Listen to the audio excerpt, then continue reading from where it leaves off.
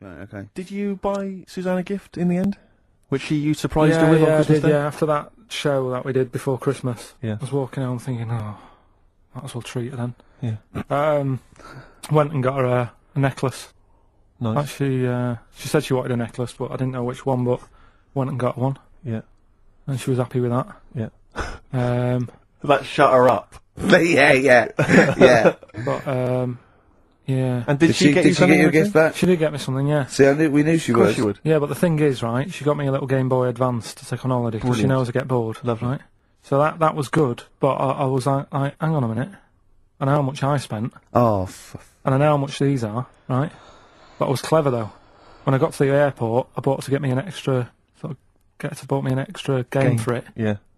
Got the value. Of course. when you were growing up, did you wait to ask your mum for sweets right at the counter so the woman would embarrass her into getting you it? What, you mean just slip it in the basket? Well, no, just wait till there's some, a stranger watching before you ask for sweets. Mum, can I have a Kinder Egg? Did you sit in front of Suzanne when it got to Suzanne, can you get me something else? Because remember I spent more on that necklace than you did on that Game Boy Advance. And the woman in Dixon's goes, oh, you better get him something else. She goes, oh, bloody hell, all right then. Nah. She did well, though. You know what I mean? She's done well to keep you, hasn't she? Done well. Because you're such a find. You're quite a catch. Yeah, she must wake up every morning and go, ooh, I am the luckiest girl in the world. Well, she told you that the other night. What? She said the other night how good it is living with me. Oh, yeah! I said to Suzanne, it must be great, because I only see him 2 hours a week, and I like to squeeze his little head. You can do that all day, every day. Does she ever squeeze your head? No. No? No. It's like that thing, though, isn't it? It's like when you work in a chocolate factory. You get sick of it, don't you? If it's there all the time. Yeah, she must think, well, I could squeeze that head any time I wanted. It's not worth it. I just, yeah. What about your Christmas? Is it better than Rockbusters? It's alright. I did it in a bit of a rush, because I was only in yesterday, wasn't I? Sure. Well, yeah, And if you take 3 holidays a year, then So- there's not enough time for the work. Me and Steve like to, put our priority into, doing the work, coming up with a good product, and getting a holiday when we can. I haven't Well, really I love holiday, Rick. You know I love that. holiday. But I don't do the holidays for me, it's for Suzanne, isn't it? She's the one who likes going away.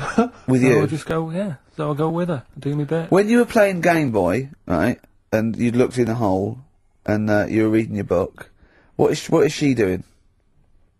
She'll make things seem more interesting to me. Do you know what I mean? So, like, when we're at the Owl, and the bus driver said, "You've got an hour here," I said, why have I got an hour here? I go to a funeral with someone who I loved in the ground and don't spend an hour around it. Why do I want to... Can I just ask Karl how he got on over Christmas? Because the last time I spoke to him, you hadn't bought a present for your girlfriend. I have to say, I was on tenterhooks all Christmas. Well, you changed it. After that show, I felt bad, even though I shouldn't have done, because... Because you hadn't bought your girlfriend a Christmas Yeah, but present. I said to you, I booked a table at a hotel in Covent Garden, had Christmas dinner there, which was nice, right? It's good food and everything. Didn't feel like enough to me.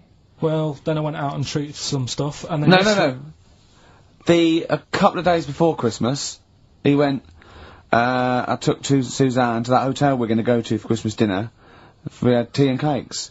And I went, oh, you treated her? He went, no, she paid for it, but I was just showing her what it was going to be like. That was her extra treat. She paid for it. I love that. Brilliant. Yeah, well, it was like 150 quid for a meal for 2, which is pretty dear. So I'm not going to buy her cakes as well. I love that! Alright, love, have anything you want. You pay for your own pudding, I'm not mental. Yeah. So you treated her to some other stuff? Some bits and bobs. What, And so yesterday, she chose them and you paid for them? What, the presents? Yeah. No, You chose them and she paid for them, but, it's the thought that counts. I got them on the way home that Saturday. Well done. And what Past did you some buy? shops. Well, just some bits. Might be personal, Steve. Well, I don't care. Just some bits. Yeah, Just but bits and pieces. leave out the personal bits. What bits? Just little things. And then yesterday, right? A monkey wrench and a new washer for the shower. Yeah. Some recordable CDs that you need for your job. Oh, So, dear. now, when you gave those presents to her, did her face light up? Right. I don't want to tell you what they were, right? But she wasn't that impressed. You're going to tell us what they were now, tell us what they are. You even know what they are. She told you on Christmas Day. Hold on, wait a minute. But it doesn't matter what they are. It does matter what No, they are. It doesn't It matter. does, Carl. It's you, mate. Of course it does. doesn't matter. Oh, God! Have you just remembered? Yeah! Right, but there's no need. I've got to tell him, Carl. I really want your permission, because I don't want to be I know it's not, but we know it's not that embarrassing, it's really quite sweet. Yeah, but in a way, right, the way I look at it is, right, Christmas, even when I was a little kid, right, is not... Please let me tell him, Carl. Well, let me just tell you first, though. Let me tell you why I didn't go all out on the old present front. Alright. Justify yourself. Right? First of all, I've covered it up since then anyway, right, with that present, because I bought some shoes yesterday, and she did say I'll give you the money for them, but when I get home I said it's alright. I said you can have them, right? So not only did I buy her some food on Christmas Day, I got her shoes. She's probably had a And they treat you like a horse.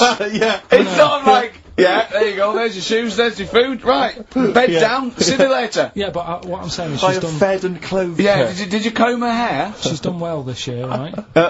So, the thing She's is... done well this year. It's like you're a single parent living on a council estate with a smack problem, and you still managed to buy them some Lego. When I was a kid, right, it wasn't about what you got.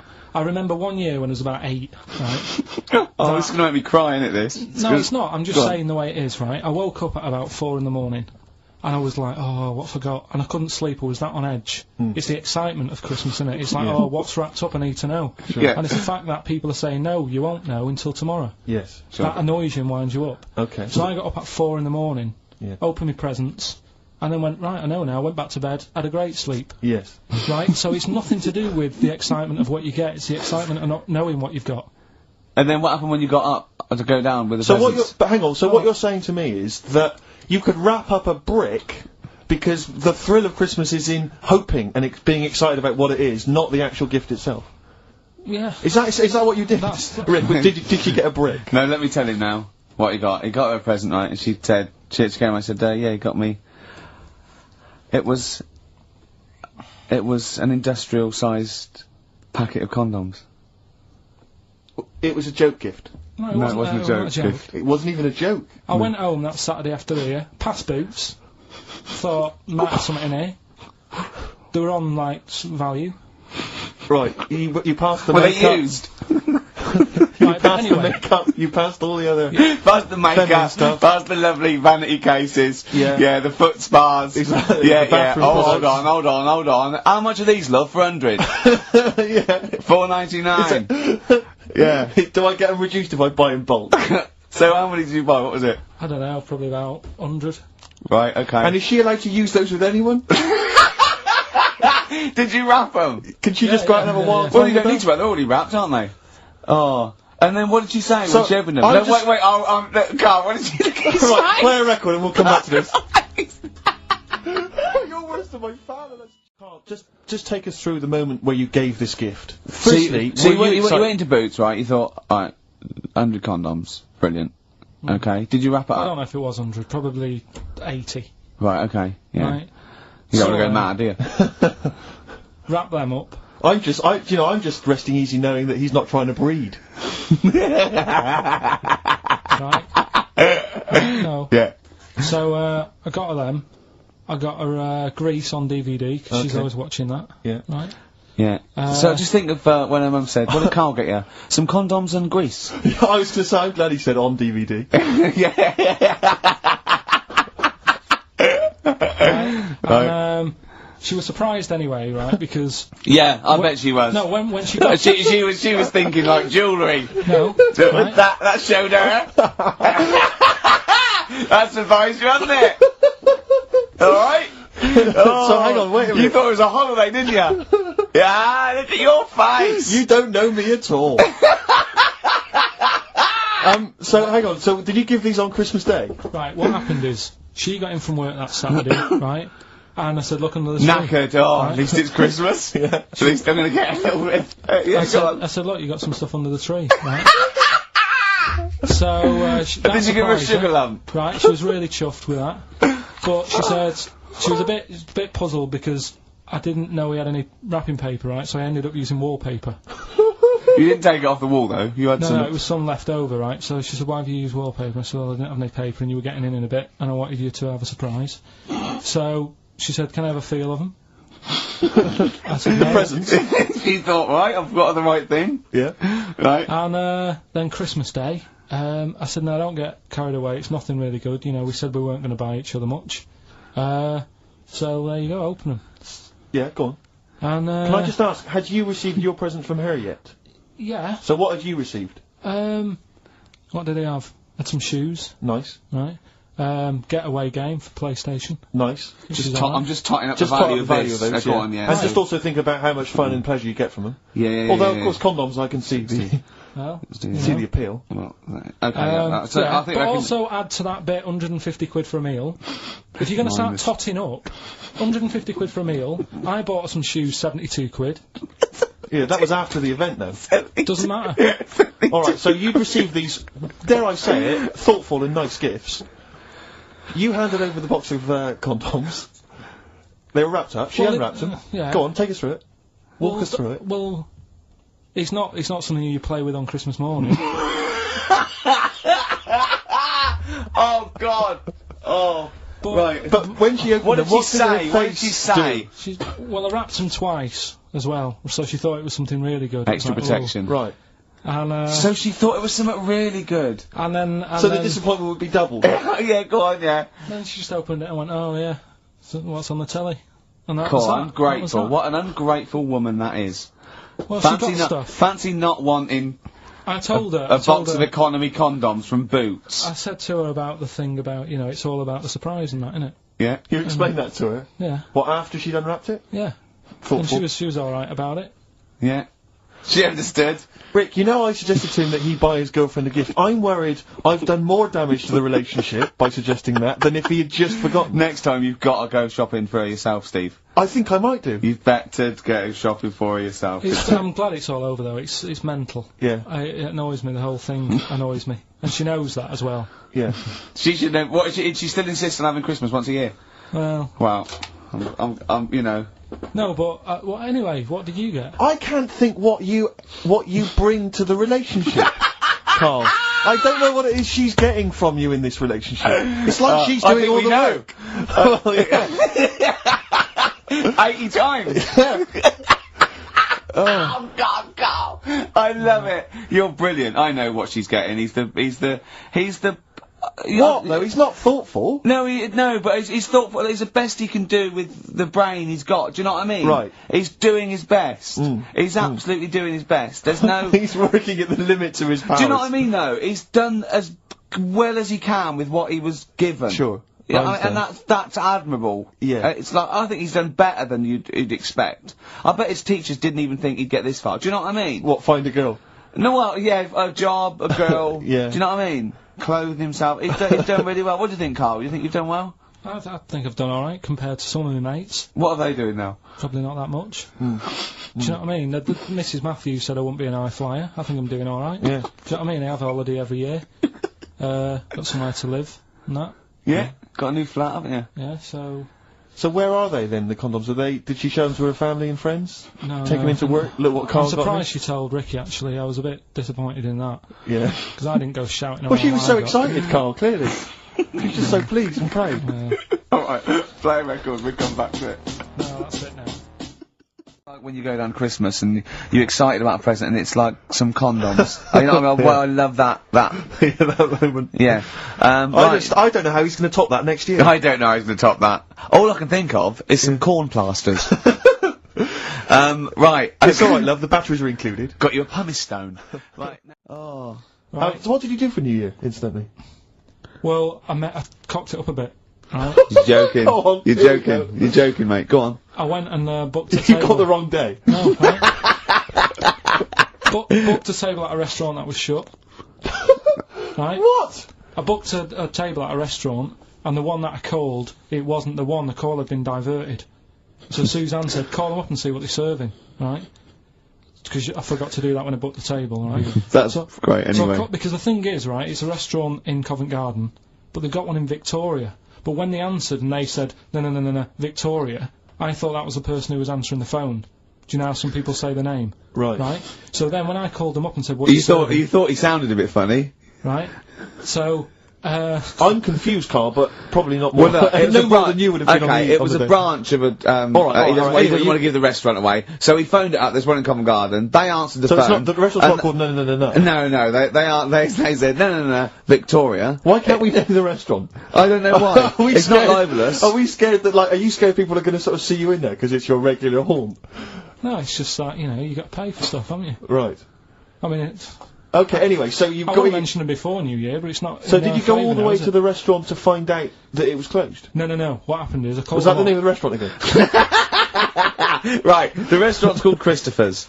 They've got one in Covent Garden, they've got one in Victoria. He phoned up, he wanted to book, it's a lovely restaurant, I've been there often, I recommend it to him. He phones up, said, can I have a table for new, he said, no problem, sir.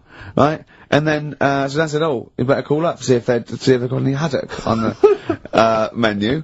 And he went, hello, and they went, hello, Christopher's. Victoria went, Victoria? They went, yeah, he went, oh no. That's it, innit? So then, I just said, no, forget it. I'm not going all the way over there. Right. So I cancelled it, right? So, then I called up Suzanne and said, look, I've made an error. The place we were going to is shut. Was she surprised again, or? So we're not going, so she said, oh, try some other places, and I did. They were all booked up, right?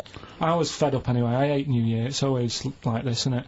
So, I said, look... You know the common factor in all these stories? You hate Christmas, you hate birthdays, you hate New Year. It is you. Right? Yeah. So...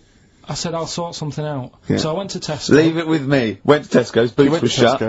Got a lovely plate of condoms. Did you just stay in and play with her Christmas gifts? Blowing them up. I've done some balloons. Well, it was. We did stay in. And I watched that thing that, 100 Greatest Moments, which was annoying me. Did you see, there was a nudist on it? You know how I feel about them. Yeah. Right? Did you see him? Man with two knobs. There was a man with two knobs on it. And a nudist who just like wanders about the house. But it said and when he visits people, I was thinking, who lets him visit? I go, exactly, yeah. But he must go there with trousers on and go, hello, lovely to see you. Can I just pop all these off? Well, not really, no. And I'll tell you what annoyed me the most. They had a white sofa. If you were a nudist, you'd get a darker one. Right? So anyway, right. So we ended up watching that. That annoyed me. And then I was tired by about 11, and I said, oh, let's go to bed. And she said, you can't. And that annoys me, the fact that, because it's New Year, you got to stay up. And it's like, well, why? Can't we just... You should bring it forward, so in case you want to... quarter to 10. Well, you stay up, and it's like my eyes were dead heavy, and I was like, oh, I want to go to sleep. So just stay up, and then it's midnight, and you go Happy New Year, then you go to bed. Yeah. Well, not everyone, Carl. Some people have a little party. So it's over with anyway. Yeah. So, are you 86 years old? 86 on my nerves. Oh, do you know the quotes that Ricky gave me last week and I turned them down? Yeah. I got home, girlfriend had a go at me. They don't know you turned him down. What you know is that he said he didn't want to take the book at the end of the show, so I'm not taking it, it's too difficult. I'm going to go and get a nice one. And go on, carry on. So I went home, and Suzanne said, where's the book? She was really looking forward to having a look at it. I said, oh, I gave it him back, I wasn't up for that. And yet, last week I was ill and stuff, I wasn't in the mood for learning. Yeah. So I'm not having it. She goes, this is where you went wrong at school. Oh. She said, this is exactly where you went wrong. She said, you liked infants, you liked, your colouring in and your painting stuff. She said, but as soon as it gets to the heavy stuff, you just, you're like a horse with its blinkers on. Yeah. So you just shut yourself away. So I said, no, I could have done if I wanted to. So anyway, we went and bought a quotations book, so I have got some quotes. What's the quotation book you bought? So I was asking him to, read Keats and Wilde, Wordsworth, Shakespeare. What did you buy? It's quotes with, like, Eric and Ernie and that in it. That's what I've done. Go on, I've used an everyday thing. Yeah. And put it with today's problems, right? Go on. So, like, my girlfriend, yeah? She might like to go shopping for clothes. I hate it. Right. But because I love her, I put up with it. Ah, that's nice. Yeah? Yeah. So, you love that little kitten. You can't stand the smell of the stuff you gotta feed it. But because you love it, you go, well, I'll put up with this just for a few minutes, and then I can, like, squeeze its head later and give it a little... So, holiday, where'd you go on holiday? Sardinia. Good? Yeah, it's alright, yeah. Nice food and that, it's important, isn't it? Yeah. And nice beaches and what have you. Excellent. Always like a nice long beach to walk down. Yeah. But, so we're having a nice walk, right? Nudists do me head in. Sure. right? Not a problem though, is it?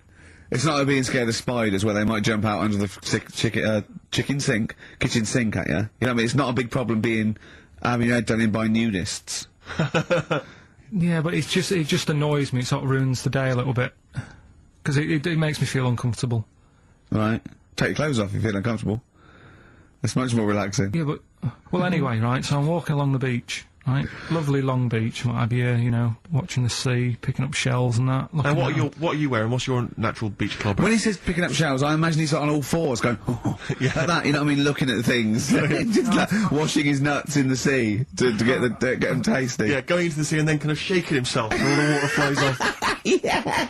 I've just got, you know, flip-flops on, pair of shorts, and like a little light shirt. Sure. So anyway, walking along, and Suzanne goes, "Oh look," right, and there's this woman, German, I think, coming out of the. How can you tell she was German? Underarm hair. I'll get to it. Forget the underarm hair. She came out. It looked like she was smuggling seaweed. I'm gonna burst! I'm going to burst! Oh God! And the funny thing is, right, she smuggling seaweed! Oh God! She was a bit hairy down there, was she? Mental. I felt bad because I hadn't had a shave for 2 days, right? Looked at her, it was ridiculous. She might as well have kept her trunks on. It was just like she was wearing furry trunks, right? So anyway, so I'm walking around. So... yeah, go on then. So Suzanne's like, "Oh, look," and I'm like, "Oh, not again," you know, because every time we go away, there always seems to be one of these. Is she by herself, this woman? Well, the weird thing was, she was with her husband, right, Yeah. but he had shorts on, he was happy, right, but every time, like, because I walked past her, and he sort of ran off, because he's embarrassed. Do you know what I mean? There's nothing normal about it. What can he do? He can't go, "Alright, mate," because he knows it's odd, right? How old was he? Sorry, how old was she? It's hard to tell when someone hasn't got clothes on. You know what I mean? They always look older, don't they, when they haven't got clothes on anyway, but I'd say she was about 40, 41. Okay, right. So yeah, so I walked past, and the annoying thing is, she got there on a bike, right? No clothes on, little pair of boots next to the bike. So if you can wear boots, just pop some shorts on. Do you know what I mean? That takes more effort for me, putting boots on. So put the shorts on, right? So anyway, so the husband kept running off. I walked past, and I'm getting annoyed because I'm saying, well, we've got to walk past them again on the way back. I like the fact they're scuttling away when Karl walks past. Like when you lift up a bit of sort of iron sheeting in the woods and loads of mice run away. Yeah. It's like whenever Karl goes, that nudists run away. Yeah. Oh, right, okay. So we sort of come walking back and what have you, and you know, I have another look and what have you, and he runs off again. Why are you another look if it offends you so much? Oh, you might as well just have a look. You know what I mean? It's just putting it on show and what have you. But the interesting thing was, I just wondered whether the husband... If the husband were nude, you'd looked at his tackle, because remember when you went to see those two strippers and it was a woman and a man and they whipped their shorts off, you said you looked at his tackle first. I think any bloke would. Wow. You would. You just check it out, it's natural, isn't it? You just go, oh, right. Well, it is normal or whatever. Because you don't know if... you know what I mean? You don't know if what you've got's right until you see someone else's. No, do you know what I mean? Yeah. Go But on. anyway, so, but he got us talking, because I was... Then, as soon as I saw her, sort of, today's been ruined a bit, so I'm walking up the beach... It's been ruined! Walking up the beach with Suzanne going, how does it happen? Do you know what I mean? Why do people do this? What fun are they getting out of it and what have you? And, I just was thinking, is there any chance that fella, right, didn't even know that she was a nudist until they went away? Do you know what I mean? Because I said to Suzanne, say if I met Suzanne, it's like we're getting on, yeah, everything's fine.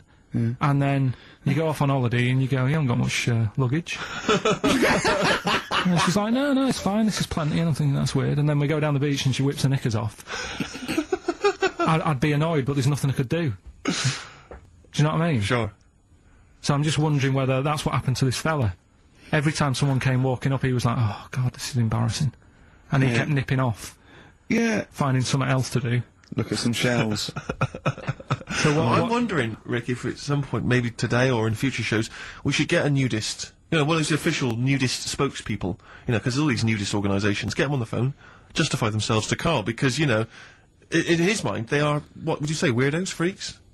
I don't quite get it. I was reading something in one of the supplements last weekend, and some journalist went round to some, whatever you call it, some resort or whatever for nudes and that. And it's Were just... they playing volleyball? Well, the only thing was, bowls. Why is that annoying? Well, don't play a sport where you got to bend over.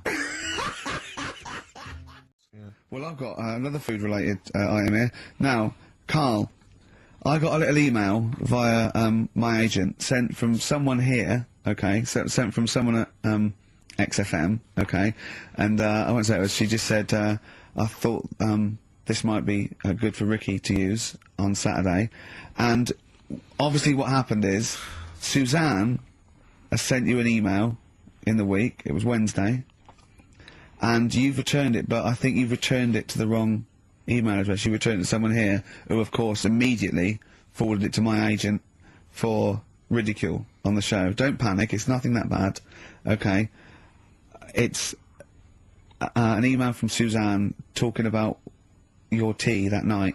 Was Suzanne out on Wednesday night? Was the, an England game or something? Yeah. So you were alone, you were home alone where you Wednesday night. Yeah. Did you enjoy your meal? Was it a quiche? Go on. Right. From Suzanne to Carl. Take the quiche and put it on the baking tray. Cook for 30 minutes on 190. Take lettuce and put on plate. Take 3 tomatoes, wash and chop into quarters. Place on lettuce. Take an avocado, chop in half. Remove the stone. Peel skin and slice. Place on salad. Put salt and pepper on, and a dribble of olive and balsamic vinegar dressing. Right? In brackets, small bottle behind the cafetiere. Right, in case he's reaching for bleach. Yeah. That's it. Just put everything else away. Right? Then sprinkle a smidge of parmesan on top. Remove quiche from oven, cut into quarters, and put on plate. Eat. Oh, wow. Does she have to do that every single time? She's like... No, it's just that I'm not that good at cooking, right? And to be honest, that was a lot of hard work. I didn't bother warming it up. And I did without the avocado. Why? Why? Too much messing about. He didn't even do that with instructions. It was too much. But Oh. yeah, I'm not that good at cooking. And Did that. you genuinely... That's not cooking, though, is it, Carl? That's heating up a slicing. quiche. That's cooking it is making the quiche. Yeah, but I'm just. So could you have figured that out if she had left that note for you? Why did she have to tell you what the olive oil and balsamic vinegar was? Because I've put sort of cooking oil on my food once, and I said, oh, it's a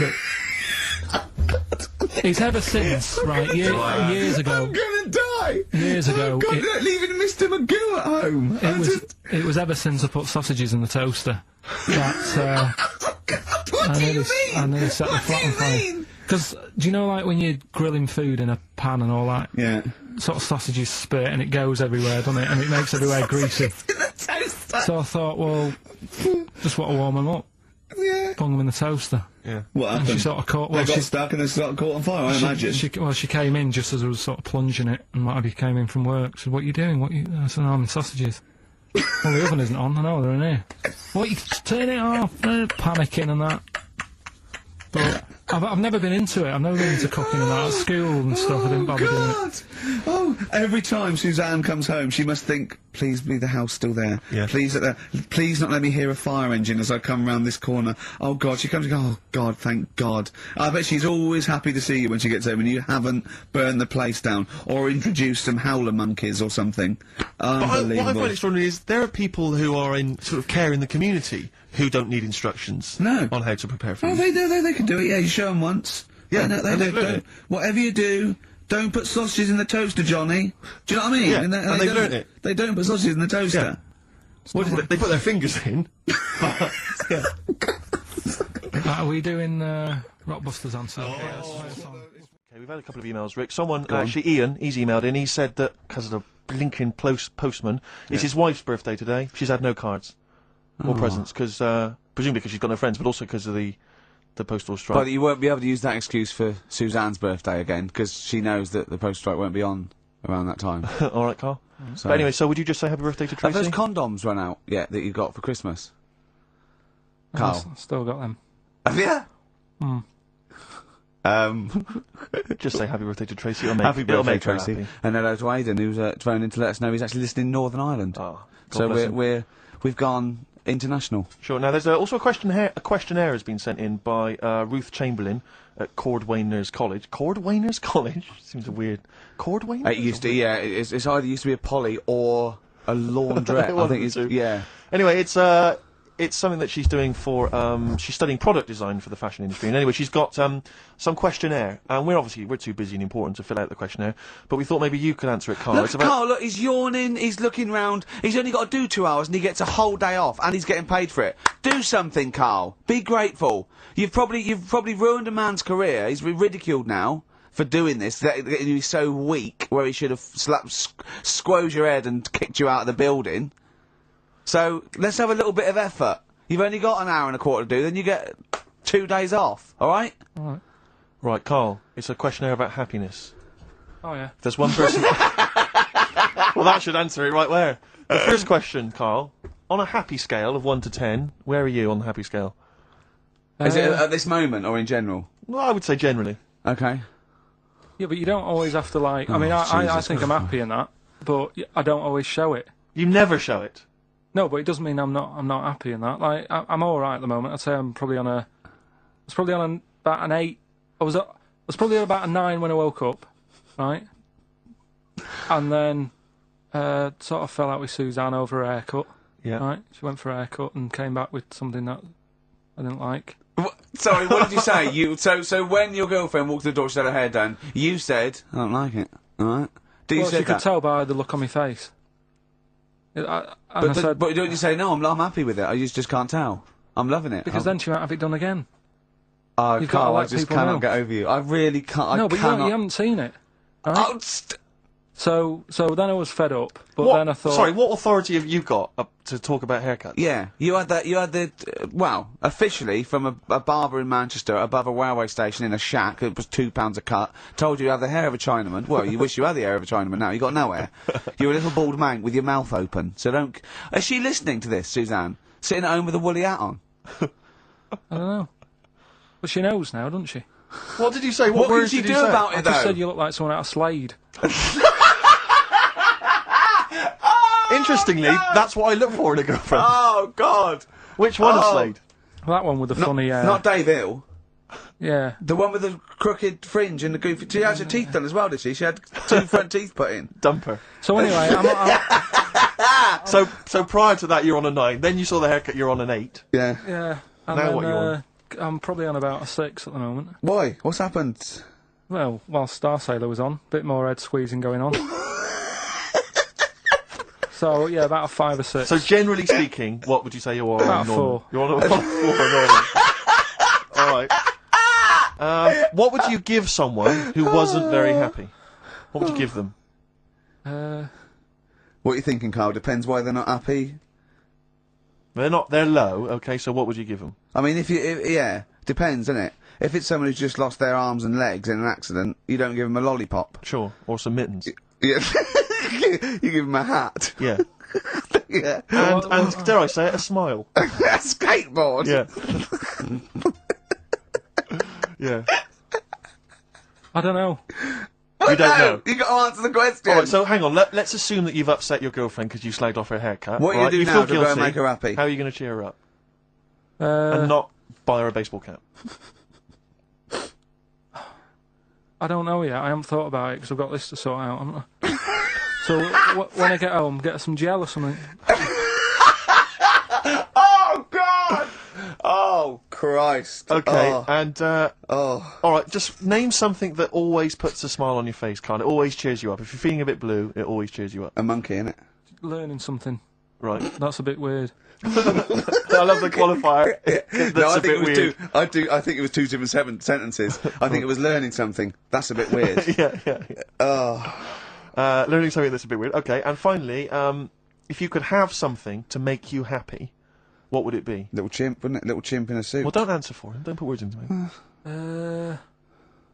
You could have anything you want. It'll cheer you up and make you happy. What would it be? You can't say a skin of titanium. It's got to be something possible. Yeah. X-ray vision. No. What would you have? It can be conceptual. It could be world peace. It doesn't have to be, you know, a new watch. Yeah, let someone else wish for that. Sure. It'd be a waste. Yeah. Why should you do it? And then someone else gets a nice new watch and there's world peace. Exactly. You're walking round, it's nice and peace, but you know what time it is. He's swanning round, he's got a lovely new watch, and there's no threat of him being bombed. Exactly. I'm quite happy the way I am, really. I don't really want Are that you much. really? But you're on a 4. Yeah, You're on a happy scale of 4. Yeah, you're on a 4. Surely you want to get to 10. Surely the point of life is to be on 10. Yeah, but what's a 10? Do you know what I mean? No. What's a 10? Contentment, absolute contentment, joy Bliss. in your heart, Yeah. inwardly and outwardly. Not walking round with a little round mank head with your mouth open going, what's the point of that? I've done it once. Is that why you've still got all the condoms? 'Cause I've done it once. What's the point of that? Alright, we're gonna get some hair gel. Come on. 10. Just one thing that would make you happy. That would cheer you up if you were feeling low. Tuesdays off as well? I'll have the MD just, you know, resign straight away, shall I? I honestly don't know what would make me happy just like that. Because I am happy. I know you say I'm fed up and that.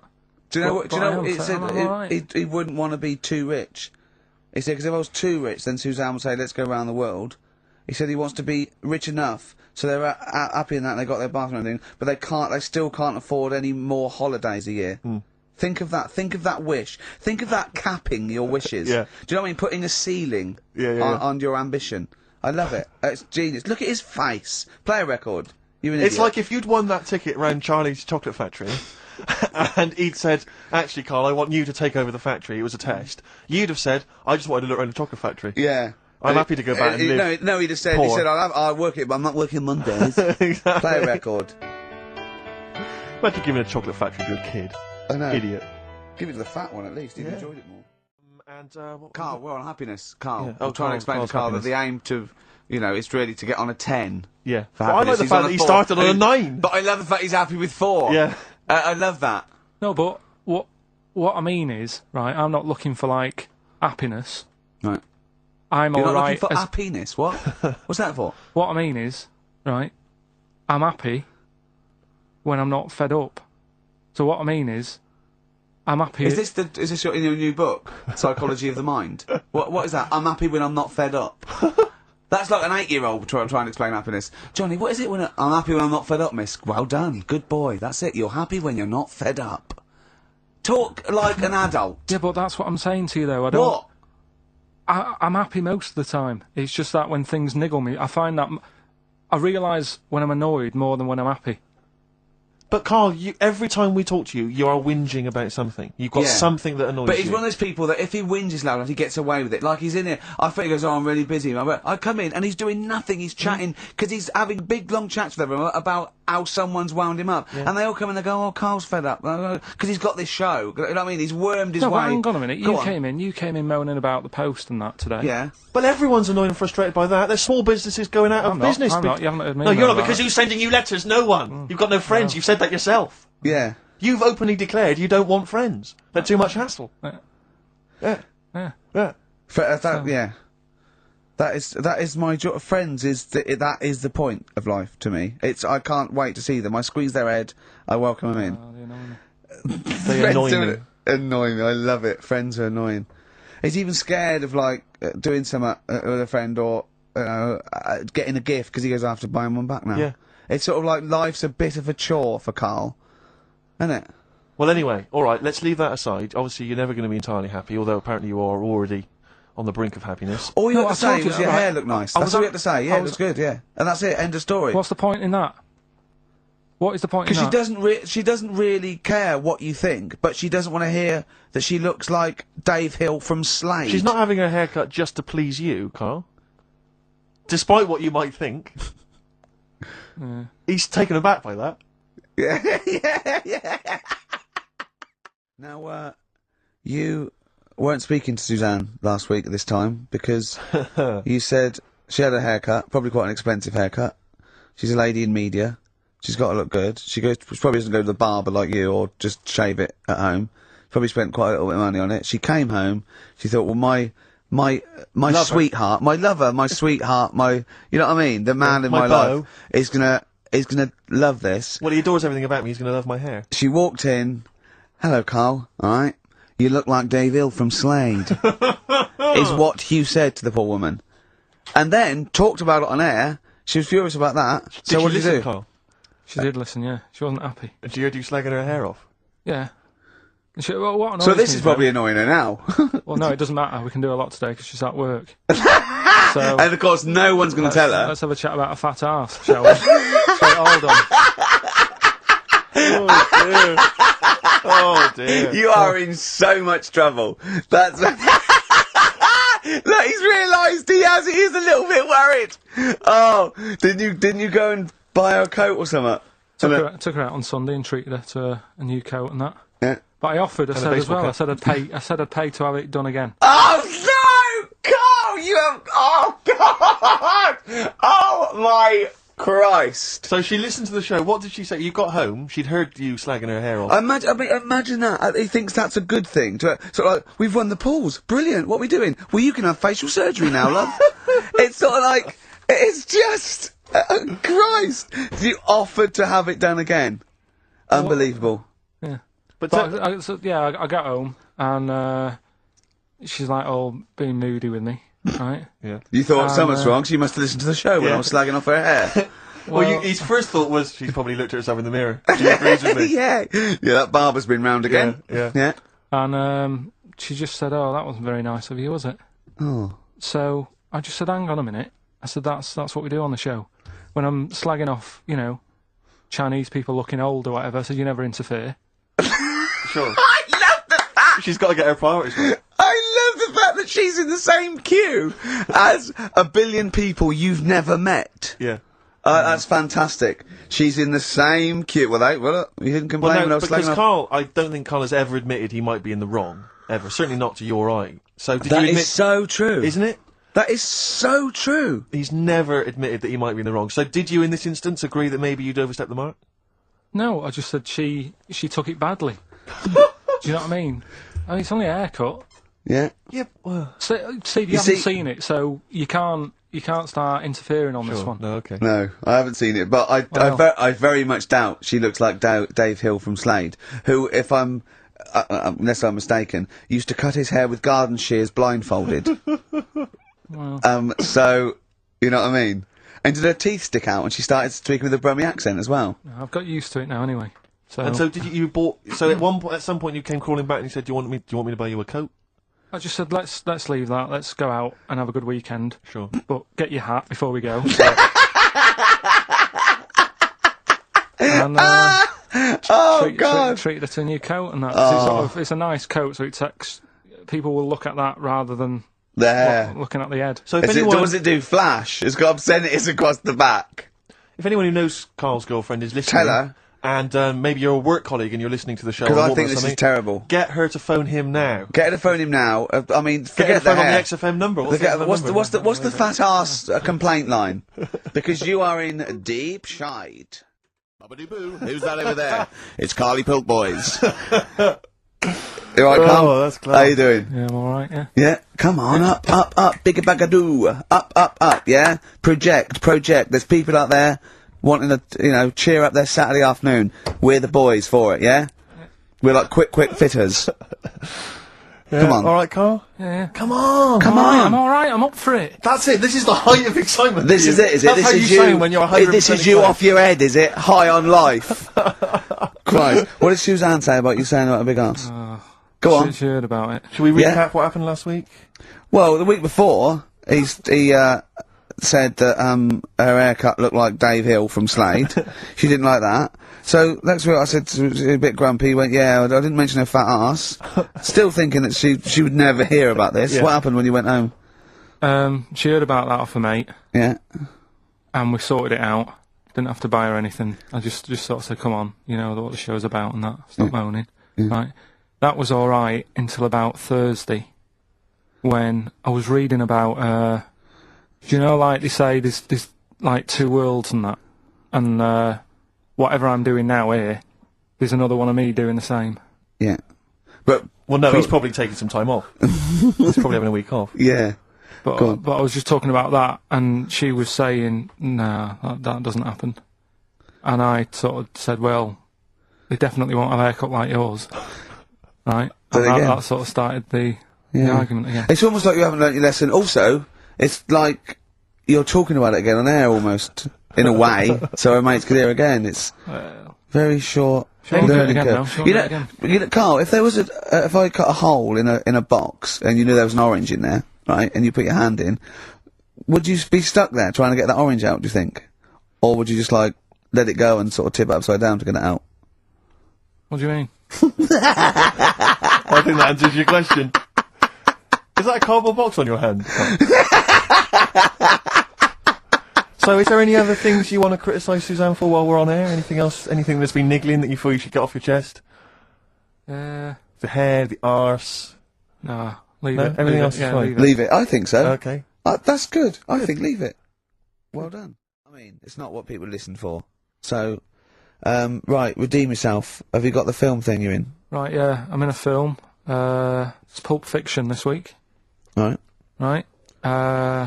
Changed it a little bit, tweaked the storyline a little bit. Okay. It's just to make it better, yeah. It's just do you know I've talked about Suzanne's hair and that? Yeah. About when she got it cut, didn't like it and that. Yeah. So it's sort of about that. Listen to it. There'll be a question at the end. You can win some good stuff. Yeah. Well. Right. So and this is the scene where they're in the restaurant. Do you know when they're about to do the robbery? Yeah. Play. So it's not a restaurant. I've changed that. It's a barber's. Right. All right. Okay. All right. There you go. Then. Is there going to be a question after this? Yeah. Stay there. Okay. Right. Girlfriend came in here earlier. Had a haircut. I'm not happy with it. Look at the state of that. Well, don't laugh. Yeah. I mean, I don't want to cause any fuss, but just want you to sort it out. Afraid I can't do that. Well, you can do that because it looks a mess. Look, my friend, this is just where you and I differ. Well, you've got to do something because look at it. When she came through the front door at home, I thought Dave Hill out of Slade had walked in. Funny, I was thinking the same thing. Look, I don't want to cause any problems or anything. She hasn't even seen it properly yet. She sort of had it cut and came straight home and didn't look at it. Suzanne, just look in that mirror. Look what they've done to your head. God damn it, what is it? Suzanne! No! We're not gonna do anything stupid, are we? I'm the manager here. There's no problem. What do you mean it's not a problem? Look at the state of her hair. Be calm, cooperate, and this will all be over in a minute. I want to go home. Well, we're not going anywhere until they've sorted your hair out. I'm not walking home with your hair like that. It's embarrassing. So let's just get it... You die. No, forget having it dyed. Just get it cut.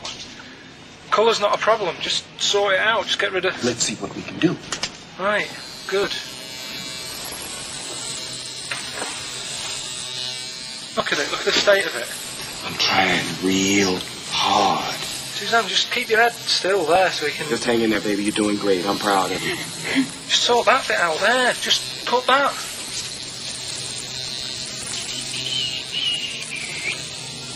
My barber says I've got the hair of a Chinaman. Have you heard that before?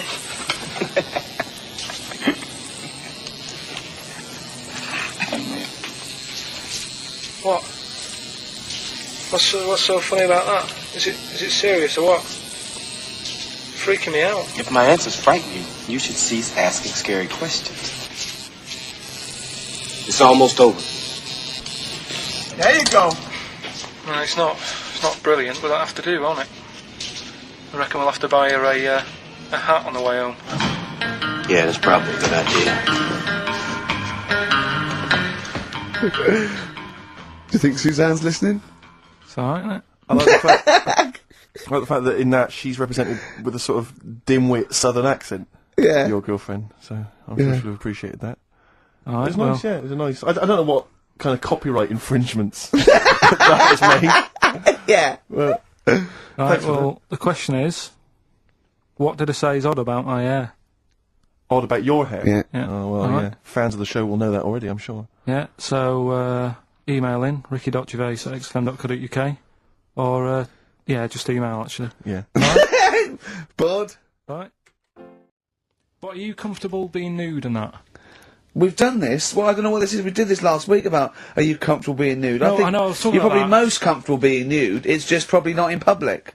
Well, Ricky's only really comfortable nude when he's eating. Yeah, there's nothing to get, you know... Yeah, you can just wipe spilt on yourself it. down. Yeah, you just sit in the bath, yeah. No, but I've talked about that, and then when I went home, I was talking to Suzanne about it, and she said, "What's all that about? You don't like being nude, right?" And I said, well, "It's not." It's like I'm part of an Alan Bennett play. It's just... I love the way you talk. Remember once, right? I don't know if I should talk about this really, but Well, that means you should, so go on. Go on. oh yeah, right. We went to Tenerife, right, one year, and I was still living in Manchester. I'm scared now. Yeah, that I don't know Wayne what's said that. I'm going actually No, scared. I'm thinking about Suzanne, but she's Well, working. I don't want to know anything about Suzanne, Come to be on. No, honest. but If come on, it's- It Go on. involves me more. Let's Go hear on, the story. go But on. I'm just explaining to you that I don't like being nude. Yeah. Go on. So you're in Tenerife. In Tenerife, right? Didn't have much money. Stayed in this apartment that wasn't that nice, right? Had cockroaches in it and stuff, right? Didn't have much money to go out at night. So we're in this sort of death trap of an apartment, right? Anyway, so when I was younger, right, I had a bit more energy. So Sounds like He's he's 30. 80, I know. so you know, start having it away a bit. It's a joy. Beautiful. It's so, gone, yeah. I've been here to a while. I love it. Go on. Right, so, you know, doing what I do, right? Yeah. Someone starts banging on the door. So Suzanne Everyone's says, at it. Right, so you mean knocking on the door? Right, okay. knocking on the door, right? So Suzanne says, "You better get it." So I said, "Oh, I can't get it now, can I? I'll have to wait a bit." Right. I can't go to the door. Go on. So the banging's getting louder. Yeah, Someone at the door. yeah. And she's like, "Oh, hurry up, it must be important." I'm like, "In a minute. Just..."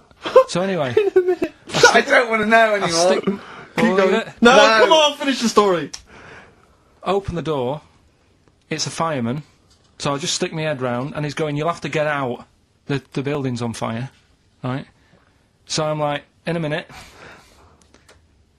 Sorry, you weren't still having sex at this point? No, but, you know, Right. still sort of got to wait a minute or I can't get my pants on. Oh, Carl, I wish I'd... I'm so sorry. Right, go on. To this So then.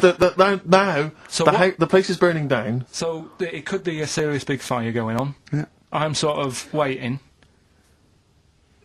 You can hear people sort of screaming and that, panicking. Is that because the door's open and you're nude? The fireman's saying, "Will you get out? Will you get out?" I'm saying, "In a minute." Right. And Suzanne was saying, you know, think of something that's not sexy. Sure. So I was thinking of people, you know, thinking maybe down in a fire might sort of calm you down. Yeah. Then the fireman said, we need a big pole. Yeah. Yeah, Sure, go on. But what I'm saying is that, to me, I wouldn't have wanted to go out and be safe over, do you know what I mean, over being naked. I don't like walking about without on. So what I'm saying is, even if that fire... I love the idea of everyone huddled in there with all the firemen. It just, the camera's pans along and it's Carl. Yeah, a just local news report. naked. With still But would standing you proud. have gone out, we're now on, But why do I have to go out with now on? I'll just grab a pair of jeans. alright, but you've just, you know... What? There's a fire, Carl! Yeah, but can See, you no, imagine if not you- everyone looks at men's packets. That's only you, remember. Most of the other firemen wouldn't be going, oh, look at him. But He's what I'm pleased- interested in is he's how pleased long... to see us. Carl, how long did it take? And did the thought of dying in a fire help? After a bit, but the fireman sort of had a go at me. Sure. What do you mean? Well, he wasn't happy that I was dawdling. Well, to be fair, But what can you do? Answers on a postcard. To the usual address, XFM, care of Fair Leicester record. Square. Well, let's just get these right. Let's play. What do you reckon, Carl, to being Ricky's friend? Did you find that an exhilarating experience, something that you enjoy and look forward to? It's alright for about an hour, and then anything over that is when he's just messing about and he wants to hit me on the head with a tray. we went Or, for lunch yesterday, didn't we? That was more than an hour, wasn't it? Yeah, And we had a drink in the week, didn't we? That was more than an hour, wasn't it? that was a good... Is he okay when it's just the two of you? Because I find as soon as there's a third person, Well, yeah, just to give he you... just starts showing off. Well, there's a little bit of that, right? But I went out with Ricky, like you said, right, for a drink in the week. And, you know, I went home. and Suzanne, my girlfriend, said, where have you been? I said, I've been out for a drink with Ricky. Hey, you've been out for a while, what have you been talking about? I sort of sat there for a minute and thought, there's nothing that I can tell her we've been talking about that she'll show any interest in. She said, well, you must remember something. I said, I can't. She goes, no, something, just anything that you were talking about. What are you talking about?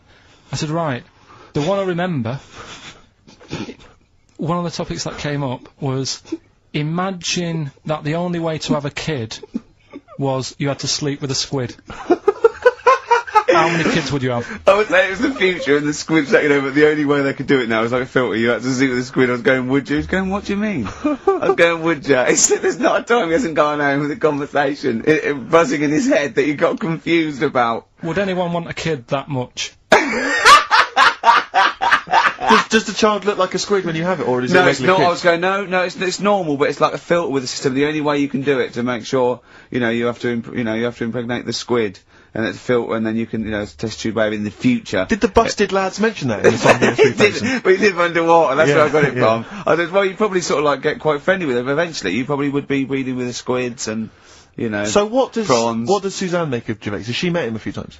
Yeah, she just said, she can understand why we sort of get on, because we both sort of come up with daft stuff all the time, and... Yeah. But I'm quite happy to have a discussion. I love the way that it talks about his partner like the adult. Well, I know, like we're that's how the I two see it. kids that go out playing, That's talking about squids. That is exactly how I see Suzanne. It's like, if she wasn't there, I don't think you'd get out of the house in the morning. Well, You'd have tied your shoelaces together. Yeah, you'd have your earplugs You'd have forgotten in, to put your trousers the on. fire alarm would be going off, and, someone would have left a frying pan on, the builders would be sort of like throwing you round. Yeah, I imagine she And makes you like a put round me of down. sandwiches. Well, she's noticed that I don't ask as many questions now. Because, like, last night was one of the first times in ages that I'd asked her something, right? What did you ask? Where's the bathroom? No, right, do you know, like, I'm always thinking stuff when I'm bored, right? if it's when I'm washing up or what have you. Yeah. And, last night, she was watching, that Midsummer... Midsummer Murders, yeah. Midsummer Murders, right? I don't like it, I think it's rubbish. Right? So, Another thing you've got in common then. No, but do you know what I mean? But I'll let her watch it. Yeah. Do you know what I mean? She really likes it. He was standing, he's watching the microwave, she was going, Carl, no, exactly. this is the telly. This is the telly. Wait a minute, this chicken's gonna come I've round seen any this second. before, it comes round again in a minute. Carl, what's the washing machine, Carl? So she's watching it, loving it and that, and I'm bored, because it's just, it's a boring programme.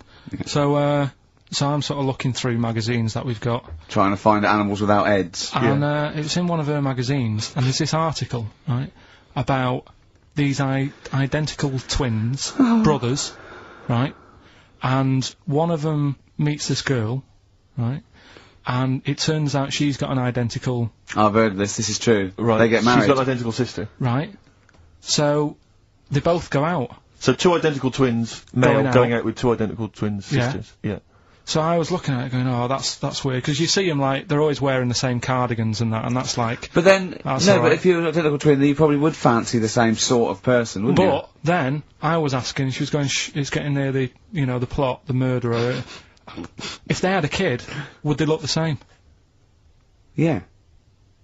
Would Well, not necessarily, because it depends on what genes are passed over. Even though they've got the same exact sets of genes, that you don't pass on all the genes, do you? It's 50-50, but you don't pass on exactly the same genes in each sperm, let alone with an identical twin. Yeah, but even though you don't do that, like, my brother and sister don't look like me, but No. you know they were related. Because they share 50% of your and they father's talk genes. gobbledygook. Yeah. No, you share 50% of your father's genes and 50% of your mother's, but not the same 50% on two occasions. I think you I've completely lost him lost already. it. I've lost him already. When you brought in the word genes, Yeah. I yeah, thought you was thinking, yeah. what No, was they the wouldn't necessarily. They wouldn't necessarily, no. They could do by Did sheer Suzanne chance. look at you like Oliver Hardy looks at Stan Laurel when he's just, like, nailed his hand to a wall or something? She went, ask Ricky tomorrow. Yeah, and and then turned up John Nettles. and then turn it up. Yeah. Oh, that is brilliant. It was a holiday when we went to Tunisia. And the Scouser pissed you off, surprise, surprise. Yeah. Yeah. But the annoying thing was, when you go on it was a cheap holiday, and, like, the lesson here is, if you want a good holiday, you gotta, like, spend some money. Yeah. And we didn't on this one. We spent about, I don't know, 400 quid for two of us for, like, a month or something ridiculous. And we got there, and, you get to the hotel and you go, we have made a mistake. You know, it's a ropey hotel. You know, you can tell, like, that the blinds and stuff as you're walking, they're all dirty and stuff. You think, well, let's make the most of it. You know, let's not get down about it. It's a holiday. It's for a rest. And you try and make the most of it. And we had to meet. You know, like, you have one of those things where you get to your destination and the rep says, right, you know, go and unpack your bags and that. Go and sort yourself out in the room. And tomorrow morning we'll meet up at 10 o'clock. And I'll go through, you know, the best sort of place to go for camel rides and, you know, the best deals I can get you. That sort of thing. Can anyone here walk like an Egyptian? So she says, right, tomorrow morning, meet 10 o'clock in the discotheque.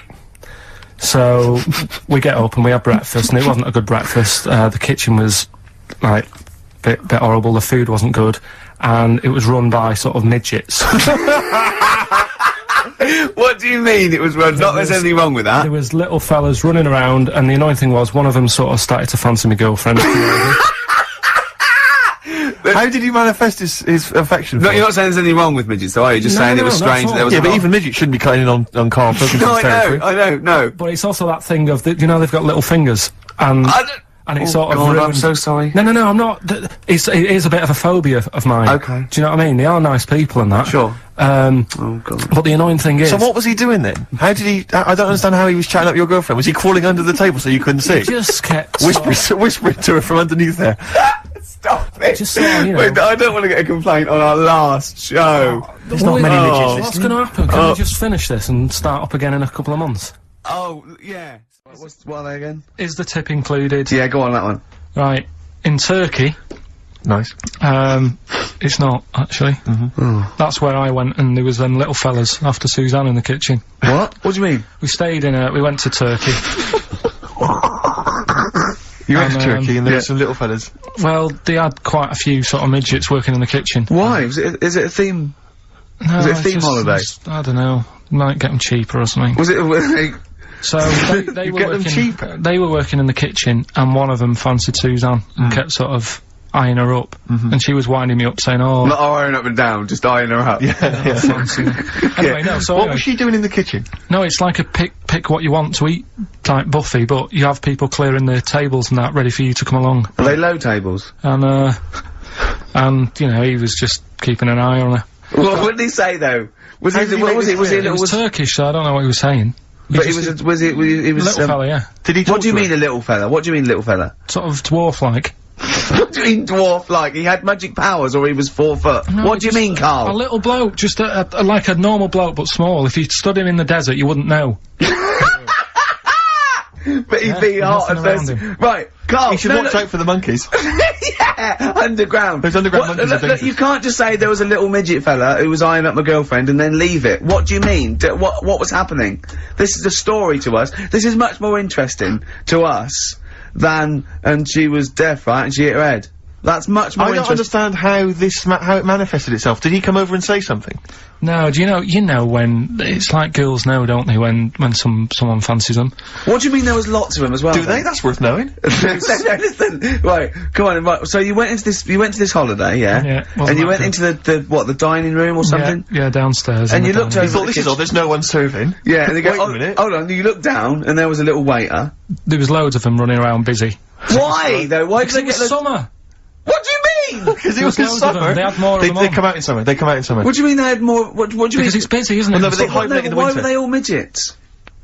I don't know, maybe it doesn't heat stunt your growth or something. No! Well, they just happened to, maybe it was a thing that they did for tourists or something, I don't know. I just got on with my meal, it was a holiday, do you know what I mean? God! Right, So some midget serving, I'm not going to ask any questions. Right, okay, yeah. So they're all little fellas running around, and this one always was like, you know, oh, do you want a new serviette? You know what I mean? Going out of his way to sort of... for turning on the yeah, charm. Yeah, he was going Oh. out of his way, the others weren't. Right. I think what was happening is he'd been working with Santa all sort of winter. Yeah. It's a Or sort of little summer break. This one He was hadn't seen your a girl. waiter, and so he was being polite to you. Maybe. But what did Suzanne say then? When Well, she was using it to wind me up. What was she saying? Oh, he's... Oh, just like, you know, look, he may be small, but he's well, built like a... Yeah, he's all man. so... Were you jealous of a midget then? You were jealous of him? It is a bit annoying, isn't it? Why?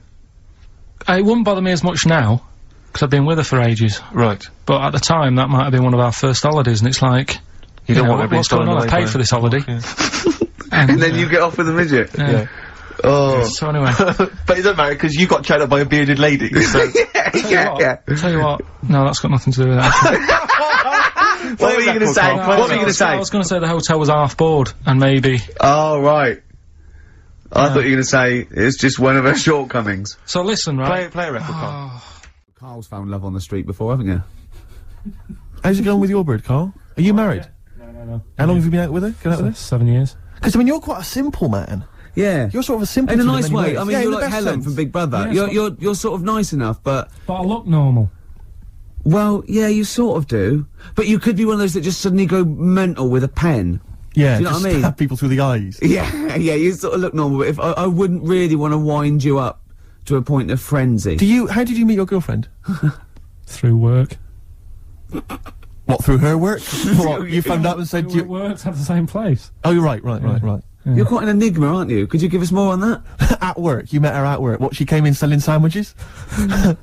She was going through the bins outside. What do you mean you met her Why at are you work? having an attack on me? You're the not one having an who's attack sad and lonely. Oh, he's done you again! He's done you Yeah, but what again! I thought was interesting was I just scratched at him and he just went mental. Yeah, no, It's like a but bear caught in a trap. it's funny, innit? You'll never learn. Carl. No, I was just interested to find out what the story was, because it might be a really romantic story. Well, it's not. Alright, jeez. I love the fact he doesn't want to talk about his love affair. I was thinking about you in the week, and like, does it worry you? I mean, you sort of joke about it now, and we're talking about it in the office, you know, like, oh, is Steve really touchy about the way he looks? And Oh, what's this? Where's that come from? He's done it again. He's done you again. I was walking home the other night, and I was thinking about it. And do you worry that when you're old, you will be on your own? You did start it though, didn't you? Well, Carl, I'm glad you brought this up.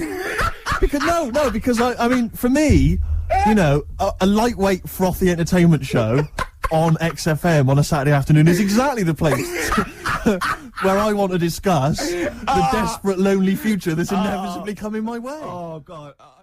In the week, I called Carl up. I said, how are you, mate? You went, not too bad. Now, as you know, his girlfriend's been away for ages, hasn't she? Yeah. Covering the World Cup, the African Nations Cup. She's a sports journalist. Well, yeah. All right, okay. I love the fact you're thinking, what does that mean? Like, well, she's not much of a journalist, Rick, to be honest. Oh. I've read some of her stuff. No, but she's not on air. She does stuff, you know. Yeah. Behind the scenes. Yeah. Sure. A lot of journalists do. You always want to make clear that you're not going out with Kate Adie. That's what you want to make clear, isn't it? Yeah.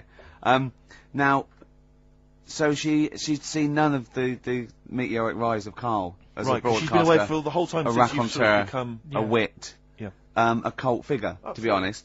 And he hadn't told her this, so apparently he went home and she was sitting there, looking a bit grumpy. He went, all right, so yeah. She went, should we go out then? She went, I'm not sure I want to go out with an idiot. Right? Oh, no! Yeah, and she went, Loch Ness Monster. Why don't you just think? Of course the Loch Ness Monster lives in Loch Ness. And she was giving a bit of a hard time. And she went, that's why he said, that's why I didn't tell her. I didn't tell her really. Same thing happened when I was at school and I had to play drums in Little Donkey. Carl, are you thinking of starting a family? Only if, like, an accident happens or something. Yeah. Were you there, Rick, when we were chatting about this the other day? Oh, yeah, no. What did you say, Well, Carl? we were talking about his career and that, because he's on MTV, and I was going, oh, you got to do this now. He's going, look, if it happens, it happens. I've said to Suzanne, if it happens, it happens. She goes, well, what are your plans? If it happens, staying with a baby. She said, are we going to have kids tonight? I go, look, if it happens, it happens. I go, well, how would it happen? He goes, if a condom splits. Amazing. I love the idea that that's the way you plan for a child. Imagine telling them that. Where was I conceived? Can't remember. The condom split. Yeah. You're an accident. I love that. The Although romantic nature of that is Although I just was told I was an extraordinary. accident, but, you know, it doesn't Well, matter, fair does it? enough. Yeah, it doesn't matter. That makes a lot of sense. Yeah, but it doesn't But matter. do many people sit down and say, right, do you think we should? Yes. Well, they lay down. Yeah. I'm busy. You can't sit down, you haven't got time for that discussion. No, it doesn't mean the conception. I think it means bringing up a child till it's 18. But the thing is, as well, it's one of them, innit? It's like, if you think about having one, you go, well, the sort of negatives, you know, outweigh the positives. Yeah. I think. Right? Go on. But if you have one, you go, oh, it's not that bad, is it? So what are the positives and what are the negatives? Like I say, the negatives, outweigh it. I can't think of that many positives. They get in the way, don't they? Mm-hmm. Cost you a lot. Costs a lot of money. Same with marriage. Like Suzanne's saying, we get married, so what for? Well, marriage doesn't cost anything. Well, it does. Well, no, if you go to the registry office and then Yeah, buy but a then, house. but then what's the point? Well, tax breaks, presents. I don't think you get them anymore. Don't you? I looked into that. You old romantic. What would you rather have, a ring or a 3% saving? yeah. Oh, I love it. I love it. Well, I don't see the point anyway. I got down on one knee and presented her with some inland revenue forms. yeah. Just to show the benefits. That is great. I mean, if you are planning it, I think you got to involve me and Steve in the radio station, because it'll be. I mean, you take quite a lot on, don't you? Mm. So if you've got a kid at home and you're not sleepy, you haven't slept since you were 12. You've got this. You've got MTV. You've got a kid. It might be one step too far, because I wouldn't want. I wouldn't want to push you over the edge. Well, Now, see, go on. Sorry. No, I just was going to say, I was talking to Suzanne last night about it and saying, about earning money and that, and she said, well, you're already sort of earn a little bit more than me. So, if you get loads of money, she said, I'd be happy staying at home and doing nothing, maybe looking after a kid. I said, oh, so that's not happening. Right. I said, I could have a load of money now tucked away, I could have won some money and I wouldn't tell you. I still want sort of that cheque offer every month. Because I get a cheque offer to sort of pay the bills. Yeah. And I think you need to keep that in a relationship. Sure. Do you know what I mean? Work as a team. Yeah. Yeah, that's not working as a team. Of course it is. Well, no, you share everything. Sharing everything is working as a team, Yeah. whether Not you earn you most or whether stashing some 35 grand back. It's not like you think that, oh no, I won the pools, but I give her half, she'll get lazy. She'll just sit around the house doing nout. So Well- she's still got to go to work in a job she hates. Yeah. I'll tell you though, she thinks that'd be the worst thing that could happen if we got a load of money. Because she'd want to go to Egypt, I'm not going. Why would she want to go to Egypt? I don't, that's what I said. No, why would she? Why does she want to go to Egypt? She wins a lot of money. She said it's meant to be pretty good. So the incredible wonders of the pyramids and the Sphinx and so on, that's not of any interest to you? I've seen it though on the telly and that. I don't Yeah. want to go all that way just to see it. Exactly. Right. Yeah, exactly. That's To experience other cultures, other lifestyles, travel broadens the mind. Well, you don't. No, not really. You've seen enough different ones here, haven't you? Yeah. There's parts of Wivenhoe you haven't seen yet. Yeah. Okay, well, you don't want to make enough money. You don't want to make a lot of money because you're worried that Suzanne might want to go to Egypt. And then that'll be. No. And that's I gonna don't tear want you to tell apart. her that I'm making a lot of money. I can still tuck it away. Right. And what And will you do with it? When are you when are you going to spend it? when What are you spending turn it on? up in a big converted limo, it goes da da da da da da da da da da da da da da. Come on, we're going to bingo. Where'd you get the car from? Never thee mind. Right? What? Won't you be suspicious? When you've got a pet chimp. You know what I mean? What are you? I mean, yeah. What would you spend it on? Is there nothing that you want for? No, I've never. No, there's now at the moment. Honestly, it's I'm quite happy. Do you know what I mean? I don't ask for much. But you're not happy. You're always whinging and moaning. Whinging, always whinging. Clearly, there's something wrong. What if someone gave you? Well, okay, right. Let's be serious. We're not talking about billions, right? But if someone gave you a cash injection, just a one-off cash payment of £250,000, okay, what would you do with it? I mean, that's too easy, because that should obviously be a house. That should be the best house you can find in London. I probably want to go and see a tornado. Carl's in a bad mood already. He's been in about 3 minutes and he's in a bad mood, getting stressed. If you can't hack it, leave. What's the matter with you? No, I'm just saying. It's been. I was meant to enjoy last Saturday off and I didn't. Why not? Why is that our fault? Because you weren't here? Just 'cause I don't know, but Are you not in the Christmas spirit? Why didn't you enjoy last Saturday? What did you do? I went all the way back up north again, right? Because it was Suzanne's dad's birthday, right? I was busy last week, didn't have time to get him a present or anything. Didn't have time to give him. So I got to Euston Station, bought a card for him, which was a Christmas card, so he wasn't happy because he was saying it's my birthday, and I said, well, I won't be seeing you again. So I've got a joint card, and then we went out. Did you get him a present? Well, no, because we went out on Saturday night for something to eat at this pub that he likes. It does nice steak and onion rings, right? lovely. So he should have been Classy. happy anyway. Yeah. But What, you paid for it? No. But you should have been happy anyway. Suzanne paid for that because it is her dad, right, not mine. So I said, all right, what can I do? I said to her. So she said, just buy a few drinks or something. Anyway, I didn't get around to getting drinks. I can't believe it. Didn't get around to getting the drinks. Right, so I said, right, I'll pay for the cab. Right. Oh, what a lovely Christmas gift that is. Yeah, £2.50. I paid, no, it was like £3 there, £3 back. So £6 you spent on him? Well, no, I spent more. You see, that's what he said. He said, get the Bolton and back, can't you, for that? He said, oh, you've spent on me £6 for my birthday. I said, no, I haven't, because I gave the taxi driver a tip. I'm a little bit worried about his attitude as well. Because even if, I mean, that is a stingy present, but you don't say... Well, I mean, let's be honest, that's the worst Christmas gift ever, because, I mean, you're pretty bad, like we've discussed in the past, but at least you spend a bit of money. Yeah. It's just thoughtless. Yeah. This is nothing. I know. You haven't given him any time. I mean, I would... And I knew my demographic. They loved it, my family. They couldn't believe their luck. You know. Well, a tenner. You spent a tenner on him? Well, the cab fare was £6. But the thing is, it's not I don't think he's saying that. I think it's the fact that this is like, you know, frittering away in everyday life. Kind of thoughtless, he would have loved to, I'm sure he would have been appreciative of a lovely £10 gift that you cared about and bought.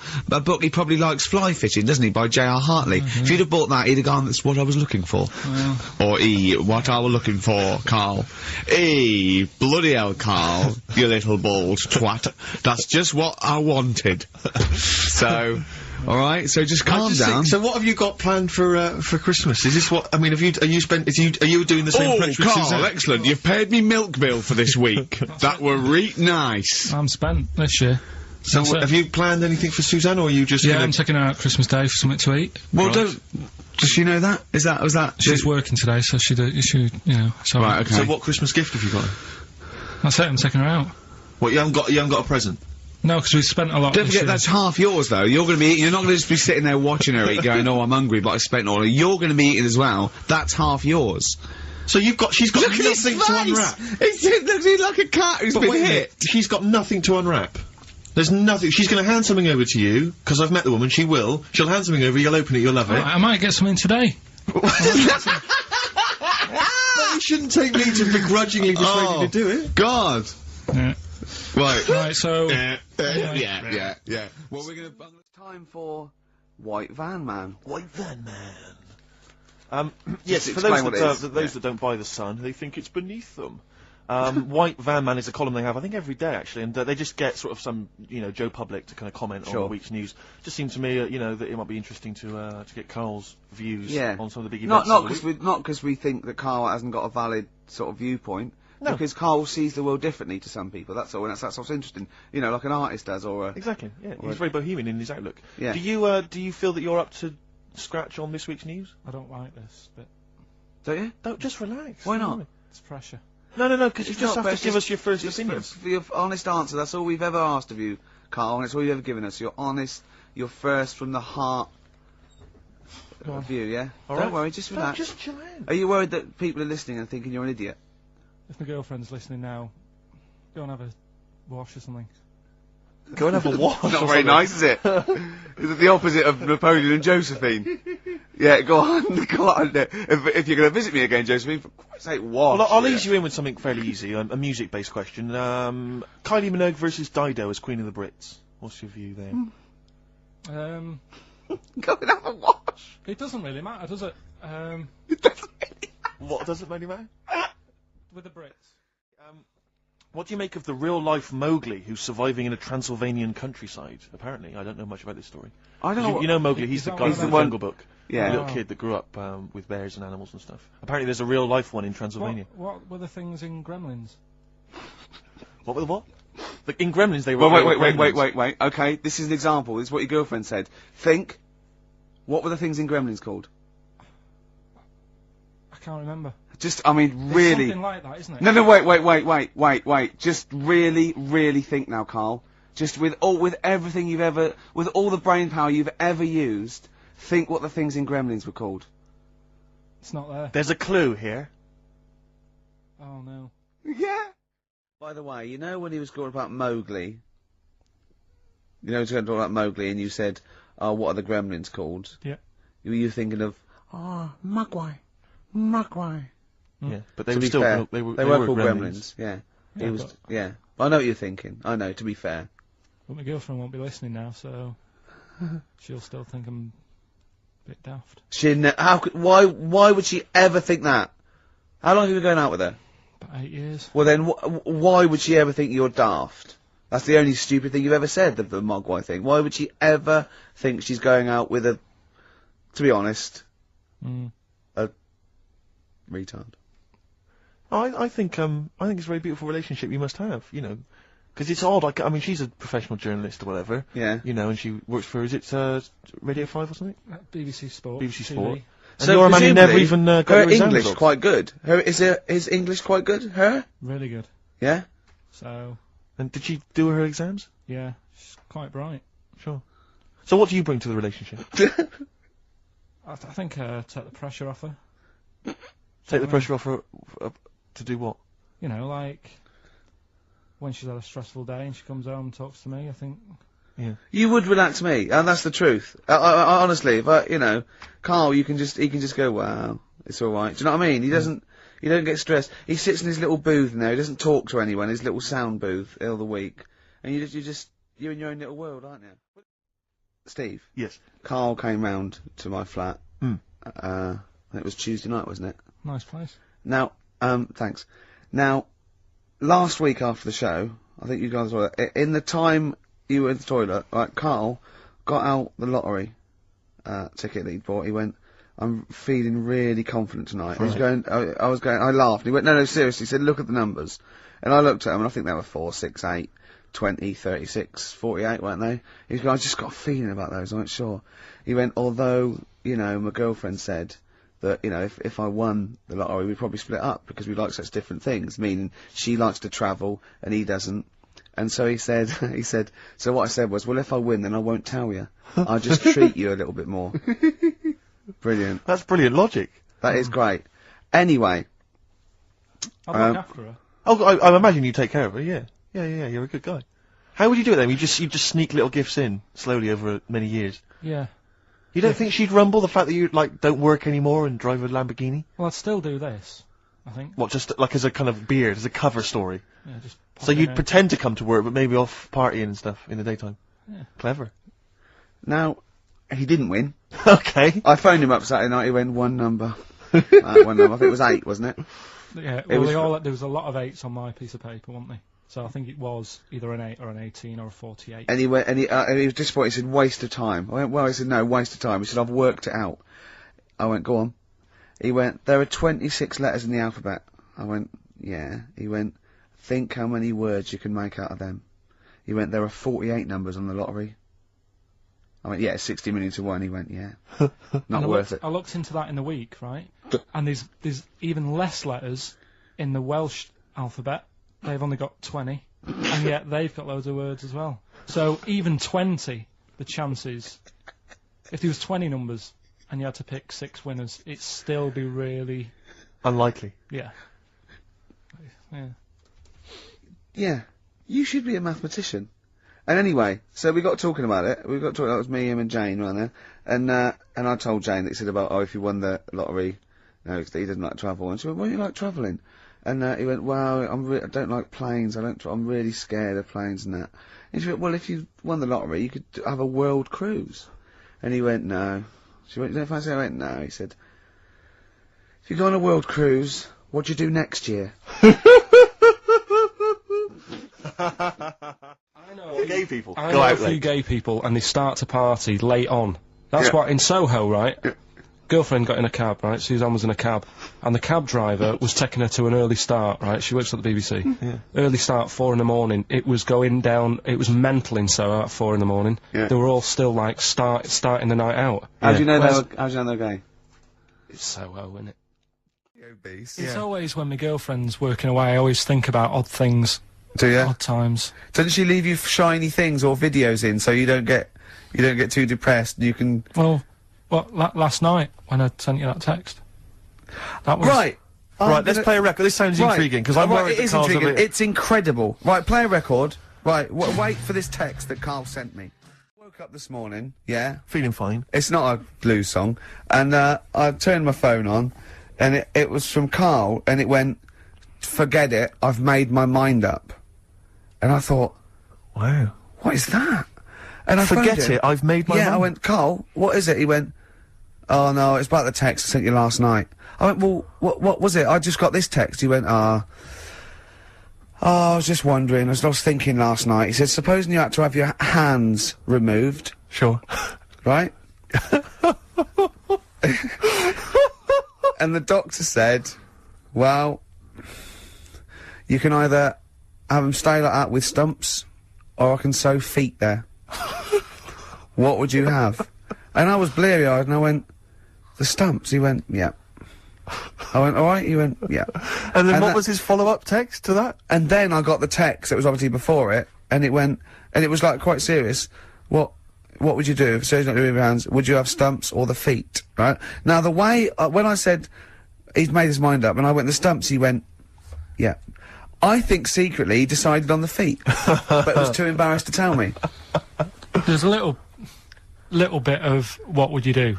Because But why did you think of this? Why did you think of this? Girlfriend's How did this come away, about? right? Yeah, no, that's not why you start thinking bizarre I'll tell surgery you now, devices. right? I'll let you into my little mind, right? Last night, I had some beans on toast, right? She was away. It's good already. She was away, she had some beans on toast, she went wild. Yeah. Right? Now, I was stood up, I live on like on a high street, right? So I'm washing up, I'm looking out the window. First thing that had my attention is, I can look into other people's flats, right? Yeah. And it was weird how all these different lives were going on, I was watching them, and everybody had the telly on and was watching Volcano, right? Which was on last night. Right. And I thought, oh, that's weird, right? I can see them all watching it, and it was like a little Chinese lad who was dancing around in some underpants.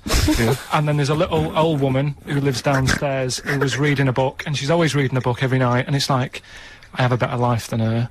And then there's like some sort of bouncer who's always getting ready to go out late at night with all the black on. He looks like a bouncer. So I was watching all this life going on, I thought... Did you witness a murder while you were doing this? Yeah. It was like that sort of Sliver film where that bloke had loads of tellies watching people's lives. So that was going on in my mind, and then I was washing up, and I picked up the plate, and I thought, oh, it's amazing, isn't it, the human body, the way you can just sort of, you know, I want to pick that up, and you do. Yes. And the way your hands work, right? You've got 5 little digits, but it's just the right amount to do to do what you've got to do, right? So I'm cleaning the plate. Sorry, Carl, stop. It's just the right amount. Might be one of the most genius things I've ever heard said. I would love David Attenborough to phone you up and say, Carl, how do I word this about the evolution of the mammalian front limb? Just go, we'll just say it's the right amount. Isn't it? But it is. One of course extra it would is. get in the way. Yeah. And one less would just make it that little bit more tricky when picking up a bit of a slippery dish. Sure, or buying gloves. Yeah. A slippery dish. So then, I was thinking, imagine, like, going to the doctors and he's saying, yeah, everything's alright, your heart's good and everything, but...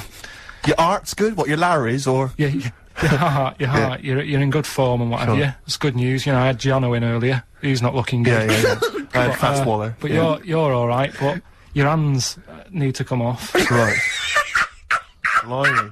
But, That's bad. Like, I'd get a second opinion initially.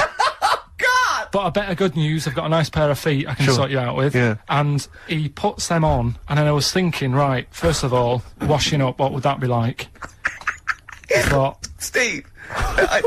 that'd be tricky. Right. Yeah. And then the second thing was, it'd probably ruin the sort of the shape of your jumper.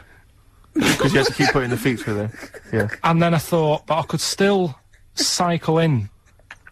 Okay. To work. You could run in. Well, that's the thing. You'd be really fast. Well, that's what I was thinking. I thought I could still cycle because I could balance, and then I thought, but the only thing is I probably couldn't pull the brakes.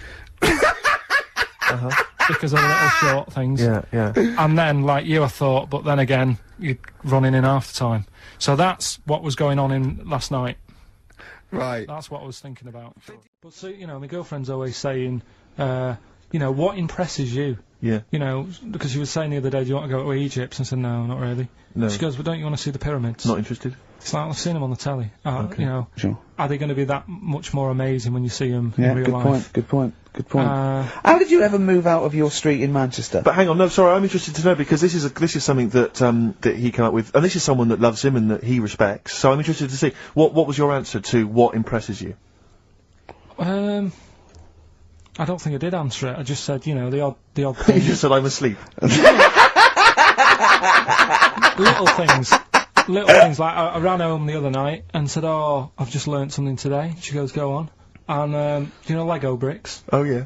The name came about because some kid's mum, the kid was messing with the bricks, and she said, "Let go of them and come and have your dinner." Play record. It's got to be rubbish. It's got to be Play rubbish. It's always rubbish, isn't it? I mean, the one thing I do like about this show, for all its faults, is the Honesty. yeah.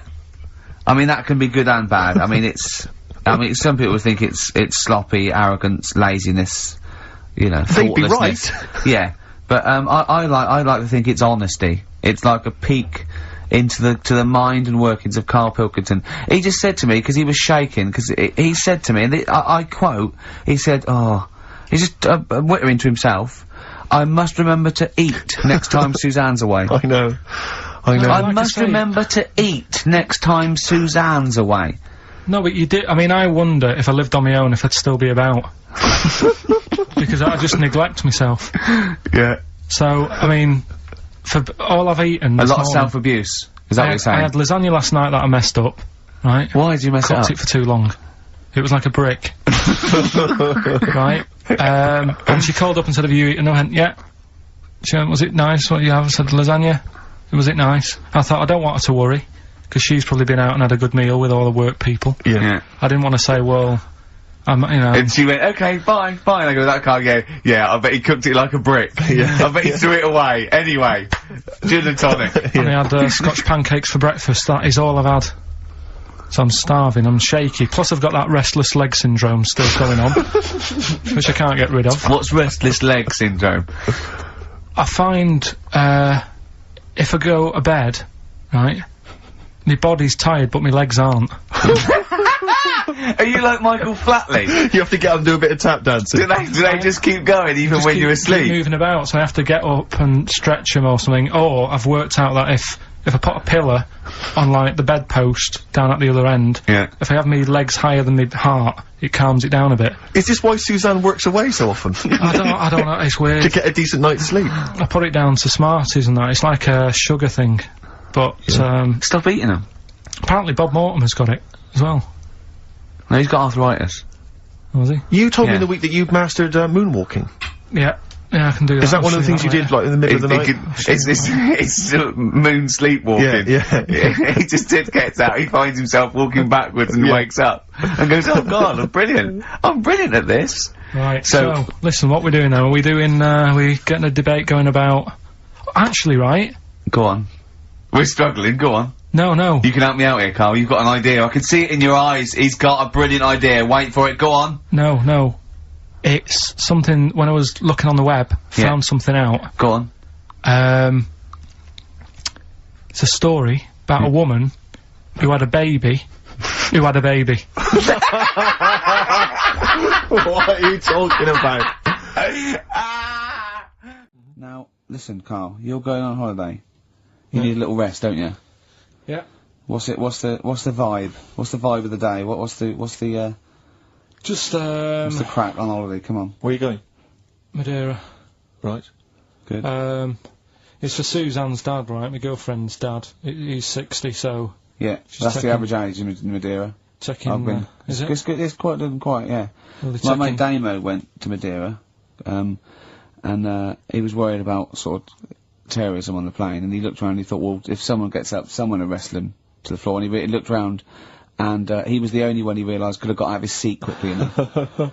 So, you'll enjoy it, it's quite quiet, it's nice. It'll be alright. I mean, it's the first time a mum and dad have been away, so... Whatever. Abroad, yeah. So Right. they're worrying about... They just don't understand the rules and stuff, so they're panicking a bit. And then in the week he called they know up... that Well, they've they're going to take livestock. Yeah. Well, it's getting like that. It was Are like... they filling loads of Durags with heroin as we speak? Exactly. No, but, do they know about passports expiring, don't they? I mean, they're not completely stupid. they know about all that, right? Yeah. And he called up in the week, one of the questions said, what's the best thing, when you're going abroad, what's the best thing to use to carry tea bags? So it was like, what are you worrying about that for? They'll sell tea bags out there.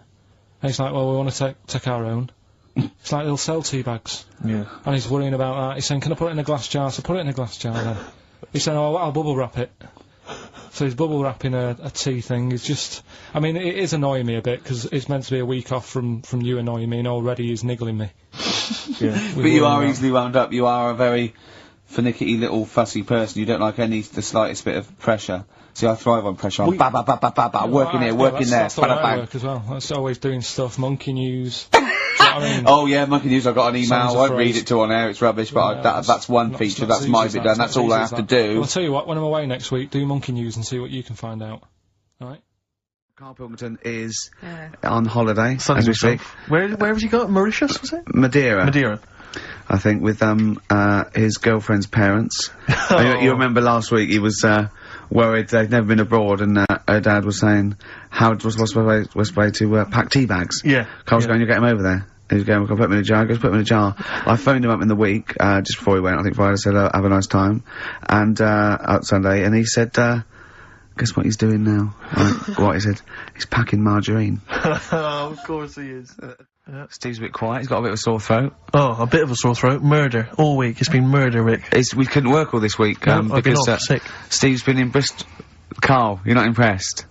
It's just, I don't understand why having a sore throat, sort of... Oh, he's done you. Right, what if the sore throat was so painful, it was like you've got broken glass and razor blades in your throat?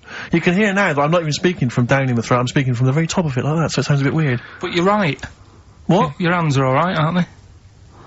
Yeah, but we talk when we're writing, don't we? I can barely talk. It was agony. I couldn't sleep because it was so painful. Even when I was just lying there, motionless, it was hurting. I just was surprised because we got back off holiday and called Ricky and said, alright, is Steve alright? And he said, he's had to go back home or something, and he's stayed there because he's got a sore throat. Yeah.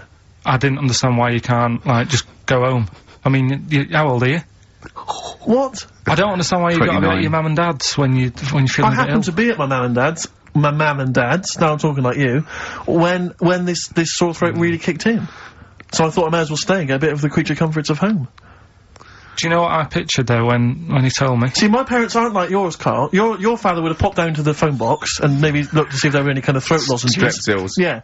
Whereas my mum phones up the doctor first thing she can. I'm straight down there with my dad. They're snapping into action. They're trying to sort me out. It's a bit like that Ronnie Corbett thing, isn't it? Sorry! That sorry thing. You're right, Carl. Yes, you're absolutely right. It's just like that. Oh, No, dear. it's just because You just went on holiday with your parents. Well, not with mine. No, with right. Suzanne's, and it won't be happening again. So, Well, sort we'll of- have more Didn't work about out that a for little you? bit later. Interesting. but it's just that. I mean, we were talking about it last night because I was saying to Suzanne, I said, "Oh, Steve's, he's been living at home all week." She said, "Oh, is he I like really?" the way he talks about you behind your back as well. Thanks. And, go on. and she said, so what's up with him? Malingering geek. And she I said. said, oh, he's got a sore throat or something. She went sore throat. Oh. So, she said, well, you don't know how serious it is. Don't be off hand with him tomorrow, because, if he's coming in and he's still not right. Because she always sticks up for you. Yeah. Right? And she Because said, you've anyway. got some sense. She said, and anyway, you're no good when people are ill. I said, hang on, what are you talking about? So, apparently, when we first sort of started going out, the first time she was ill, she kind of thought she saw the real me. Because she was ill in bed and that, and I was saying, oh, get up. And, Of course you can drink alcohol with these. and I just was like, you make yourself feel worse if you lie in bed. I said, come on, we need to go shopping. And she said, you go shopping. I said, no, I'm not, because I'm rubbish at shopping for food. Do you know what I mean? I'm alright at getting that night's food, but once it starts, like, you've got a plan. Sure, yeah, you're dropping the bananas, you know Yeah, what I forget all sorts of stuff. So she said, Couscous all over the floor. well, she was like feeling hot on that. She said, I've got a temperature. So we'll come to the supermarket and hang about in the chicken, frozen chicken section, cool yourself down. Yeah, sure. And, it made her worse. So now she was like, do you remember that? And I was kind of like, yeah. Who's that hot woman sitting in the chicken fillets? Yeah. That's Carl's girlfriend. Yeah. She's obviously ill again. Even when it was... Can I ask, because after last week's show, when you had your breakdown, you went off to Hastings with your girlfriend, stroke carer, Suzanne. Now, what does she... Because whenever we meet Suzanne, we bumped into Suzanne recently at the BBC, Ricky and I. She's always very nice to us, very polite, we have a nice little chat. But I'm always wondering, what is it that she thinks of us, really? Because I'm assuming you immediately go home and whinge. Say about they tortured me. You saw they tortured me on air. Now, what does she make of us? Did she listen to the show last week? Yeah, she did, yeah. She knew I was annoyed. Right. So she sort of gave me a look like, you know what I mean, like that when because we went to Hastings. That wasn't because you had like Marmite or something over your face. No, it was like. So we didn't talk for a bit. I just was like, getting over it, thinking I'm sick of this. Yeah. Right. Is the new kitchen really worth it and all that? I phoned him up, left a message after the show. I said, "You seemed a bit quiet when you left. I just want to make sure it wasn't anything I said." Well, no one. You still doing your Samaritans? yeah. And did it ring, or did you just ignore it? Let it go to answer machine. I think I turned it off. I left it off, didn't I? I just left it off all day. And but what does she make of us? Does she genuinely think? Does she not really like us? It's weird because there's no one who she doesn't really like, which annoys me. Because she says to me, I'm the opposite. Do you know what I mean? I'm like, oh, everybody annoys you. Yeah. And it's like, well, but that's my choice, right? Sure. And that's why I don't bother getting mates and that. Sure. 'Cause it's just hassle. Yeah. Right? Yeah. But the problem is, sometimes me being like that affects stuff that she wants to do. So, if a mate... Like see her family and friends. Well, let's not say her family or friends, but say if one of her mates had a baby. Right. Right? Right. I mean, Naming no names. So this happened? Well, I've just got to watch what I'm doing, haven't I, now? Because the builder who knows you're slagging him off and saying he nicked stuff. Yeah. So, she's got a few mates who have had kids recently. Right. Yeah. So one of them had a kid, yeah, go on. Right. And, she wanted to go and see it, right? And she said, you can come with us, and I was like, you know what I feel about babies. Sure, you've seen one, you've seen them all. Yeah. They all look like Mel Smith. Why do I need to see another one? Yeah. Right? And she's like, yeah, but come and see it, you get on with them. Come and see them. And I was like, it's a long way away. Yeah. Do you know what I mean? That's probably narrowed it down again. Yeah. To be honest. So, and that annoys her, because I can't be bothered. Do you know What I did mean? you say? Did you say, oh, no, I'm not coming to see him, I don't like him? I'm not going all the way to Swindon. What did you did you, yeah, or Birmingham, or Cornwall. Yeah, wherever. Well, you know who you are, if you had a baby, Yeah, sort of in the but- last but sort if of, they are- and if Carl they didn't are- show up, and Suzanne said, what excuse did she say? You're working or busy or? No, well, to be fair, I was working, right? And they Yeah. are nice people and Oh, stuff. now you're backtracking, because No, now, I'm just do saying, they yeah. listen? Yeah, Do they listen to the show? They might do. So they listen to the show. So once again, you've got an anecdote where the people who you've admitted to not liking to see their baby or No, care about no, them no, are no. listening to the show. No. Maybe it's, I don't know, maybe the builder's listening once They're again. nice people, I like them. Just sound like their baby. just sneeze in the chili pot. When the kid's older, I'll go and see him. Yeah. It's just, do you know what I mean? When it's got its own little character. As a baby, it could be any baby. Do you know what I mean? It's got nothing to offer me. I know what you mean. It could be a toy baby. But you know what I mean? It could be a bag of sugar. No, I know what you mean. Yeah. Yeah. When it can start talking and And Play lend you around money. with it. yeah, yeah. Got good toys and stuff. It's well worth going, but at the Yeah. moment, Yeah, nothing. I'll see it when it's about He 6. goes, oh, you want to know what? Yeah, brilliant. Put it to bed. Let's have a game of Scrabble. Yeah. Do you know what I mean? Yeah. But yeah, that's what we were talking about on our way to Hastings last week. For me, that's where I went to chill. Well, do you want a bit now, or what? What we're doing? What? No, I wanted you to tell Steve about your holiday because you told me in the week. Go on. Steve, I mean, bad idea. I had a feeling anyway about going away with like Suzanne's mum and dad, because I've never been into sort of family holidays anyway, right? Even when you see it, whenever I've been on holiday and you see like families on planes and that, and they're all having a laugh and a joke, loving it, and then on the plane going back, you can see that they've gone off into groups, and like, the dad isn't talking to the daughter and all that business. So I thought, asking for trouble, but I do everything once. Do you know what I mean? Boxing, dancing, going on holiday with parents and that. Yeah. Give it a go, see how it goes, right? So Not your A-levels, but fair enough. it started off. It started off bad, didn't it? Because last week I told you that our dad called us up and said, I want to take some tea bags with us to Madeira. Yeah. What's the best way of packing them? Yeah. Right. So I knew there was going to be problems like that, because the thing with Suzanne's family, right? They like having a routine. They know what they're doing every day. They know what they're having for tea every day. It's the same thing every week and stuff like that. Yeah. So I thought this is going to be interesting, this, because they can't do what they normally do. Sure. I love it. I love you treating it like an experiment. Yeah. Right. Just watching them all the time. So the first problem was they'd never flown before. So I was winding them up a bit. Saying, course you were. It's murder. It's really horrible. You know, plane goes all over the place. And Mum had done some research saying, well, I've been reading about it, and, Well, she got a funny accent. more people, there's more chance of me being killed on a donkey than there is on a plane. So I upset her. I said, right, Especially when we if you get go to there, Spain. I said, when we get there, let's see if there's any donkeys on the beach. Yeah. Right? And she didn't like that. So, Oh, what? The joke about you hoping she died? yeah. Oh, what's up with that? Right, so we get there, and, you know, they see the villa and that, they're quite happy with all that business, Yeah. right, and all that stuff. And then, as time went on, I was getting a bit sort of fed up with them being around us all the time, because Yeah, sure. I think you should have your own time when you go on holiday with the family. You should say, right, you go off and do your thing, Yeah. we'll do our thing, and we'll meet up later and talk about what we've been doing and stuff. Anyway, so it gets to, like, the Thursday, we've been away since Monday, right, and, said, right, we're going out tonight. So, a mum says, yeah, we'll come with you. I said, no, it's just us, we're having a bit of time on our own, right? Is it true you said to her, you told me this, you said to her, you started to annoy me, I want to drive my own? Well, I told her at the start, I said, it's going to be interesting this, because people annoy me when they're around me a lot. Sure. So I wasn't nasty to her, I just was saying people, not her. All right. Yeah. Do you know what I mean? I'm just saying, you're going to get on my nerves. So, You hailed a donkey for her. so, no, but, seriously, right, with the flying, do you know those stockings that you can get because of, deep vein thrombosis? Sure. She had them on in the cab. Brilliant. And it's only a 2-hour flight as well, so that was annoying me. Right, so anyway, it gets to this, you know, the Thursday night when I'm going out with Suzanne. Yeah. And, a mum's like sat on the sun lounger outside, so where are we going tonight? I said, no, like I said, it's just us, we're going out having a bit of time to ourselves. So, I could see as the day was getting on, she was realising that she's got a night in with, like, her husband, Yeah. right? Her face started to, like, look miserable. Sure. I thought, I'm loving this. Right?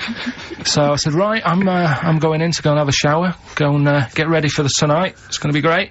And winding them up, just wind them up because they can't come, because he said they can't. Right, so I go upstairs, have a shower and that. I come down, and, a mum's smiling. Oh, hang on. So I'm thinking, hang on a minute, what's gone on here? So I went to Suzanne, I said, why's your mum smiling? She's not coming. She said, no, but, my dad said he'll take her out now.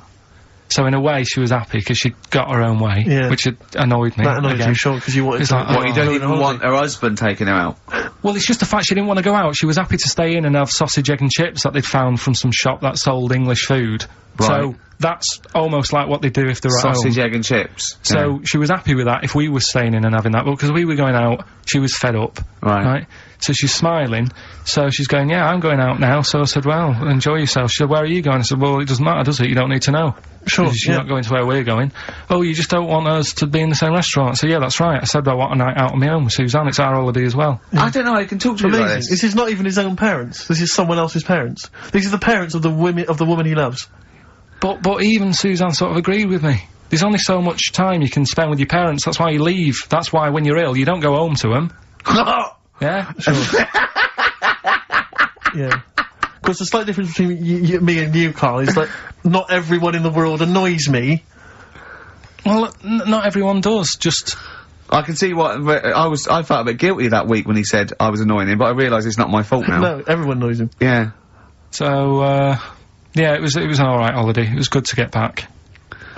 Brilliant. Won't be doing it again. No. And what now would you say is your relationship with Suzanne's parents? Is it a frosty one?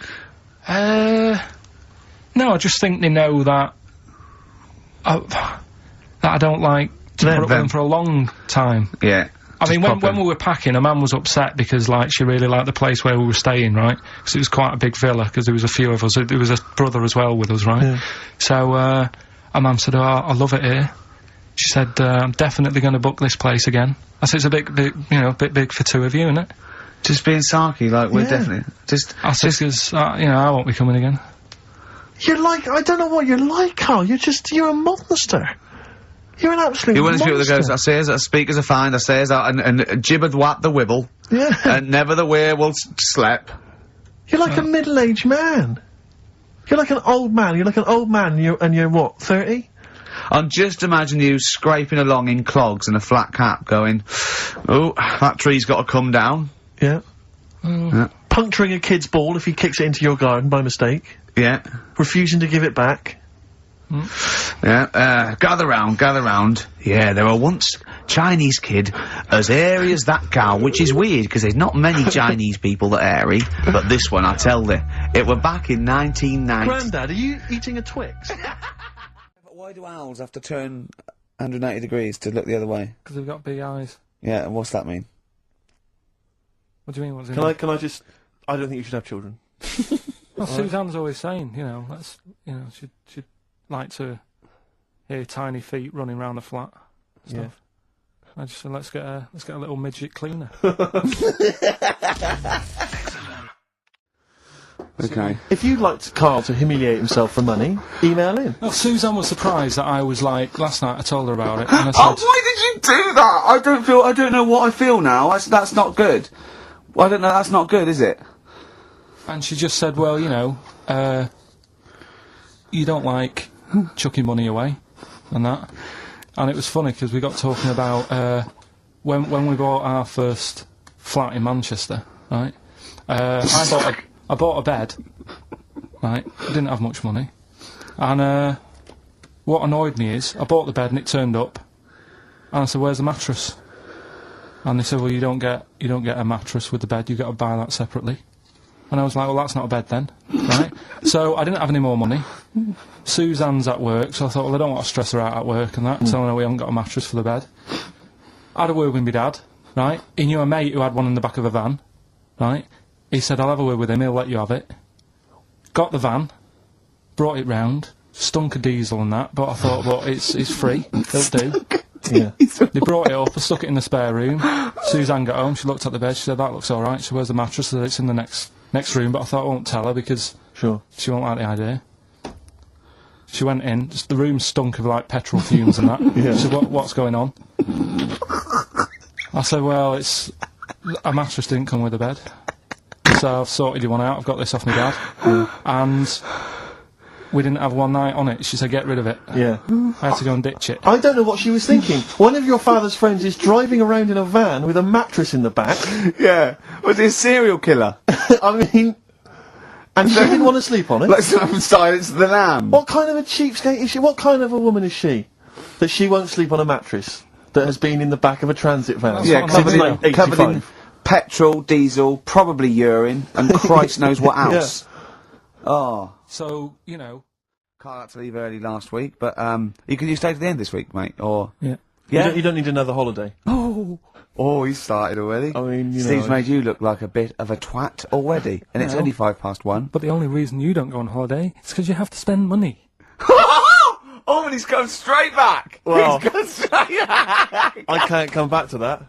Oh, it's just dynamite. It's just absolute. That was Although searing. The last holiday Steve had, he sort of found a third world country so he could live like a king for a week. It was Cuba, wasn't it? Going to Cuba, amazing. We can almost rule the place. If it weren't for Castro, I'd have been in charge. Kind of cash I was flashing around. They do anything for $1 over there. It's extraordinary, literally. I mean, it's amazing. Yeah. Oh. Definitely, and I went to Kenya before that. So he thought, to the prostitute said no. You were going... Yeah, well, it was $2. I mean, I'm not made of money. Did you have a good holiday, Carl? Yeah, it was alright. It's alright. Went down to Cornwall. Now, you were going to the monkey some odd sanctuary. people down there, Steve. Well, don't look at me, I'm not from Cornwall. Well, you're from that sort of area. Well, not really, but never Genetically, he means. Right. They're weird. Well, you must have slotted right in. What are they weird? What do they look like? Just all, sort of odd people. A lot of old people, but not just old, sort of messed up old. What do you mean messed up old? You can't just say that. There's a woman with a funny neck. Okay, in what way was it funny? Why did she have a funny neck? If you were writing an essay, you wouldn't say there was this woman with a funny neck. How would you describe it? She, sort of had her head, like, pointed down all the time. Like that. Don't do it, it's his radio. No, but just for you, I don't like that. Yeah. About Yeah, okay, right. So, brilliant. I don't know. I was saying to Suzanne, what happened, you know, what do you think? Because Suzanne knows everything. That's the good thing about her being with you. You just ask her, what happened to her? And Suzanne goes, Carl, I don't know. Yeah. I haven't been here before. Suzanne, your girlfriend, or mummy as you call her. Oh, sparks are flying. Yeah. I got a little bit of chocolate. Can you just lick a tissue and wipe it off? Oh, No, she said it might have been like, because back in the olden days they carried stuff on the... the olden days. What do you mean the olden days? This woman was probably what, 50? No, she looked about 70. Yeah. But like I do on Cheeky Freak of the Week, right, I always turn it round and we get, like, something good out Something of it. positive, yeah. I said to Suzanne, I bet she finds a lot of money. Always staring at the ground, yeah. Oh, There's always- dear. there's always Oh, good. so, you're Maybe back? she just had new shoes and she was admiring them. Yeah. Did you think of that? Before you point the finger and judge? And Karl Pilkington. Karl's all a little bit, I don't know, he's a bit frustrated, he's sort of a bit sweaty and fed up today, aren't you, because of the heat. It's too much, though, isn't it? He was taken out, he was sort of, he wanted to fight, you know, he doesn't usually like to fight, I sort of like lead on him and try and rub his head. Yeah. But today he was sort of leading it, he was sort of like getting a little bit, if I didn't know better, I'd have said it was sexual frustration. Well, I was like watching, Rick, if you don't mind me saying, I was watching, not in that way, just watching. it was sort of like he was going, oh, I want to hit you, and I was thinking, does he want to hit me, or does he want to do something else to me? Exactly. What were your thoughts, Karl? Exactly. I mean, I saw him sort of wrestling with you on the floor, and you clearly weren't enjoying it, but he was really Yeah, loving what it. was that going on? What's the change? Why are you suddenly sort of... Well, what are you trying to say? No, I'm not, I'm just saying it was weird that you suddenly, it was like you were, You're dunno. saying a bit, sort of a bit gay? No, Is that what you're saying? no, but what was... Suzanne accused me of that in a week. Why? For being a bit gay. She said, I'm sure you're gay. Why? Just because I was moaning about stuff. She said, oh, you're a drama queen.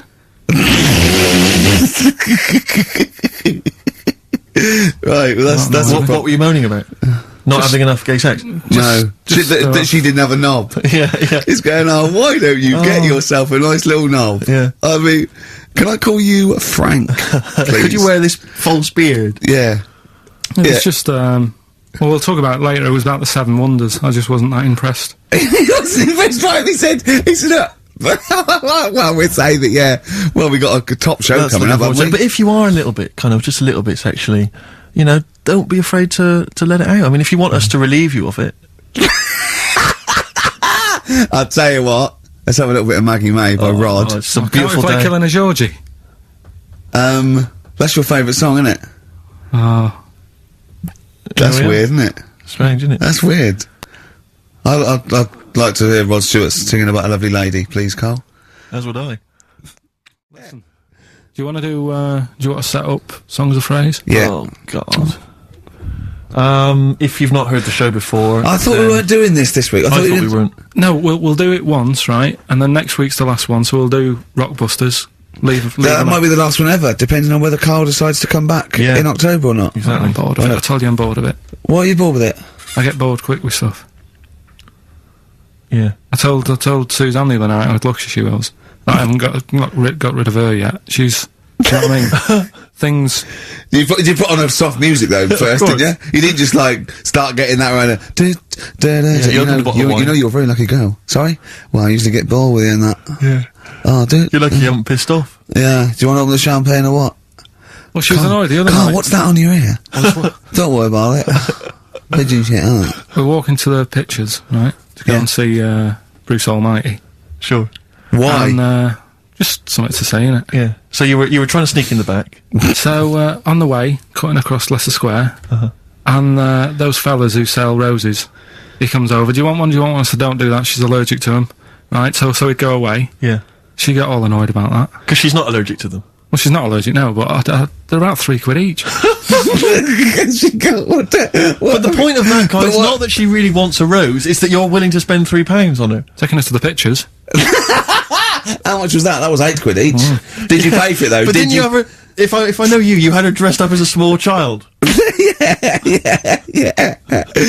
Me and my son, please. Or you've made her sit on your shoulders and wear a long coat. Yeah, exactly. Anyway, listen, Songs of Phrase then.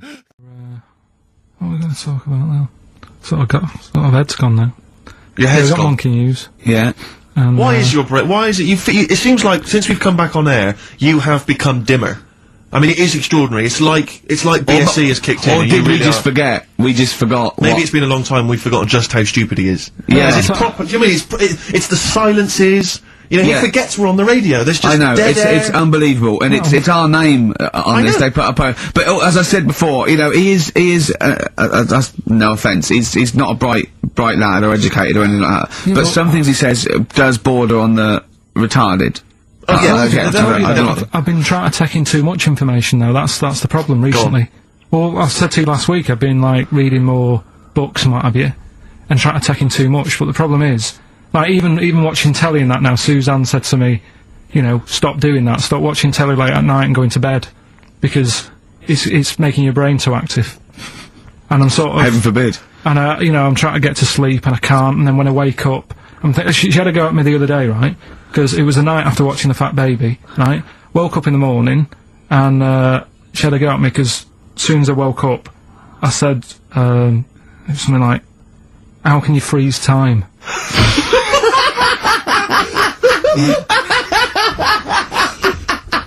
And she says, "Are you going to say good morning or whatever?" I'm gonna burst! Just imagine it, right? It's that the sun comes up through the window. Oh, she's Carl's like that, his little head. His eyes open, he goes, one of those floppy night hats. how can you freeze time? Oh, God! But it's because, like, whatever, the night before I might have heard that on the news or whatever, and it's just been sort of whizzing round my head. Sure. And, you know, it was a big debate. I think have they found a way of doing it or something? What are you talking about? They've done something about freezing time and all that. See, this isn't information, this is nothing. That is nothing, that. They've done something about freezing time. Imagine Jeremy Paxman coming on, going, well, the issues tonight said something about freezing time. It's, think before you talk. No, but I don't worry about how to do it. I just think about what effects that will Oh, have. they haven't asked you to get involved? Well, this is what I'm saying, though. You can't explain it. It's a tough thing, isn't it? But what's the point of me worrying It's not about a question. Do you know what he said to me the other day? This is unbelievable. This is one of the most stupid, incredible things I've ever heard. He was talking, and he suddenly stopped, and he was thinking about it, and he went, oh, I don't know what, he went, you'd never see a black ghost. Extraordinary. True, though, isn't it? I've never seen a ghost, full stop. There are no ghosts. There aren't ghosts. No, but I mean when you just see them in, like, magazines and that. Play a record! So, Carl, you were going to a wedding last week. Was it last week or the week before? No, it was last Saturday, wasn't it? Yeah. And he said, looking forward to it. He went, no, it's going to be boring. Suzanne was listening, knows that the couple, were taping the show, so she had to get in there before you, didn't she? She went up to him and said, look, when you're listening back to the show and he says it's going to be boring, he didn't mean you, he meant weddings in general. I love the fact she has to run round and clean up after him. It's great, isn't it? How was it? Do you not like weddings? You're not a fan of them? They're only good for the people involved, aren't they? What are you talking about? You're getting free food, free booze, free music? Yeah, but it's not. It's just all hanging about, and there's loads of people there you don't know. Absolutely, I agree. Do you know what I mean? You've got to make an effort. Yeah. And even the bit that was important, right, when they were getting married, right, there wasn't enough chairs, because it was, you know, all the family gets the chairs, don't they? So I was sort of stood at the back. Stood at the back of that watching, and I couldn't hear what was going on, because a woman was breastfeeding the baby. Oh! But what, how loud was this baby guzzling away? You couldn't hear what was going on? So it was slurping and that, and she was like, I just thought, how hungry is it? Could it not have waited? Because you've all got to wait for the buffet or whatever That's later. it. I know. But also just in this Well, there was day and two, age- wasn't there? Why didn't you The only thing that annoys me with weddings is the gift thing. Because, like, you buy these gifts, right, you spend a little bit of money, maybe, you know, I like to be a little bit lavish if I go into a wedding. You know. Well, no, come on, you get a gift, right, you package You're it having a up. laugh. And I don't know about you, Rick, but I like to see the response. When I give a gift to someone, I want to see the feedback from that, you know. This is very much, you know, I want to see what it is that's Jane bought them on you know, and put exactly. my name to it, yeah. Yeah. Because sometimes I have to, oh, thanks for the, I go, oh, no worries. no worries. No yeah. worries. But, you know, certainly, I mean, we talked about it before, but certainly, you know, it's the amount of money spent and the amount of time given to the gift should be correlated by the amount of the response you get. Absolutely. If I give a book token, a shrug is fine. But if I give, you know, a sizable, I want them to be showing it to friends. If it's a bar, I want them to show it to the barman. You want to go, look what Steve Merchant got me. Yeah. He's the greatest man in the world. Yeah, exactly. Yeah. You go to a wedding, you turn up with a gift, you could have spent, you know, upwards of £15 on it. You turn up, you walk in, you say, excuse me, where's the bride and groom? I want to give them this gift. And some bloke, normally the brother-in-law, says, oh, no, the brother-in-law's mate. Yeah, sorry, they're too busy to see you right now. Just stick the gift on this big table with all the other ones. Yeah. And, they'll get back to you. In a week. It may be 6 to 8 weeks after the honeymoon, they maybe write you a note. They won't thank you personally, they'll write you a note. It'll be a general thank you. It's And a general thank you. your name in different type. Yeah, but it might have some vague reference to, you know, to what you did, but it won't really be personalised. Yeah. The set of mugs, again, will be in different type. Exactly. Thank you, Steve Merchant, Yeah. for your wonderful gift. We love mugs. Yeah, yours. Yeah, exactly. and a photocopied signature. Exactly, yeah. Yeah, it's not right, is it? Oh dear. And also, of course, as well, if there's a baby involved, you know, perhaps they had a kid out of wedlock, and do you that's why mean? they're getting married. There's normally the little baby signature as well. Like, I hate that, like the baby signed it. From Paul and Sharon and little Billy. Be Ben these definitely days. Ben. I reckon. What do you think, Carl? How was the wedding, by the way?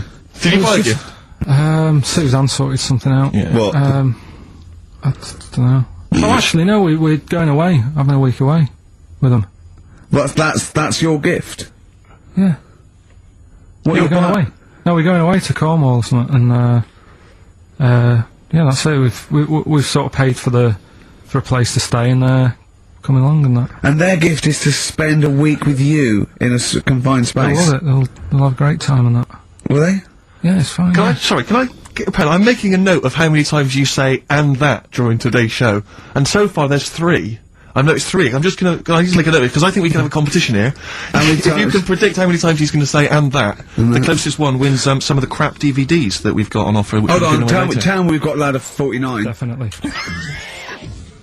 Is this the book that you nearly finished reading, but you realised all the pages were in the wrong order? No. He bought a cheap book, right, at a second shop, started reading it, loving it, then he started reading about this bloke, and he went from jail to school, and then he looked at the page numbers, and they were all out of order. How annoying is that? You never read books, do you? I never read one, right? And Suzanne, it was a weekend when we were going to Hastings because you two had done me head in, right? She said, I'm going to take you away so you relax and what have you. So, ended up not relaxing because it was like putting a jigsaw together. I'd started reading it on the train, thinking, loving this. It's a really interesting story about this fella who, you know, didn't have a great life as a kid, starts getting into a bit of crime, what have you, turns out to be the governor. But it wasn't as easy as that, because like you say, it was, started off at school, then he was in prison, and he's like, oh God, he started young. And then, next thing, he's like married, and he's like, hang on.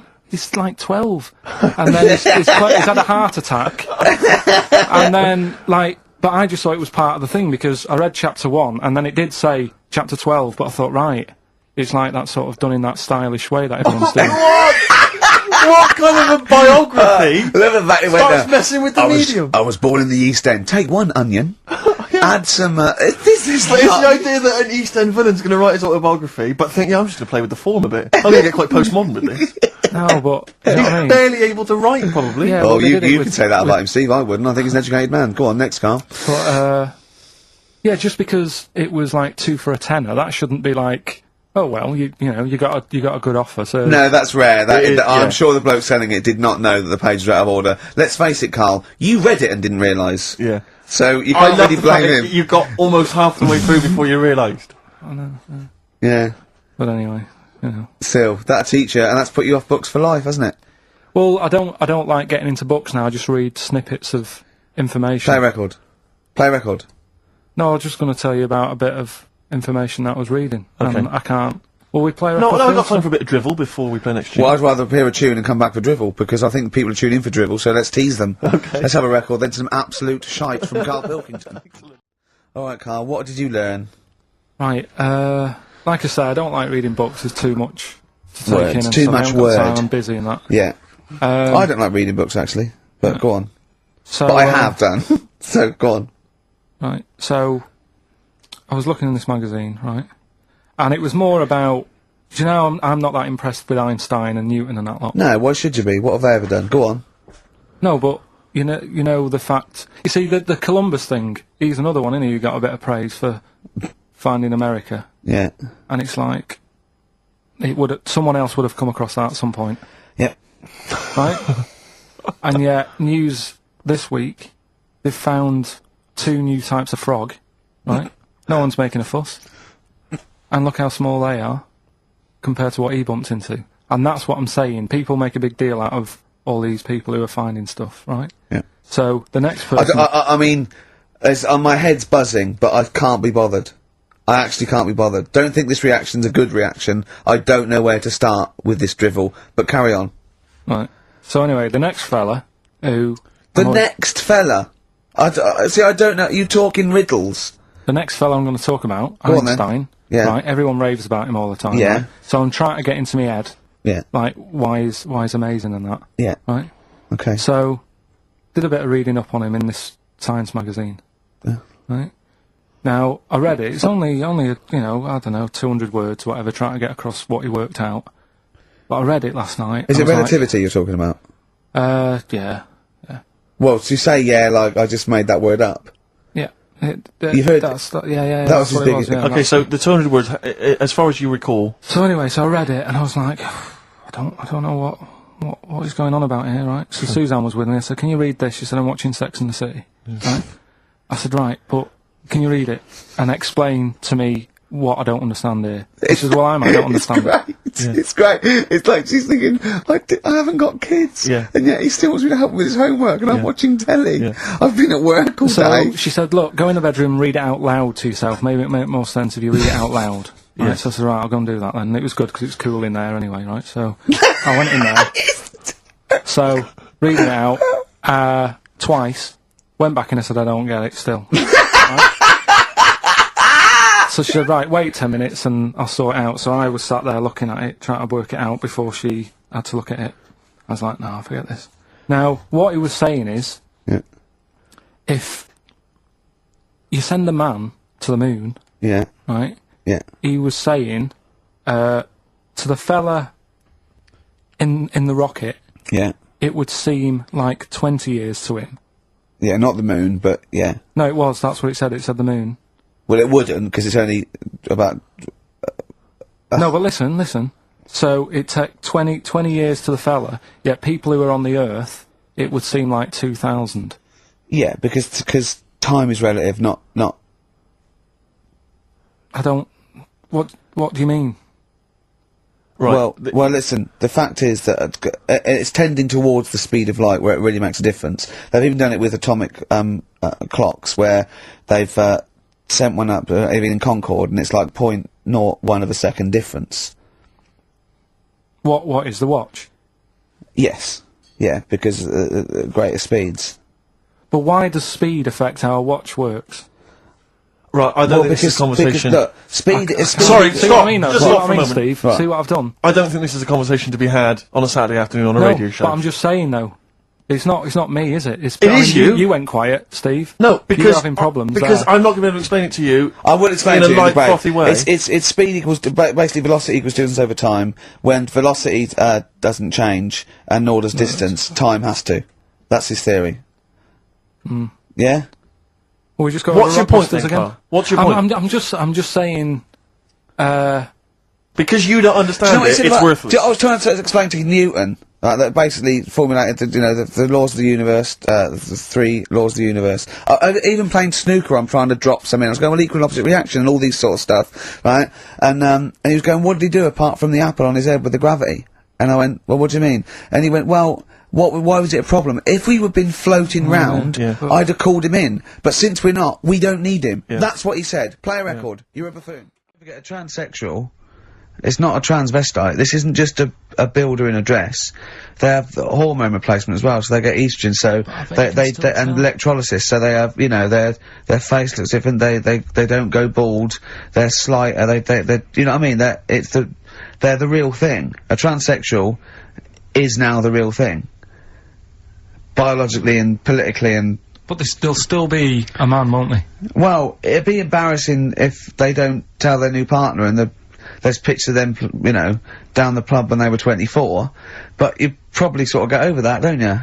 They go, who's the fellow with the beard drinking the yard of ale? That was me. Well, interesting story. Probably should have told you this before the honeymoon. Do you know what I mean? It's like, you can have all that done, right? There's stuff, you know, you could have your bits done, right? You can have, like, false teeth, but you know that when you see an old person with a good set of teeth, it's like, well, they're false. There's no way you've got good teeth like that if you were brought up in, like, the 30s. But what would you do if Suzanne said, look, I've got a terrible secret, and she showed you a picture of this kid, this little boy, growing up, you know, playing football, and then the pictures stop at 20, just before you met her, and, she goes, and she shows you a nice pair of bollocks in a jar, she goes, they were mine. Well, first thing is he'd take back the gloves you bought her last week. Would you go, oh, I can't go out with you now? Or would you say, well, you're the same person? Oh, I've blown his mind. Yeah, I really have freaked him out there. She is into sport. Eh? Should we play a record while you give her a call? No, but look, what I'm saying is right, it doesn't matter what you have done, we can wrap this up here, because I've got it sorted, right? Okay. It doesn't matter what you have done, at the end of the day, it's obvious that you've had it done. If you're a fella and you've been changed to a woman, I could spot you, right? If... You can't, though. I tell you what, I was at Suzanne's mum and dad's, right, up north last week, and I went to the off licence, right? Yeah. And I went in there, never seen this fella before, right? Soon as I walk in, I eye him up behind the counter and go, alright, mate. Oh, hello. Oh, hello. I notice he's got a wig on, right? Yeah. Now, it was, I kinda looked and I thought, yeah, it's a wig, whatever. And then, I thought, I wonder if it is, and as I got to the till, I said, how much is that? He said, you know, 50 pence, I said, great. And as he turned to the till... Were you buying Suzanne a gift?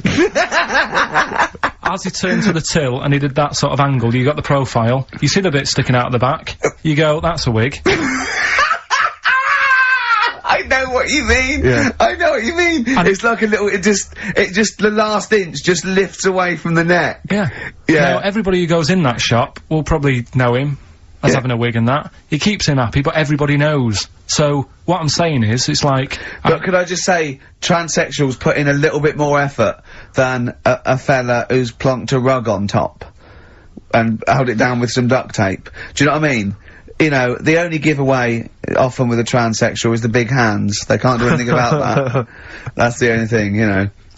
Right, But I mean, transvestites are different, you know, they are builders in the dress. You go in a supermarket, you turn around, you see a 6-foot woman, huge head, you go, alright love.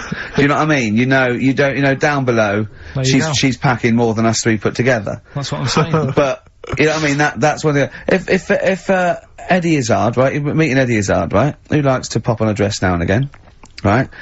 What's the politics with that? Do you go, because he walks in, he's all in evening gown, and he goes, alright Carl, and you go, alright Eddie, and it's in a busy pub, and you go, oh, what's he, and you go, do you say, do you want a pint of bitter, and slap him on the back like you would have made, or do you go, that's lovely, that's a lovely dress? Do you know what I mean? What do you do?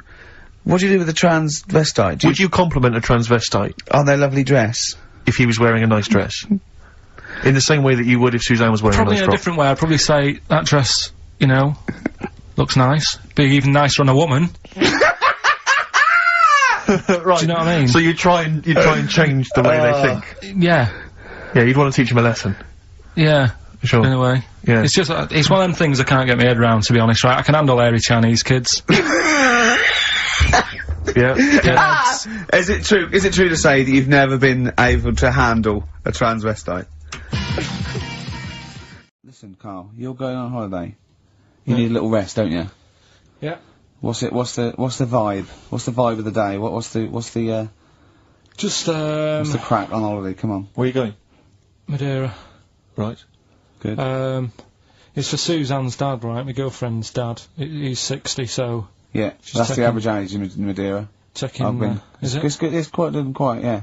Well, My mate Damo went to Madeira, and he was worried about sort of terrorism on the plane, and he looked around and he thought, well, if someone gets up, someone will wrestle him to the floor, and he looked around, and he was the only one he realised could have got out of his seat quickly enough. So, you'll enjoy it, it's quite quiet, it's nice. It'll be alright. I mean, it's the first time a mum and dad have been away, so... Whatever? abroad, yeah. So they're worrying about... They just don't understand the rules and stuff, so they're panicking a bit. And then in the week he called Do they know up... that they're gonna take livestock. Yeah. Well, it's getting like that. It was like... Are they filling loads of Durags with heroin as we speak? No, but, do they know about passports expiring, don't they? I mean, they're not completely stupid. They know about all that, right? Yeah. And, he called up in the week, one of the questions said, what's the best thing, when you're going abroad, what's the best thing to use to carry tea bags? So it was like, what are you worrying about that for? They'll sell tea bags out there. And he's like, well, we want to take our own. It's like, they'll sell tea bags. Yeah. And he's worrying about that. He's saying, can I put it in a glass jar? So put it in a glass jar then. He's saying, oh, I'll bubble wrap it. So he's bubble wrapping a tea thing. It's just, I mean, it is annoying me a bit, because it's meant to be a week off from you annoying me, and already he's niggling me. Yeah. But you are easily wound up. You are a very finicky little fussy person. You don't like the slightest bit of pressure. See, I thrive on pressure. I'm working here, working there. That's the way I work as well. That's always doing stuff, monkey news. Do you know what I mean? Oh yeah, monkey news. It was my birthday, right? Went home after working with you a couple of Saturdays ago, right?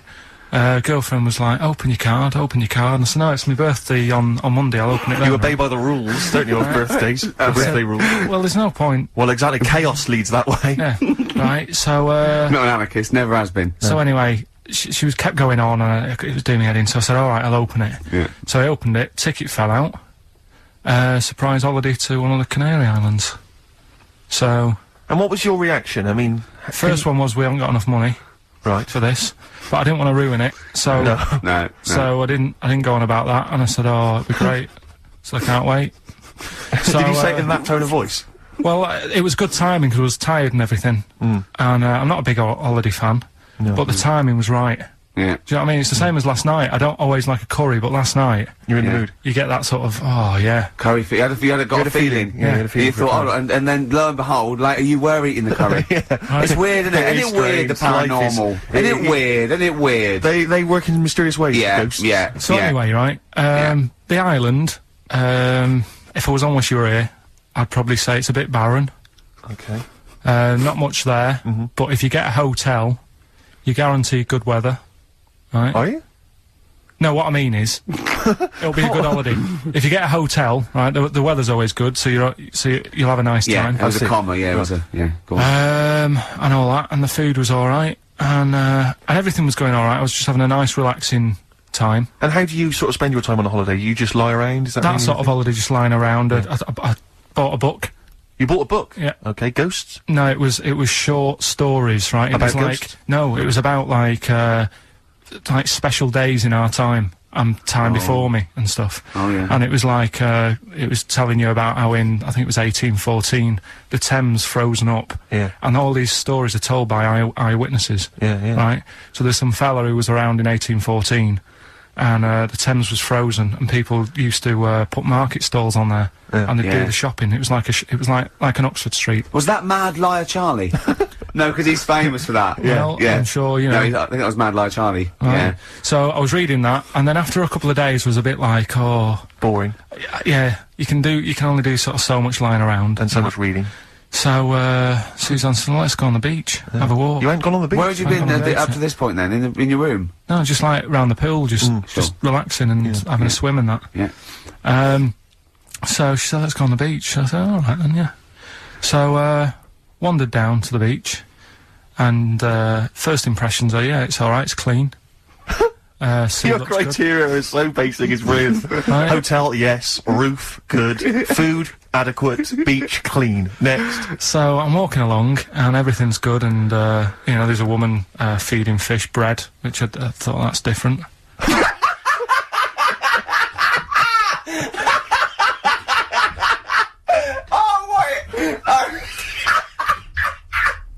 I love that. He likes originality. He loves a bit of originality. He was feeding fish bread? This woman was there, like, up to her knees in water. Yeah. And she was stood Was there. that the sea? Chucking, yeah. Oh, right, good. Chucking this bread, and I thought, what's she doing? And I stood there and watched for a minute, and there was little fish coming up, having the bread. I thought, oh. So we carried on walking, and everything's going well, and then this fella comes towards me. Everything's going well. No, Yeah, that's I haven't original. fallen over. Clean, feeding bread. 2 points for originality. Go well. Yeah. Fella comes walking towards me. Oi, oi. He's only got no pants on. Oh. So I said, Suzanne, what's going on? Why did he turn to her? Like she knows more So than him. she said, oh, yeah, it's, she said, yeah, it's a nudist. Is this going to be a long story? Could you pour that coffee? Can you give me that coffee over? Sorry, this is really bad. Yeah, because he's poured... Thank you. Just amuse yourselves while we sort the coffee. Thank you very much. Do you want I'll have a cup of coffee, Carl. Thanks. Yeah, cheers. Cold. Right, good. Okay. So... Great. Thank you. So she said, yeah, it's a nudist beach. So I said, well, why, what? I said, we're all it's all mixed up. Normally on a nudist beach, it's a nudist beach and you don't go wandering on there when you get your clothes on and that. So it annoyed me a bit, because there wasn't any signs. So this fella's getting closer. Well, the knob out was a sign. Yeah. Right, so he's getting closer, and he walked past me. It was an old fella. And he walked past and he had a hat on and a little pipe, and a big rucksack on his back. Right, so he got me thinking... Not strictly naked. I'm walking along, and I'm thinking, right, why do people want to do this?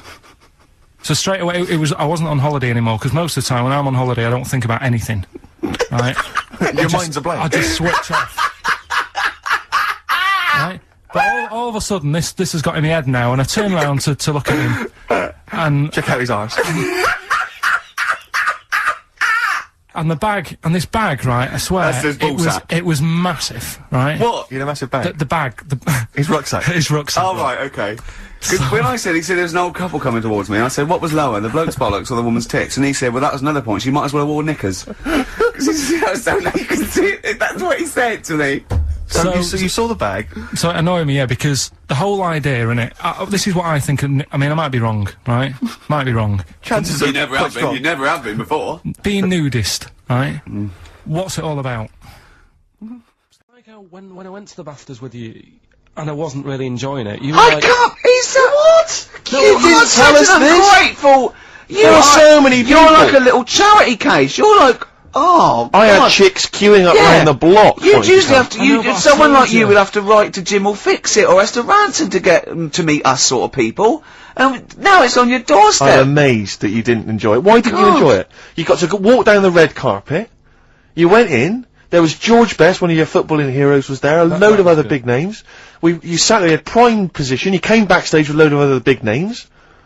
Hey, you had a lovely bit of You were grub. filming this thing for the DVD you were making. That's you, a cameraman on our DVD. And yet you think, oh, and now you look grumpy because you had a couple of pints and you, oh, I can't believe So it. tell us why you didn't enjoy it, because the ceremony, what didn't you enjoy about that? It was interminable, wasn't it? Far too long. Wasn't it awful? So 3 boring. hours. I thought you were going to say something. Really? Sorry. 3 hours. Yeah. I mean, I suppose for you two, at least, you know, you were going to get something. Sure. Yeah. But with me, it's like, I mean, I've never graduated or anything, so Have you not? I'm trying to think of a situation. Basically, I sat there for 3 hours knowing that I'm not going to get anything out of the night. Yeah. Right? Now... Did you, sorry, when we invited you and you said yes, did you think you were up for an award? No, but I thought we were going to be sat round tables, having a nice bit of food, Yeah. whilst people are going up there winning awards. Yeah. But 3 hours of the same thing over and over again. I mean, if a film's 3 hours in the cinema, Yeah. you go, well, it's long, but, you know, I wonder how it's going to end. Yeah. But this was just like the same thing over and over again. Some guy going up, thanks a lot, cheers for the bit of brass. And then going down, sitting down, the same thing over and over again. I wouldn't, honestly, right, I'd say it was one of the worst things I've ever had to do. No, I enjoyed the night afterwards when we did have a bit of lamb and a nice bit of veg and that. That was alright, and I went home and I was happy, and I got the little freebie bag that you're talking about that we're giving away. Yeah. Which wasn't much good stuff in it. Alright! Right. No, for What would you have done on that Saturday night? Suzanne What said would you have done or the Sunday night rather, what would you have done had you been at home? I would have stayed in with Suzanne, right, watching telly, having a nice bit of pate on toast or something, cup of tea, watching 24. But instead, I had to buy an expensive suit, so I didn't show you up. Right? Yeah. How much did you spend on your suit? Well, in total, right, because, you know, the shoes and the suit and the shirt and the tie, it was about 600 quid. That's the most expensive evening ever. That's what I'm saying to you. And the daft thing is, it's dark in there. I don't know why you've got to wear a nice suit. You can't wear a tracksuit, for goodness sake. It's dark in there! No, just the shirt and that. It doesn't make you a better person wearing a suit. No, doesn't You make you a know what I better mean? person, no. We're not claiming it made you a better person. No, but that annoyed me. Yeah. I mean, it was an experience, innit? That's why I went, because you think, if I didn't go, if I would have said to you when you invited me, no, Steve, I don't want to go, then I would have never known, right? Yeah. And that's my sort of thing in life, right? Yeah. If something comes up, you should take it, even if you're not going to like it. It's a bit of an experience. Right. You know what he said to me? I phoned him up because we had to meet up, and obviously he had to pose as my gay lover. Yeah. To get in, right? Yeah. He phoned, he said something to me like, I bought a suit, I'm looking good. He said, I'm looking good. People will think, how on earth did he end up with that good-looking guy? So he got into the role. That was what he said to me. Getting into it. Such an insult. Play a record. I just must say that we've had an email from Darryl Foster. Lots of people have emailed in and said, well done on the BAFTAs and well done on your Room 101. They really liked that. Thank you. There's one guy, and it's Darryl says, Ricky, has your dad only got one D-Mob suit? Because I know you noticed that Ricky wears the same suit every single time he appears on TV, because he spent a fortune on it getting it tailor-made. I've only got one. It's a good suit, and I now he wears it know. all the time. And it's winter as well, it's like a pure wall, so I'm sweating everywhere I go. Anyway, usually it's too much cheese. I won't be buying another. Huh? I won't be buying another one. Ever. Yeah, that's it. Yeah. Yeah. Suzanne told me today, right, because I've handed it in today to have the trousers turned up a bit. Why? Because it was a bit of a bodge job for the night. Yeah. Right. It was just some pins sort of holding it up the other night, but you didn't notice, and I didn't tell you because I thought you'd be getting on the stage and saying, "Look at that freak over there with his pants hemmed up." But I took it to the place to get it done. Suzanne tells me that I'm going to start shrinking now and getting to that age where you start going smaller. So just go back to insults briefly. Go on, You know, Goofy. saying. Oh, no, see, that's... Goofy, that's not fair. No, because that's what he said, it's in my head. What do you mean he said that? No, When did he say that? No, I mean... When did you call me Goofy? No, he didn't. He said about what's in Baldy? my head. Hey, no, when it's... come Mate, on. come off it. Don't What? Who's start calling on me Goofy? No. I'm not even Goofy. Goggle-eyed's fair enough. Yeah, but you can sort your look Lanky. out, I can't. What do you mean I can... How can I sort my look out? I'm not even Goofy. That's not fair. You've got the proper features. What? Just needs sorting out a bit. I can't help it if my hair's not good. I noticed the other day when Carl was sitting on your knee having his picture taken. It's a long story, right? He's got a completely spherical head. It's slightly too small. I'm not being funny because I mean, you know, I'm not perfect. But he's got a completely spherical little head. He looks a little bit like a baby Hamburglar. You know Hamburglar off McDonald's. Sure. He looks like a little baby Hamburglar, and it's sort of quite put upon. It's Suzanne thinks I look like that thing in that Dulux advert. Do you know when the woman pulls the head off that? That little plasticine Yeah, morph type and then they thing. make a new head for it. And it's like a little head. really. And that's your girlfriend saying it. I know. Anyway, listen. Let's get back to business here.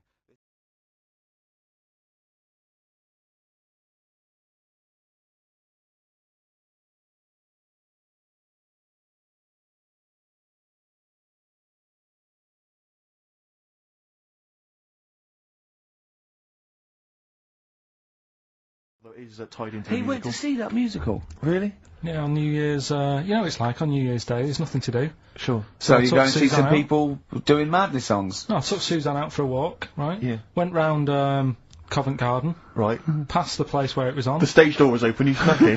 Well, I said Madness are alright. And because when you think about it, Madness songs are quite sort of musical anyway, aren't they? So you can't They're quite do- musical. Do you know what I mean? They sort He of... means they're Oh, like I a see, right, they're musical, like a- yeah. like a musical. Knees up, Mother Brown. I thought it was alright, enjoyed it. Blur the musical would be good, wouldn't it? Blur the musical would be excellent. Yeah, So, little Cockney so Sparrow. what, you bought tickets there and then and just went in? No. They're not selling, are they? It's fairly quiet because No. we only paid the lower price and we got upgraded for free. Nice. So You I don't enjoyed it think though, it's- did you? No, I'd loved it. And would So, anyone like to come on stage with us? Yeah. The little bald fella. Yeah, go on, I'll give it a go. And what home are you from? Where are you? What are you doing tomorrow? Well, I'm going. No, you're coming here tomorrow. Come here tomorrow. We've got... How do you get so many breaks and holidays? Because you went away with Suzanne's parents. You've just been away with your parents. That's a couple of weeks, 10 days. So that's probably about 3 weeks in all. You had that. You went to Manchester. You had that day off because your trousers were wet. I mean, and I suppose because you've only got one job, and I've got a lot more. This is just one of my jobs. But I mean, don't you ever count your blessings? Go, God, thank God, I can have time off. I don't work too hard. You know, I'm not stressed too much. No. It's just all to do with when you do work, do a lot. So I get a lot done. Yeah. What do you mean? I'm always doing stuff. I mean, even though when I was in Cornwall, right, I'm sat there on the grass.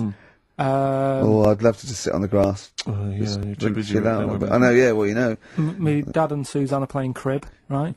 I'd sort of fallen out with him at Your that dad point. and Suzanne are playing Why did you crib. fallen Because out you do with live who? in the 1940s. Yeah, why had you fallen out?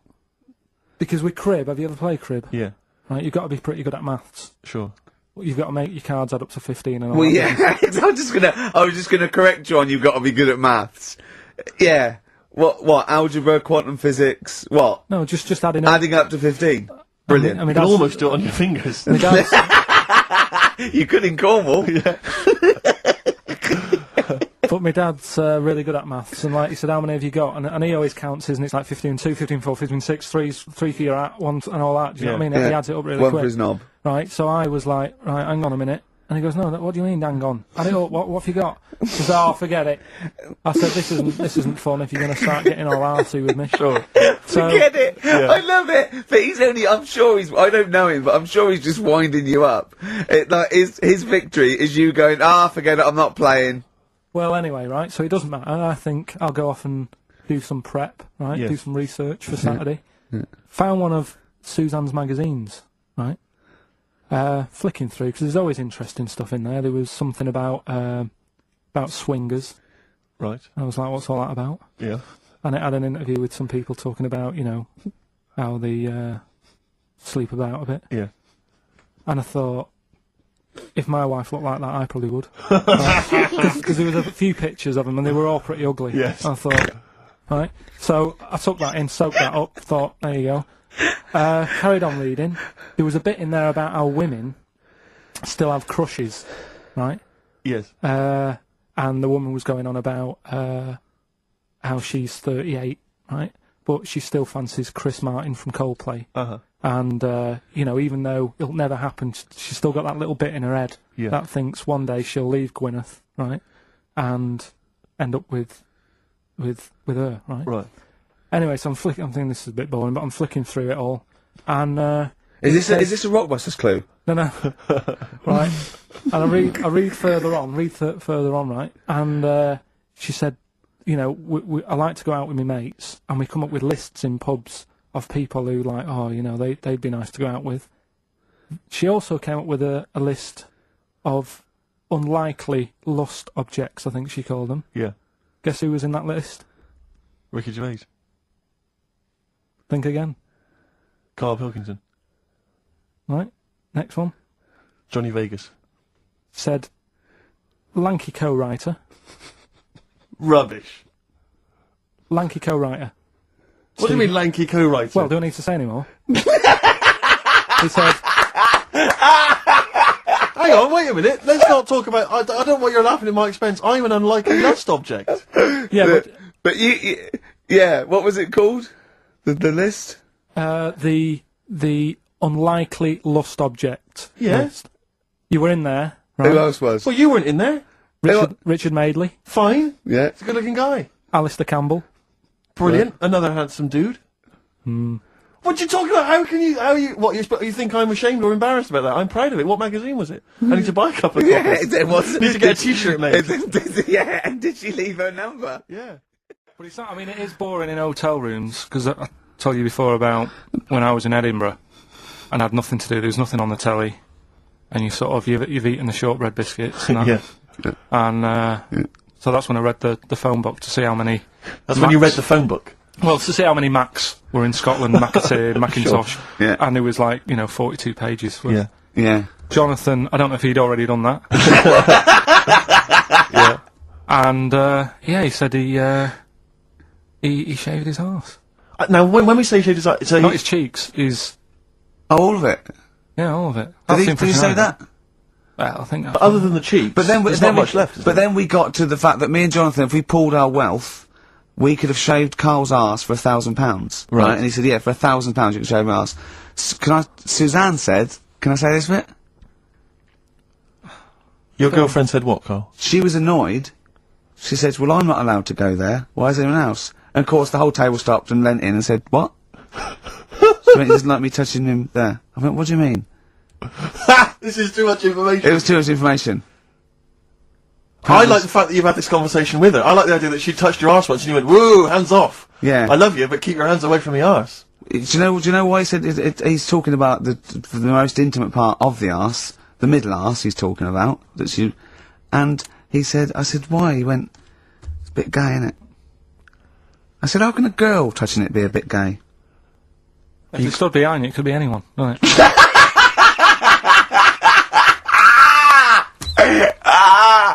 Oh God! And it seemed, I mean, you can imagine the conversations we were having, right? And it's that thing that the waitress heard something every time she came over. She heard the word, like, cock or... Jonathan Ross saying I shaved my arse. yeah. And, oh dear. But it was, it was a good night, wasn't it? So, it's £1,000 now, isn't it? But presumably you give Suzanne half anyway, so everyone will be happy. You've used the arse to best effect. She's got half out of it, so she's made as much out of your arse as you have, in a sense. Me and Jonathan are happy. Yeah, but to be fair, it's his arse on the line.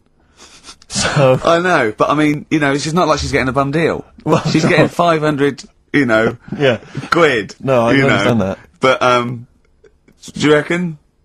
Just thinking of some more. Play a record! Can I just ask, before you play a record, if we were to shave your arse, let's say we did it for charity or something, got sponsorship, how would we do it? Would we use one of those big kind of old-fashioned razors? No, I'd use a Bic Safety. I'd just straight away... And would you use a gel or a foam? No, I first of all, I think I just, lather it up. Right, so you'd lather up his arse first? I do the outside bits, just goes straight down, big broad strokes, clean, right? Then I'd have to go in the crevices, and I'd need an assistant. I'd pop it apart, and just very gently go in there. I might even use electronic equipment, just so there was no sort of, like, nicks. Okay. So an electric razor? Or, I might wax the internal middle arse. How did Jonathan do it? Because he did it on his own, didn't he? I just use mirrors. Why don't I'll ask him. We'll call him later. But, I don't know. Well, perhaps you listening have once shaved your arse, maybe during an exam or something. What I think, and this is conjecture, but I think he was probably there, he'd had a shower, he's shaved his face, right, and thought, well, he was naked, looks down and goes, oh, what a hairy arse. Well, hold on, I've got the razor in this hand, I've got the mirror there, you know, I'm not on stage for a good 10 minutes. Yeah. There's one thing I don't like going on stage with, is a hairy arse. Bang, swing, wallop, done. On stage, thanks, see you later. See you next week. Yeah? What are you thinking, Carl? No, it's just how hairy was it? Do you know what I mean? How hairy was it? Because I imagine, I mean, you're saying mirrors and stuff. Yeah. But I mean, how old is he now? He's 42. And they say your testicles drop quite a bit once you start getting old, don't they? Yeah. So he's got to make sure they're out of the way. Yeah, but I don't think, I mean, I can speak for myself, you know, as a similar age to Jonathan, that, I mean, you know, there's millimetres in it. It's not like we tuck them in our socks in the morning. Okay. They're still in the same place. You really wouldn't know the difference. It wouldn't, if we filmed it in, you know, time-lapse camera, it wouldn't be like a bungee jump. Do you know what I mean? They wouldn't be moving a lot. Yeah. Alright? Do you think I told him he's a good-looking fella, Steve. Would you agree with that? I told Jonathan that he said that he just went for it as well. Yeah. So you've spent a lot of time picturing Jonathan's naked arse. You'd let him give you money for arse touchery. Yeah, whereas your girlfriend's got no chance, access to it. and you're saying he's a good-looking man. Do you want to play a record and think about what you've done? Interesting. Oh. What's the problem with gay Yankees? You played Bruce Springsteen last week. Yeah. Right? Yeah. And you said he had got a load of trouble on his hands when he had a hanky in his back pocket. Did I say that on air or? Well, we were just saying that famously on the cover of the Born to Run, Born in the USA album, it's just him, isn't it, with just his backside basically with a red handkerchief. I wasn't looking. Well, I just. I did it for research purposes for this amazing link. Yeah, he had a red handkerchief, I think, in his right hand pocket, and apparently that signifies homosexuality. Apparently, I don't know. Oh, I thought it was which way you take. I don't know. Those myths, aren't they? Right, yeah, well, exactly. I don't even know if this is... No, well, I read up about it. Okay. Right. Just for research. And, it's all sort of, you've got all different coloured hankies. Are they? Right? Yeah. Right. And, it depends what pocket you put it in Yeah. as well. So you've got, like, the different colours, different pockets. Yeah. And, Sorry, how many variations are there? Different pockets is what? well, you've got, like, your back pocket, your right back pocket. But what do they your back mean? pocket. What do you mean? Well, what do they signify? You can't just tell us they signify something. What do they signify? Well, some stuff that we don't really want to talk about, to be honest. What? Sort of, stuff that gays are into. Right. What do you mean? Barbara Streisand records? Yeah, yeah, Eurovision. No, like, a couple of things that were there that I know we can mention. They said something about... I love what he thinks he can't mention, I love it. Decency, what is this, 1956? No, but I mean, it isn't just, having it away. Having it away, I love him! Having it away! They get up to some weird stuff.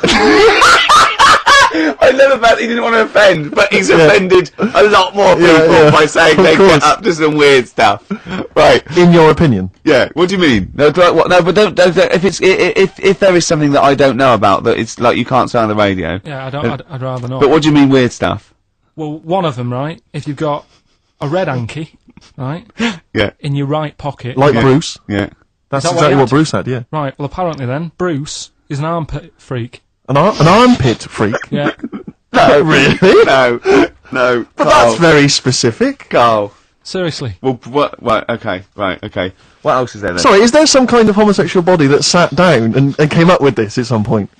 Well, you said this is getting crazy. You've got, like, a blue handkerchief in your top breast pocket. I don't know what that means. You need to sit down. There's some kind of summit. Figure out what it means. Yeah. It's just that you're not free from it either. So if you were to go in like a gay bar, which, you might do if you're straight anyway, because they're, good places, I think. Mm-hmm. Right? You can't actually go in there if you've got a cold, because every coloured hanky represents something. Right. So if I was to go in and had a bit of a sniffle, I could get into all sorts of trouble. Well, put out a Marks and Spencer's white linen hanky, that means you like to be tied up and whipped. Yeah. There was another one, armpit freak we've covered. Armpit freak is done. We've covered. An armpit freak? I don't really know what that means. So, right, okay, yeah. But there was just one other thing, like a blue and white one, is if you're into sailors. To sailors? Yeah, if you have a little blue and white hanky, that's in your left pocket. Yeah. Right. Blue and white equals sailor. So I wanted to ask you something. But again, we've got to be careful here. When you wouldn't leave the building that was on fire because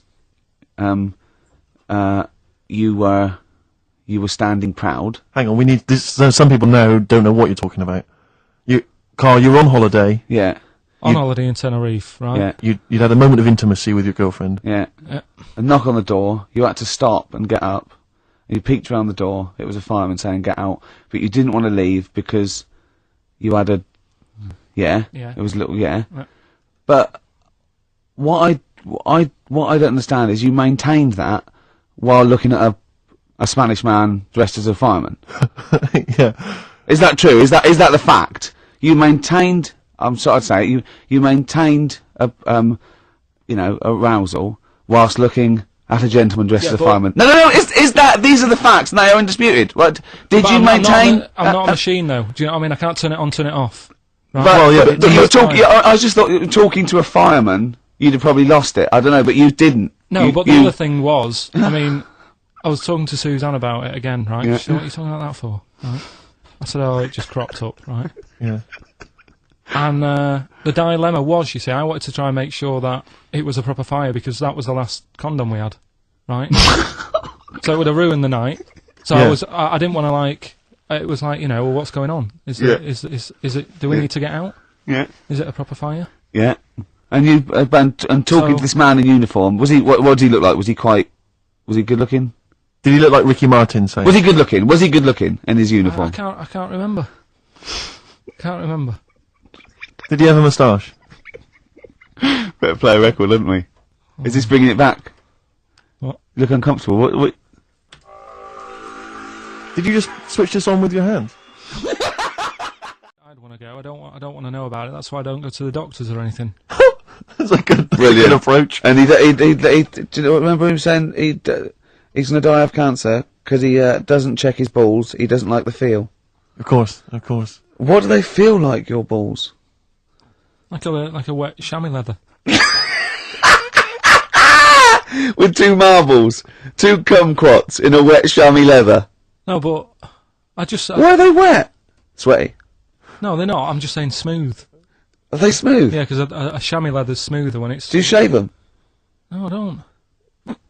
In case a fireman pops round, you want to look your best. It looks like your head.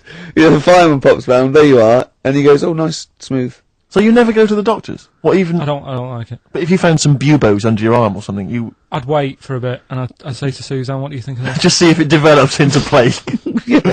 Well, yeah, because you know, don't you? You know Old bandages round your head. Yeah. And a bell. Yeah. Suzanne, where are you out? Can you get me a bell? Exactly. Brilliant. I don't... You know, there was this kid at our school we took the piss out of for basically the rest of his time there, because when he was about 11, someone said, how would you want to die? Right, we do that thing, drown in fire or that. He said, I want to die of old age in my mother's arms. How old was he? Like 11. Loser. Now, are you familiar with this thing that they can do if you're dead, right? No, not if you're dead. It's like if you're ill and you know you're going to die, right? I don't know what this is anymore. Extraordinary. Have a rest. Extraordinary. Himalayas. Himalaya. What? Listen, this is an interesting fact. Come on. If you're ill but you know you're going to die. Yeah, you can have this thing done in Detroit where you get put in a fridge. Right. And if they work out, you know, what's wrong with you in 20 years' time, they go, right, that fella is in the fridge. He had that. We can sort it. Let's get him out. And they sort you out. Yeah. Is this the first time you've come across this idea? Yeah, I read it the other day. I didn't know You've about never it. heard of this before? It's called Cryogenically preserved. It's good, isn't it? They put you at sort of like sub-zero temperatures, so stop all cellular activity. So do you stop aging at that point? Yeah, it's suspended animation. So, well, what's the law on it, right? Because say if I had something, right? Yeah. And I said, oh, put me in a fridge, and when you've got the cure and that, wheel me out, sort me out. Say if they did that. Yeah. And it was like 40 years. Yeah. And in 40 years' time, they get a cure for me. Yeah. Would I have to stay with Suzanne? Because she'd be 70. Do you mean what are the rules? Should you be allowed to date a younger woman? Well, it's not fair, is it? It's like good news. Good news. We sorted you out, but I don't think she'd mind. I reckon she'd have the best 40 years of her life. Yeah. And plus, they're never going to find a cure for what ails you. That is genius. That is brilliant. You come out, you're cured, and you go, oh no. I love the fact that's what he'd be lying there. If you could think while he was in that state, you'd be thinking, oh god. She's losing her looks. Yeah. Just, oh dear. But everything else as well, like, my job wouldn't be here. No. No. Although the figures would have gone up a little bit. Yeah. Flat's probably gone or knocked down or whatever. Sure. Yeah. Most of my family would be dead. Yep. So what's the point? What? How do you know about it? Who's done it? Well, famously Walt Disney, apparently. I mean, Walt Disney actually did die, but had his body preserved so that should they one day be able to bring back people from the dead, they need Walt Disney. Hang on, who do we have? But with him, nothing is going to change because when he comes out, Mickey Mouse will still look the same. Sure. And plug and all that. Plug! Play a record! I don't know where your mind is! Play a record! It's brilliant, you just say words! It's the rest. Now, when we were talking to Carl in the week, the thing is we're talking to Carl is that you come up with something that's sort of like, quite innocent, and he goes, well, once, right? And you realise that it's comedy dynamite. He doesn't know it, but we want to go save it. And he let out, you were filling in a form, weren't you? It was all like your girlfriend thinking you're a div. And it's happened before, isn't it? Because she came home and you'd filled out a form to get a job once, hadn't you? Yeah. What was that for? Granada telly. And on it... Well, let Carl explain. Yeah. You see, this is what annoys me with job applications, because rather than just saying, do you want the job, and what can you bring to this business? Yeah. Do you want the job is a good one. Because the thing is... That's sort of the one for the boys. No, listen, right? Because if they say no, Yeah, I don't think they want the job. Yeah, but listen. Go on. I mean, I presume with what you do, you have to take people on and stuff. Well, in a fight, you mean? You know what I mean? Yeah. And I think it's more important that you're willing to graft and put the hours in. Sure. Than say that, you know, you did well at school. Yes. Sure. Because if I wanted to, I could have done well at school. Of course. I just didn't want to. Yeah. So where's this going? So you had the application form. So when it came to the qualifications bit and that, I couldn't fill them in because I didn't have any qualifications. And it was also asking about your languages. And I put down English quite good. English quite good. Ha ha ha. And his girlfriend came over and seen the form that he'd sent off, and this was a copy of it. Yeah.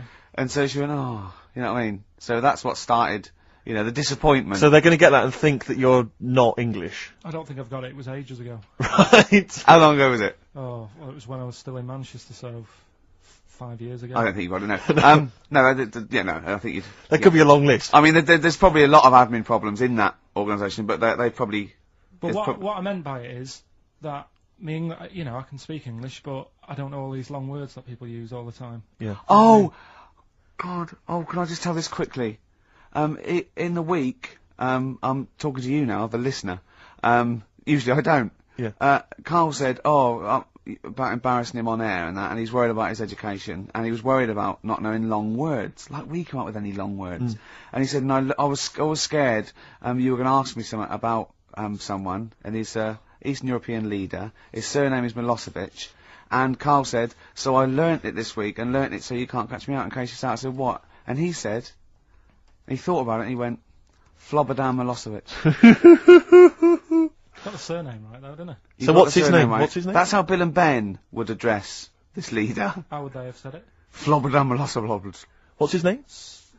Slobodan Yeah. Milosevic. Yeah. Well done. Anyway, Karl, look, you almost let it slip then as you were talking about your filling out that application form. There's some big news that everyone needs to know, which we were stunned by in the week, although the more we sort of talk to you, the more it starts to fall into place. Yeah. But Karl, what's the story? That I haven't got me exam results from my GCSEs. He never turned up to get his exam I results. was working. And so, how many did you take in the end? Because you weren't even sure about that, were you? You think you took maths and English, don't you? Yeah. And Did art. you think you've handed in the artwork for art, don't Now, you? art was continual assessment, wasn't it? Coursework. And what was it that you made? I made a man sort of putting his arms into a car. You've made a model of a man putting his arms into a car. What was this? So Sort that of like- one's passed. Was We that can take that this as a read. homage to break-ins in Manchester? Was this? What was this? Oh look, he does what he sees. Yeah. So you've what's got it- that. That's safe. You definitely got that one. So you've taken art, you've taken English and maths, you think? So this is what we're going to do, listeners. We're going to try and find out his exam results for him and tell him next week. Live on air. We're going to call his school, we're going to try and track him down, and we are going to have a little envelope, and we are going to give Karl, at the age of 29, his O-level results. GCSEs, yeah. Now, Karl, so you took maths. Yeah. You think you took English. Do you remember turning up to do those? Do you remember sitting in the room filling in the forms? Yeah. Okay. And how did you feel you did? I don't think I did well. You don't think you did well? Did you revise? No. Why didn't you revise? Because I don't really believe in it. Okay. Well, it's just that if you don't know it, then you don't know it. You shouldn't have to start looking at a book. If I went to like the hospital, Yeah. and the doctor said, "Oh, you need your appendix out," but hang on a minute, I've just got to read up on it. Yeah. That isn't good enough. Okay. He should know, and that's the way I feel about it. To be fair though, He did do the revision beforehand. yeah, they don't usually pass on, like, maybe, like, when they're in practice. Yeah, 7 years information down they the took line. in by osmosis. Yeah, yeah, and bloke comes in and goes, can I just see what you did with that? And I goes, you've passed. Yeah. Phew. That's a good one. Yeah. Good job I watched Casualty. I just like the way, you know, the things that interest me, I remember. Things Okay. like snakes not having ears and stuff. Yes. I didn't have to read about that. No, you just learnt that, yeah. You saw it on the telly, didn't you? You saw it on that Ian Wright programme. Yeah. Yeah. And this is what Karl said to me. He said, it's actually, I called Karl up in the week, and Reese was with him. You know, Reese used to be on XFM, Yeah, and he took the phone, and he went, Karl's worried, I've seen that programme. He said, snakes don't have ears, right? He said, so you can creep up on them and pick them up. And he said, Karl's worried. He said, how do you ever put them down again? Because then they know you're there. I woke up the other night quite late, Worried about that. and I said to my girlfriend, I said, how do you put a snake down? And she said, what are you talking about? I said, that Ian Wright thing, this guy managed to pick up a snake. And do you know that thing where they clamp its head on a jar to get the poison out? I do now. Right? They did that, but they didn't show you how they got rid of it, and I thought, it could really get nasty, because it's obviously annoyed that you've had its head pressed in the jar. Yeah. Right? They hate that. Now... Especially as it's in front of their mates. When you lift it off, Yeah. right, you've got hold of it. Yeah. If you go to chuck it down, it's going to turn on you. It's going to go wild, isn't it? So, I just wondered. Well, what you do is you never put it down, Carl. Yeah, that's why happens. that bloke has got about, 11 or 12 just carrying him. Exactly. Yeah, you never put it down. You sling it. Who cares? You just throw it, don't you, really far. That's not, that I don't think you should throw snakes. But Carl, listen, don't worry, we're not asking you to get involved with snakes, we're just asking you now, you did... We got a song with a story? Yeah, doing that. What is it? I don't want to sort of tell you what it is yet, because the song isn't that great. Do you know what I mean? It's not a song that's like an XFM song, but every time I hear it on, say, like Magic or whatever, Yeah. I have an argument. 105.4. Yeah, I have an argument with Suzanne that, what I think it's about, and she says, don't be stupid, it's not about that, and I'll say, no, it is. And so we're gonna decide who's right. Yeah. Well, I don't know what song you're talking about, and I don't know what the argument is, but Suzanne's right. Definitely. No doubt about it. Yeah. Well, I'll listen, but I'm hoping that once people sort of listen to it again with my thoughts every time Well, this song sums up what people should think of you. It's don't believe a word. Alright? That's the sort of links I'm capable of. If that doesn't bag us as Sony, then nothing will. Carl, are we doing your, story with a song? Is that what you want to do? Yeah. Well, Excited about it. Like what was it the other week? We did, Babushka. Did Babushka. Yeah. Pinball Wizard. You said if he's deaf, dumb and blind, he doesn't even know he's playing pinball, which is... I just said don't bother putting money in it. That's all I'm saying. Let him play pinball, but don't waste 20p or whatever. Good point. This week, right, do you know how I was saying... It is a good point, actually. It is a good point. Again, though, it wasn't a documentary. It was just... It's not... Didn't really happen. Yeah, well... Do you know how I was saying sometimes I listen to song... I like a song to be... obvious what it's saying. Pinball Wizard was a good story. You need a song to be obvious. In the ghetto, it's a kid growing up and all that rough area, gets killed for nicking cars and messing with guns and that. Living in the city, growing up in New York, rough area, how you cope with it and that, right? But they've got to be as simple as that. Otherwise, I'm not that I've got a brand new combine harvester. It's about like machine. It's brand new. Yeah. It's brand new. But even though it's new, he's willing to lend it out to other people. No, but what I mean is, if you start trying to be clever, the story's lost on you, innit? Yeah. Not necessarily me or Rick, but yeah, sure. Go on, we know what you mean. Go on. On primates, yeah. Well, this song here, right, it's not an XFM song, and you'll probably hate the song, to be honest. Go on, what is it? What's the song? Yeah. It's Wonderful Tonight.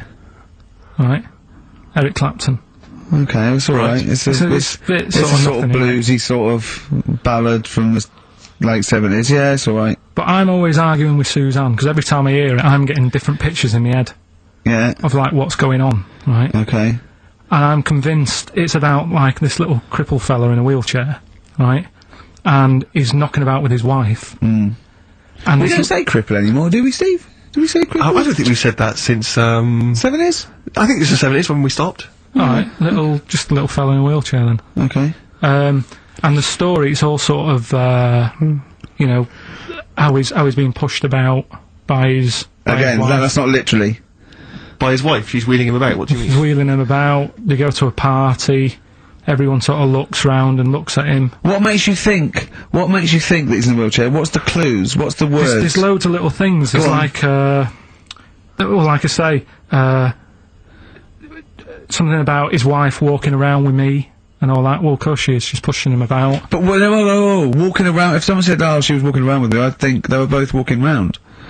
There's a few. But that's not. There must be another. There must be a reason why you suddenly thought that fella's in a wheelchair. Right. My wife's walking around with me. Put on your makeup, and I feel alright. No, and she's always saying, "Do you feel alright?" And that she's always asking him how he is. Yeah, but she's just listen. Let me play it, right? And try and picture the scene, right? But now I'm only thinking of a little fella in a wheelchair. Well, have a listen to it, and just everything that's being said. Okay. Understand why I'm thinking what I'm thinking. No, never. Is that it? Yeah, there's no clue. But the thing is, that's what I'm picturing. But that doesn't mean it happened. You picture people that are half man, half moth. It doesn't mean it's possible. Do you know what I mean, Carl? What you think is usually not true. Suzanne is totally right. There is no reason. I have never, ever thought that Eric Clapton was singing about a little fella in a wheelchair. And the one clue in that, there's two, isn't there? Are you alright? Well, let me say that, little cripple. Right, and, so I'll give her the car keys. Oh, well, why's she driving? He ain't got any legs. Pushing him around and that. No, pushing him around. So we'll do one more next week then. Okay. I'm just finding more and more things are annoying me. Really? Like, even... Like, at that Sony's night, right, you've got a lot of, respectable people going to that thing, you know, people who are high up at the BBC and that. Yeah. And just the way, you know, it's a posh night, there's people there with dinner jackets on and stuff. Mm. And then I went to the toilet for a wee. Old fella in there. I thought he looks like he's been in the, you know, the radio game for years, probably done loads of award-winning Sony stuff. Yeah. You know, all the BBC documentaries they do, in-depth stuff, and I thought, you know, I wonder if I'll be like him when I'm older, I wonder if I'm as good as him. Thinking all that, he's having a wee in the next urinal. Farts. I know. Yeah. He just farts.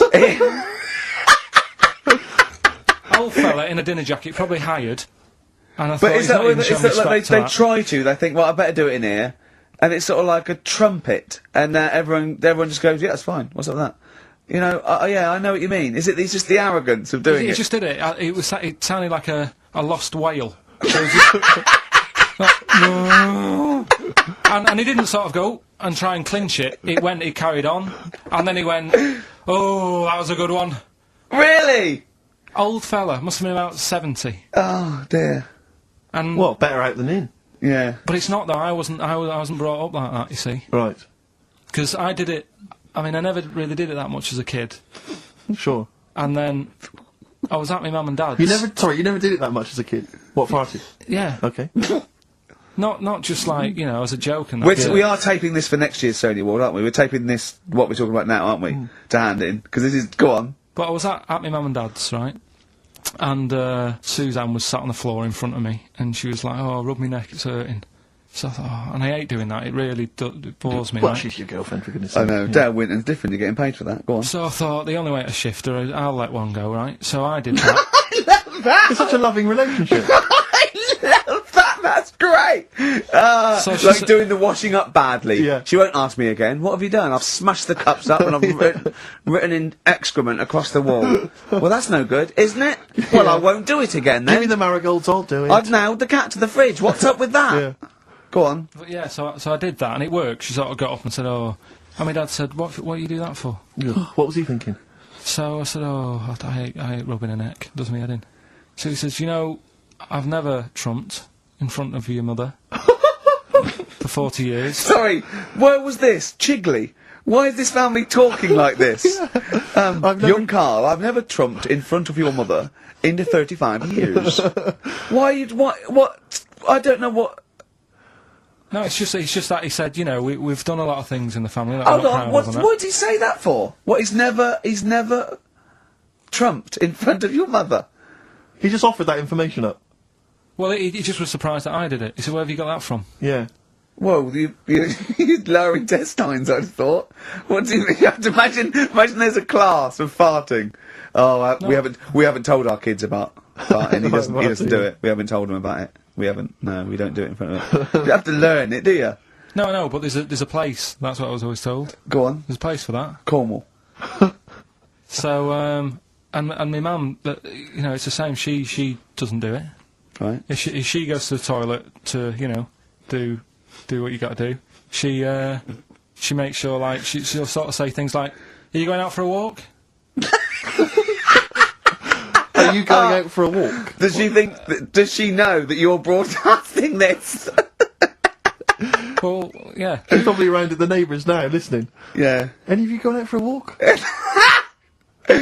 just at the door. So she waits until everyone's left, or? She doesn't like the thought that everyone... Do you know, like, cats don't like you staring at them when they're doing it? I've never stared at a cat while it was doing anything. Have you ever had a pet cat? What do you mean? Yeah, go on. No, it's just that cats, you know, if you get them a little litter tray, Yeah. I remember being told, like, no, when it does use it, don't sort of go and look at it. 'Cause it puts it off. I was the same as a kid. I didn't, when I had a nappy... Who comes and looks at you when you're on the bog? No, when I was a kid and I was in a nappy, right, I used to always, like, there was a corner in the kitchen that I'd always go to. And everyone would be Why like... do you go to the toilet? Because I had a nappy on. Oh, yeah, right, how old were you? 14th birthday? About 3 or something. Yeah. Right. And I used to always go to this corner, and Yeah. everyone said, right, he's going to the corner, don't watch, don't stare at him. And the thing is, I can so imagine you because you've got the same head. Yeah, you look like a baby. It's just the baby's head. Putting that. Would you put a nappy on for 50 quid? Now. Yeah. I'll just sitting, do your work, No, right? anyway, Just sit in the right? corner. So I'm not doing that, right? Come on. So yeah, my mum's like that, and something else she's good. I mean, people No, might no, want no. to know. Dinner party. Oh, no, it's Mrs. Pilkington just in the corner. Just don't look at her. Yeah, don't look at Mrs. P. She's just in the corner of our kitchen. Don't just look at her. What's she doing? She's just doing her business. She's there. There she is squatting. Are you going for a walk? Sorry, you were saying, Carl. Another trick I've learnt from her, right? If you're using, say, a friend's toilet or something, and you don't want to leave your mark, just Go down the toilet and flush it. take a box of matches with you. Yes.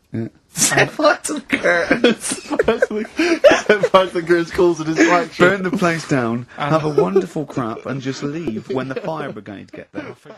I don't want to lose complete sight of those. I'll maybe ask you a couple of those in the week just to so you keep your mind on it. But Hitler. Tell us the story. What have you learned? Do you want to ask some questions? No, not really. Just sum it up in a minute. What do you Can't think? do it in a minute. Well, can I ask some questions then? Where was he born? Austria. Tell us about his early life. Right, he was a young lad. Brilliant. What in his early life? Okay. Yeah. What's the name? His mum was his dad's second cousin, which is a bit weird. Yeah. That is weird. They had 5 kids. He's going, yeah, it's usually first cousin where I come from. Oh, that's unfair, isn't it? There's no need for that. There was 5 kids, but only 2 of them, including Hitler, including him and his sister survived. The others died at an early age. Okay. Right. Anyway, so they grew up, and the mum died and the dad died and that, and he thought, oh, what am I going to do? Because he didn't do well at school, didn't have many qualifications. No. Liked art. Did he have a GCSE in history? Liked art, right? And then, so he said, right, I'm going to go to Munich. I missed a bit out, actually. Jewish people were in Austria, he didn't really like them. Okay.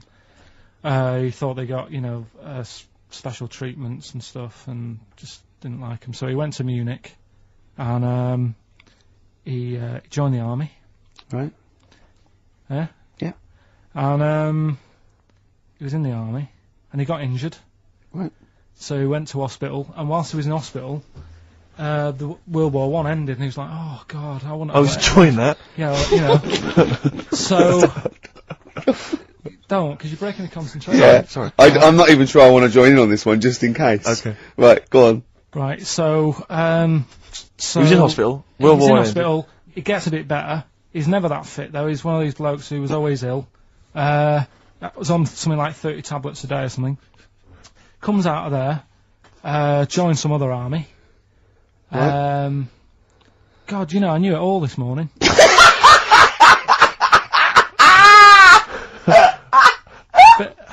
I can see it running to ground.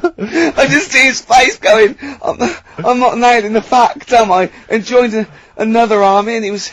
Listen, let's try and help you. Here's a good bit. I remember this bit. He thought that war to men, right, was like childbirth is to women. That's how important he thought he was. All right. Right? So it's like, you fight for 9 months, and at the end of it, you own something, right? Yeah. So, he goes on and all that. He's in Berlin. Yeah. And he's fighting his way through, like, trying to take over countries and that. And he does he do Berlin? Does he? Sorry, wait a minute. Is he Chancellor yet? What year is it? 35? Let's skip the kind of climb to power then. He's now the dictator of Germany. Right, he's in charge, yeah. And this is when, you know, he gets his own back on the Jewish people and that, and he's got his own little armies, and he's setting fire to Jewish businesses and all this. And anyway, cut a long story short, he please do.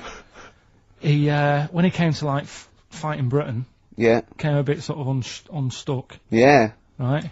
Started fighting. Not so easy, is it? This world domination, Adolf. Britain was there. France was helping out. Yeah. Americans were helping out. Yeah. So he thought, oh god, so a bit late, but yeah, he goes into a bunker in Berlin. Yeah. And it's all kicking off. Yeah. And apparently, like, Germany sort of surrenders. Yeah. Says it's all over, forget it, we can't beat you. He was really annoyed with this, and he thought, oh, I can't show my face around here. So he because it would be embarrassing. He's with his missus, who nobody knew was his wife. Right. Eva, in this bunker. Yeah. And, so he said, I've had enough of this. He shoots himself. Yeah. She poisons herself. And the chauffeur buries him or something, or burns him. Right. And, in all the time he was in charge, 50 million people died. So that's 1918 to 1945. Yeah. Between... It felt like that. Between Travis and the Red Hot Chili Peppers. Next week. That's fantastic. That's remarkable. I have to say that you sort of lost your grasp somewhere along the line, because you started off confidently, but you lost your way. I've had a really busy week, and last night I was like whizzing through it. Sure. And then this morning I woke up, and you know, Suzanne had been away for about 3 days, right? Yeah. I hardly spoke to her. She's been busy, I've been busy. First thing to say when I wake up, oh, just ask me some stuff on Hitler. You are romantic. That's great. That's how stressful it's getting. But I knew it all this morning, honestly. No, but that's fine. I think you've summed up the, you know, you've done that. Right, it's time for the newest quiz in town. This is where Karl inserts himself into a seminal film. Last week, he was the little kid in Sixth Sense. You remember? To great acclaim. The critics loved it. They said a triumph. This week, he's fiddled with The Graduate. This is the scene where, of course, he goes upstairs to the hotel room, and it's on the cards. She's a dead cert, Mrs. Robinson. Well, here we go then. So, are you ready for it? I've brought some condoms from home that Suzanne got for Christmas. Benjamin. What? Will you bring me a hanger? A what? A hanger.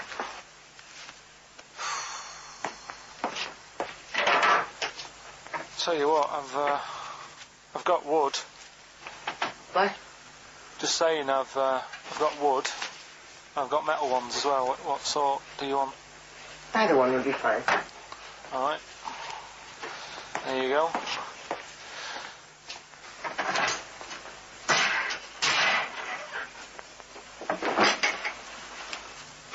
Are you afraid of me? No. No, I've seen weirder things than you. Have I ever told you about the two lads I went to school with who had big heads? Webbed fingers as well, but not related, and weren't mates, but both had the same thing, which is a bit weird. Yeah, I've never found out what was wrong with them. Can I ask you a personal question? As long as it's not about my head being round, because Ricky's always going on about that. He's saying I've got a round head. Well, you can admit that, can't you? No, it's. I'd say it's a normal sort of shape. It's just round. It is, isn't it? Yeah, but what do you mean? So is yours. Head should be round. It's nothing to be ashamed of. I'm not ashamed. It's just a normal shape. Mm-hmm. And you can talk. Look at your saggy arse. Anyway, get your knickers off. Hello, darkness, my old friend. Oh, that was a joy. Oh dear. And why didn't you sleep last night? I haven't slept well for since I was about 12. Do you sleep well, Steve? But wait, you can't let that go! I haven't slept well since I was 12. What do you mean? Do you know, like, a proper I used to love going to bed as like a kid. Yeah. Whereas now it's like, oh, am I going to sleep tonight? And I sort of wake up about 4 times. Right. Whereas when you're a kid, I remember really loving, like, going to bed. There was one time where I actually laughed myself to sleep because I couldn't believe me luck. There's something wrong with him. What do you mean you laugh yourself? Have you ever had it when you're really tired and you get in bed and the pillows feel it's all cold. Yeah. And it's like, I can't believe this. Yeah. And it happened twice. Once when I just went to bed and I was really looking forward to it, and also when I helped my dad out once, like through the night. He worked at at this paper company, right? And I helped him out, and I got in at about 4 in the morning with him. Got in bed, and I just was like, I was laughing my head off. I had to put the pillow over my head because I couldn't believe me luck. Like I was like, oh, this is great. This, I'm going to sleep. I just have to say, life up north is so extraordinary. No, but you must be the easiest kid in the world to please. No wonder she knew she could just go get a cake. It's sort of like, what was he expecting me to say? He were expecting an extra hour in bed, but we got him cake as well. Go to bed without any supper. Brilliant. Brilliant, yeah. Your own bed. How long was it before you got your own? What did you used to do before? Just some straw in the corner? No, it's just that thing of when you're really tired and... And do you ever do this with Suzanne, though? Do you ever laugh yourself to sleep with her? No, that's what I mean. She can't sleep because you're chuckling away. I don't know what's up with me. I've got a lot going on. What do you mean you've got a lot going on? I don't know. I was talking to the security bloke before saying, do you sleep? Have you got much going on in your head and stuff? And I don't know. No, he wasn't insulted by that, I'm sure. Going up to someone and going, have you got a lot going on in your head? That is brilliant. It worries me. It's interesting that your lack of sleep coincides with the diaries and the writing of the bread and potato story every day. I don't know if once you had that responsibility. Why don't you every night go to Hugh Fay's, get some bread and potatoes, you don't have to eat them, then go to bed, and I think you'll be chuckling yourself to sleep in no time. To you though, the reason I did this Yeah. was to get that kitchen, right? Now, Brilliant. as we speak now, right? Builder's in the flat. He's been annoying me. Of course he has. Of course he has. What's he been doing? Well, when he turned up on Monday, right? Yeah. Wanders in, and the first thing he says to me is, said, the pub across the road, is it any good? I said, well, it doesn't matter, does it? You're working on the kitchen. Think of saying that to a builder. Probably making conversation. Probably meant, do they do a toasted sandwich? Because I got a half-hour lunch break, not an hour, like Karl Pilkington. So I'll pop over there and get a nice, cheese and tomato sandwich. Is that genuinely what you said to him? Yeah. The first thing you Yeah, said so to him? Suzanne had a go at me saying, why have you said that? He hasn't even started on it yet. I cannot believe that. You're unbelievable, Karl. And you say it's us that are rude, crass, I wasn't being thoughtless. rude. I just was letting him know. Do you know what I mean? I know what He they're up knows to. what he was there for. He had it down on his little docket. Do the kitchen this week. He didn't come there and go, what did I come out for?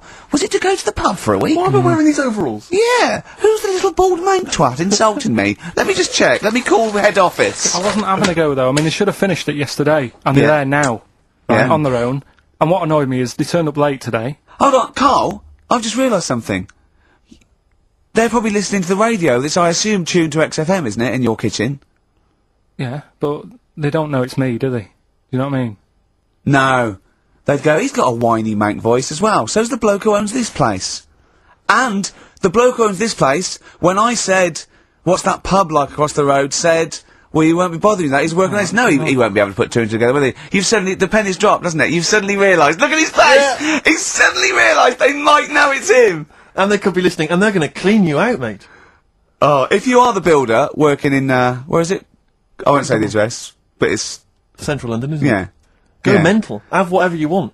Opposite that pub that you like, He'll probably be in there now, so he won't be listening. Oh, insulting a British workman. He should have been in just go today. mental. He should have been at 8 this morning, Just which annoyed go me anyway. mental. I really don't understand why they've got to start so early, right? Yeah. But he said he'll be there for 8, turned up at 9:30, right?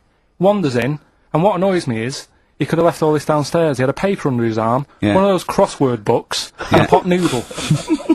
Now, I'm not being funny, but most of them take quite a bit of time. A crossword book, he's not happy with just the one that's in the paper. If you're listening, if you are the builder that's listening now, doing Karl's flat, what about pissing in the laundry basket?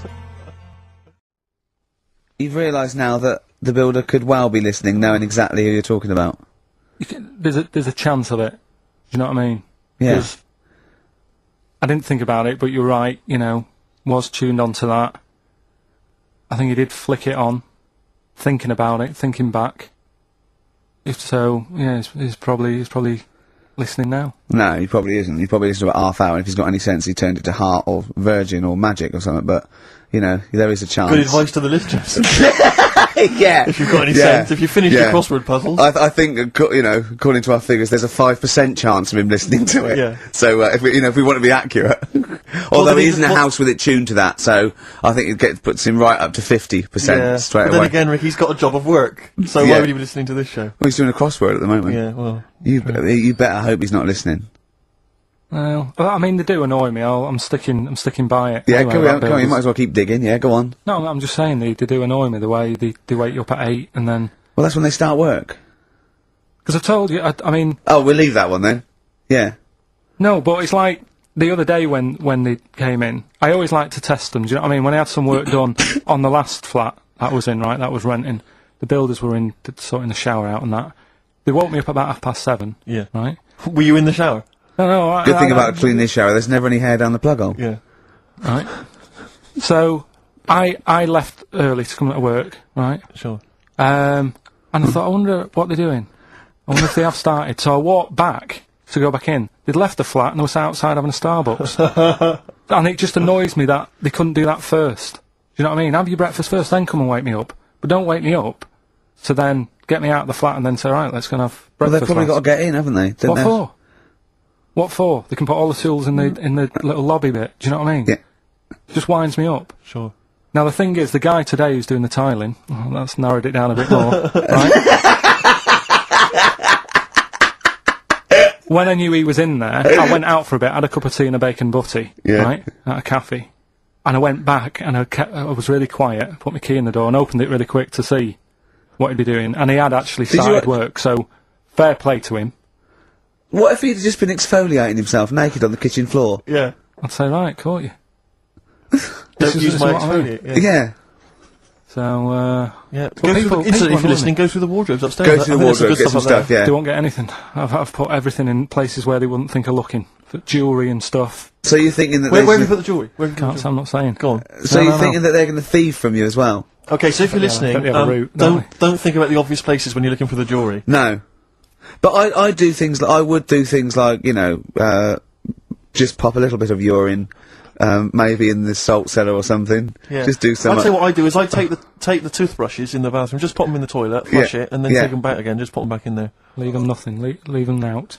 When they were coming last week, I brought the biscuits to work. Suzanne was like, no, you didn't really? No, mates. You no, brought your biscuits to work? No, it wasn't a tin, it was just a packet of good quality cookies. Good quality cookies! Yeah, you thought I'll be damned if they're Oh, God. But that's what Suzanne always says, don't know, you know, why you like this, because, you know, it's not as if you've been sort of harmed as a kid or anything. But I like the fact that you once said to us that you don't need friends. You don't like friends because they're a bit of a pain. Because they call you up and they want to be with you. Yeah, but mates are a hassle. I woke up today, right, and I think it was might have been on 5 Live or something this morning in the bedroom, right, and they were talking about how it's Nelson Mandela's birthday, 80-odd, 20,000 people turning up at his party. I thought, I'm glad I'm not in. I couldn't be doing with that. 20,000 people. Think of the carpet afterwards.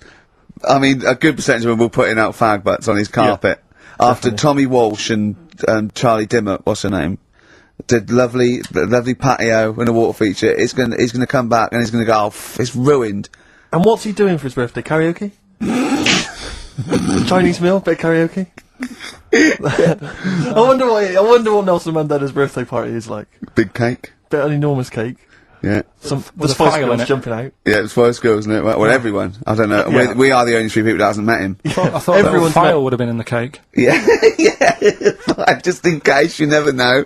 And if Winnie calls, I'm not here. Have you not invited her? No, of course no, definitely not. Poor Nelson. Happy birthday. How old is he? 85. Oh, well done. Well done. No, God bless him. God bless him. Imagine, oh God. But Just anyway. imagine if he was in charge. We did put him in charge of the country. Terrifying. Wouldn't that be amazing? Let him run the country? Just for a week. Or the mayor. What would you do if you were the president, or the Lord Mayor of London, or the Prime Minister Carl? I wouldn't do it like he's going to be offered it! It's a hypothetical question, Carl. No, but Suzanne was, right, my missus, if you're a new listener. You keep her, sure. Yeah, help her. She was watching the news, trying to follow some heavy stuff. And I'm like, The weather? What? Do you know what I mean? I just was like bored, and I was reading about that mouse that had an ear on its back and stuff like that. So she said, well, you take notice of this. Should be, you know what Ricky and Steve are like. They try to teach you stuff, and you don't even want to learn.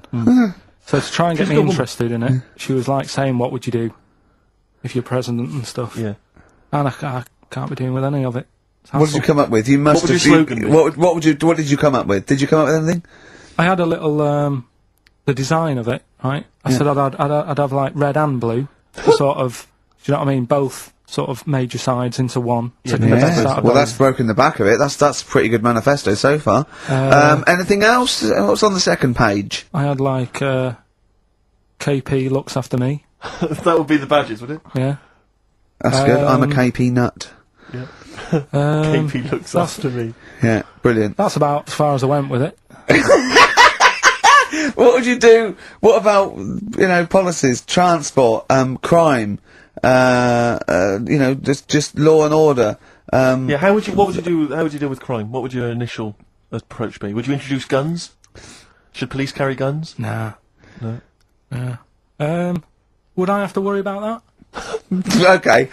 No, good point. Good point. No, what I'm saying is that, I mean, Tony Blair isn't sorting everything out, is he? No, but he has a say in most things. Does he? Well, go on then. What are the problems at the moment that need sorting out? Well, generally, what's the best way to combat? Would you bolster up the prison system? Would you introduce more community service? Would you go harsher for say I don't know drugs? Would you go harsher or less harsh? There's pros and cons of both, isn't it? Because of course you can't see to condone it, but some people, you don't want to go through the court system and cost taxpayers thousands of pounds of money for someone, I don't know, the difference between smoking a spliff and dealing crack. Do you know what I mean? You have to all these things. Have I lost you? Yeah, I'd just think about it for a bit. Do you know what I mean? Brilliant. You'd think about it for a bit. Yeah. Probably ask Suzanne. Do you know what I mean? This is amazing. Get her help on it. Yeah. What about the foreign situation? Would you have supported Bush in his war on terrorism? You're aware of this war that we had recently? Yeah. Sure. I mean, if I was new, though, couldn't I just say, look, new slate, do you know what I mean? Let's start again. Yeah, right. of course you can. I'm in charge now, let's see if we can sort this out. What would you do then? Then see what happens. Brilliant. Suck it and see. Brilliant. Brilliant. This is excellent. Now, this is not really your jurisdiction. This is not really your area, but I imagine you'd have some powerful friends who might have a say in it. Go on. Yeah. Would you, what would you do about, single-sex marriages? Same-sex marriages? See, this got this Cameron. I thought Cameron had blown it on Big Brother because they said, what do you think about, gay fellas getting married? And he went, oh no, in the Bible it says, a man and a woman, and I thought, oh, he's put off a lot of, I don't think many Christians tune into Big Brother, but we know the gays love it. Yeah. They love Big Brother, don't they, the gays? Yeah, so interesting. But, what would your take be on that, same-sex marriages? And then what, having a kid? Well, just let's start off with, you know... that's alright, isn't it? Do you know what I mean? Just let them get on with it. It's not affecting anyone else. Sure. Yeah. Sure. Right? But it starts getting tricky. Right. When you get a kid. Okay. Go on, why? Well, it's just tricky, innit? Do you know what I mean? Well, yeah, you could be right. I'm not giving any... I mean, we're not... There's no right or wrong it's answer. It's alright if you were if you lived in the jungle, right, with no one else, right, and you just had these two fellas, right, looking after you, but because you got no one else looking in on that saying, oh, you're a bit weird, aren't you? Do you know what I mean? But as soon as you come why have they got married? Do you think that gay people turn to a bloke because they couldn't get a woman? If there's two fellas go away and they're in the jungle, they go, we're definitely not going to find a woman here. We might as well bum. That's not how homosexuality starts. People don't... It makes you wonder... No, it does make you wonder. Gays don't go, well, I'll tell you what, I haven't seen a woman I fancy yet, I'll try a bit of knob. No. But what I'm saying is, right, if you're brought up in like a little jungle, right? Yeah. You How are you brought up? Someone just puts you there. I don't know what. I don't know what this is about. Steve. I can't be bothered. Go on, running mate. the I'm country. listening. I'm fascinated. I can't be bothered running the country. Like, I'm too much trouble for you. KP takes care of me. Alright, then fair enough. What I'm saying is, right, if you're brought up in a jungle, Right. right? What do you mean brought up? Just let him finish. What does he mean You brought understand up, what he though? means? Like Tarzan. You've got to tell me what you mean by brought up. Wolves, chimps. What? Right, well, there's a good example of what I'm saying to you. Right. Right, what I'm saying is, there's a fella, right, he's brought up in the jungle. Shut up. Just let him finish. Let him finish. There's no women about, he doesn't know about women, he doesn't understand what women are. Right. Right? But another fella walks in the scene, Yeah. and he gets pally with him. What does he talk about? Then they've both got needs.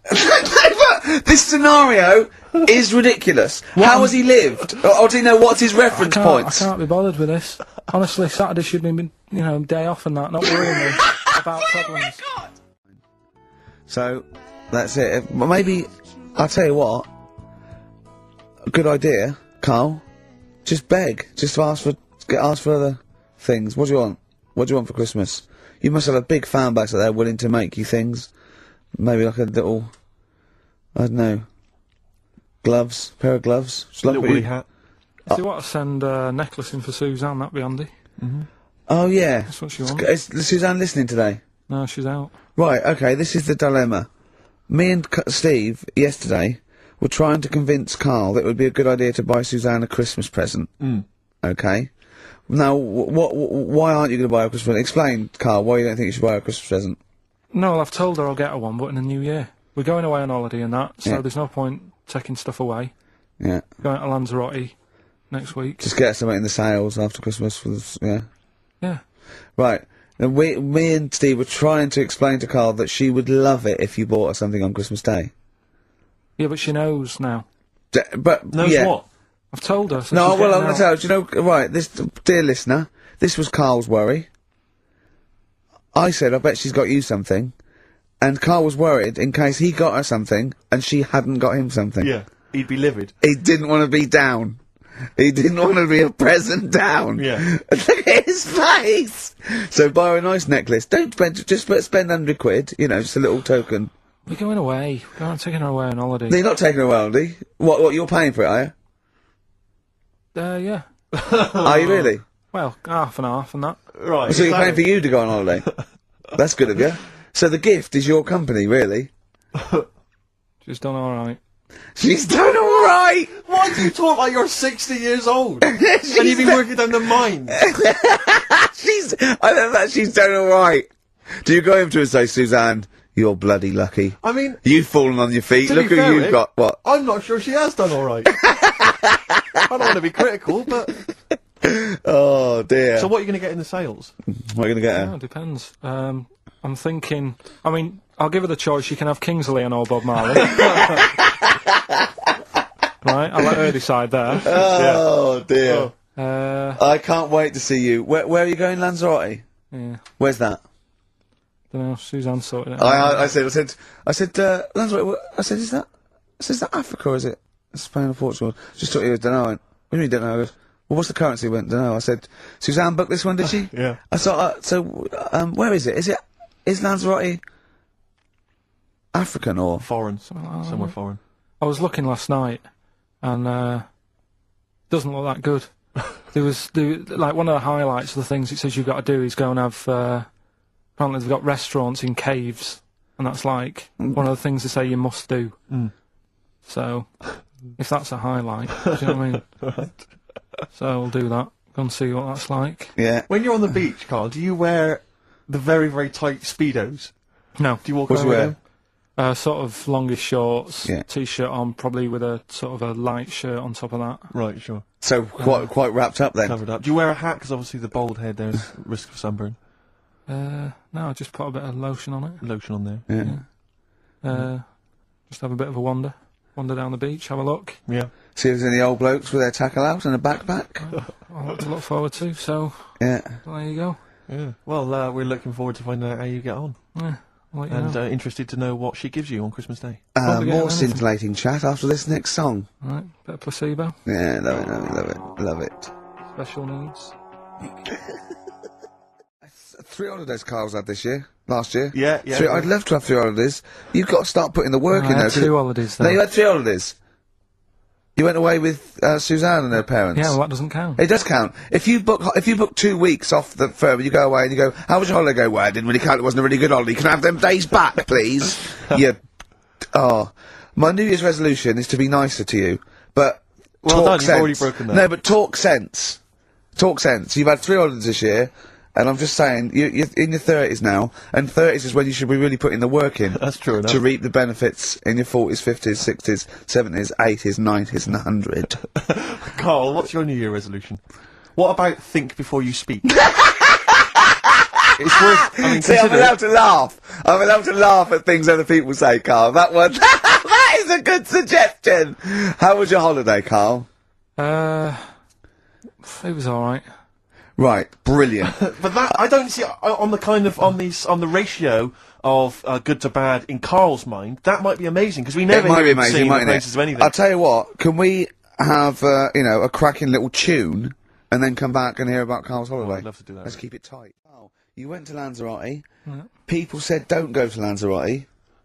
They told you it was Lanzarote. They told you were they right or wrong? They were right, yeah.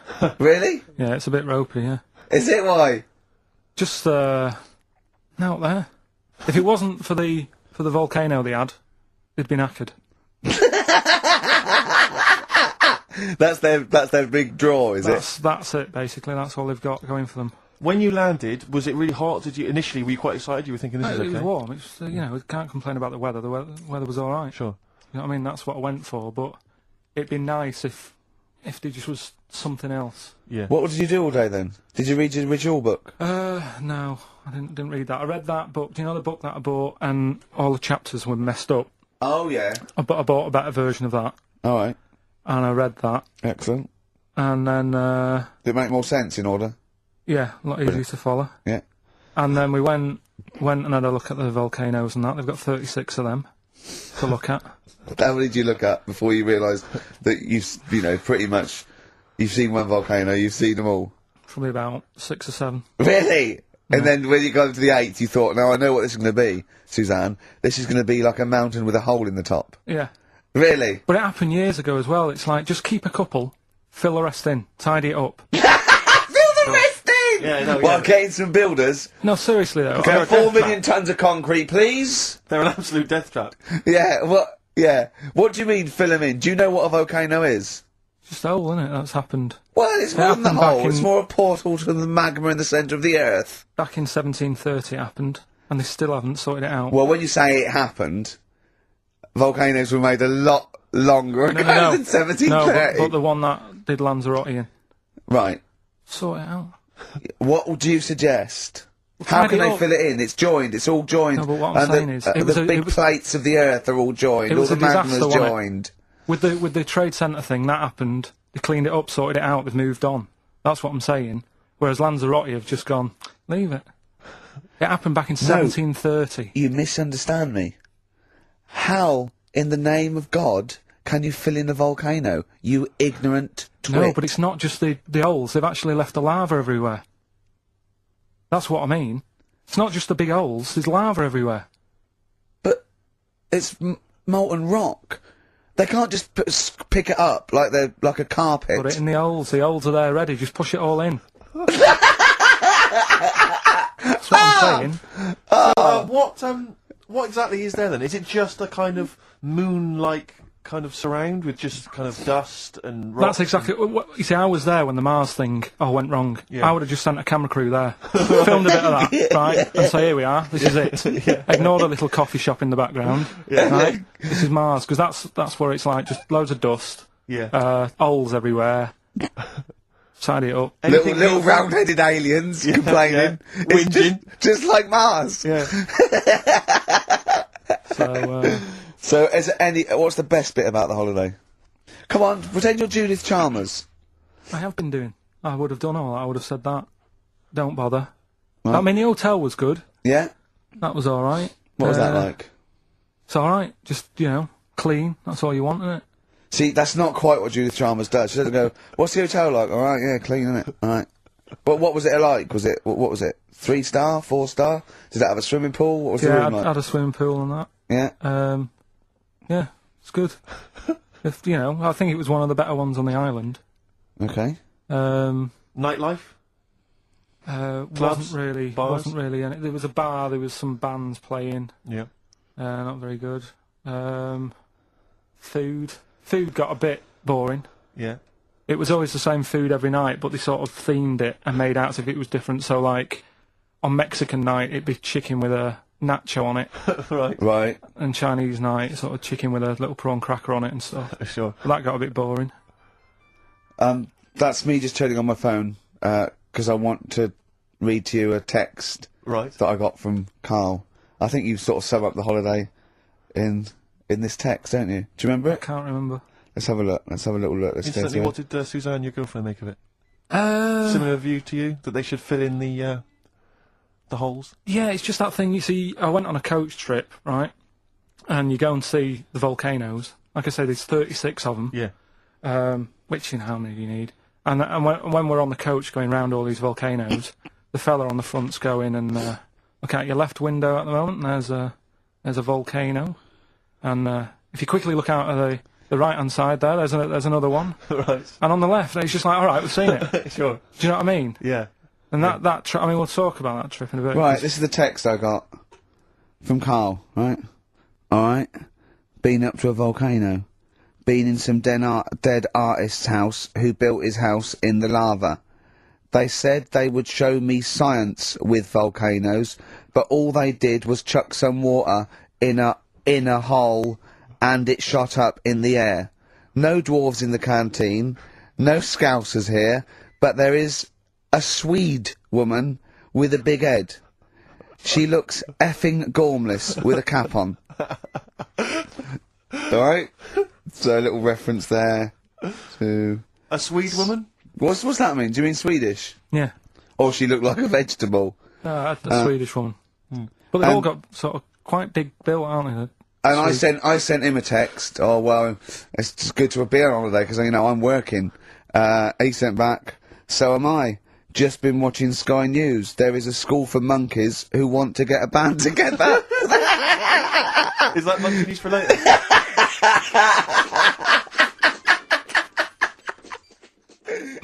Well, but out of 10 then, what would you give it out of 10? All in all, food, location, Right. relaxation, you know, enjoyment. Yeah, that's 6. Okay, brilliant. 6, yeah. Next week, where are you going next week? You're not on holiday next week? Going Cool. away with Suzanne's mum and dad again.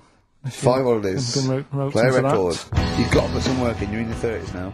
You've got to knuckle down.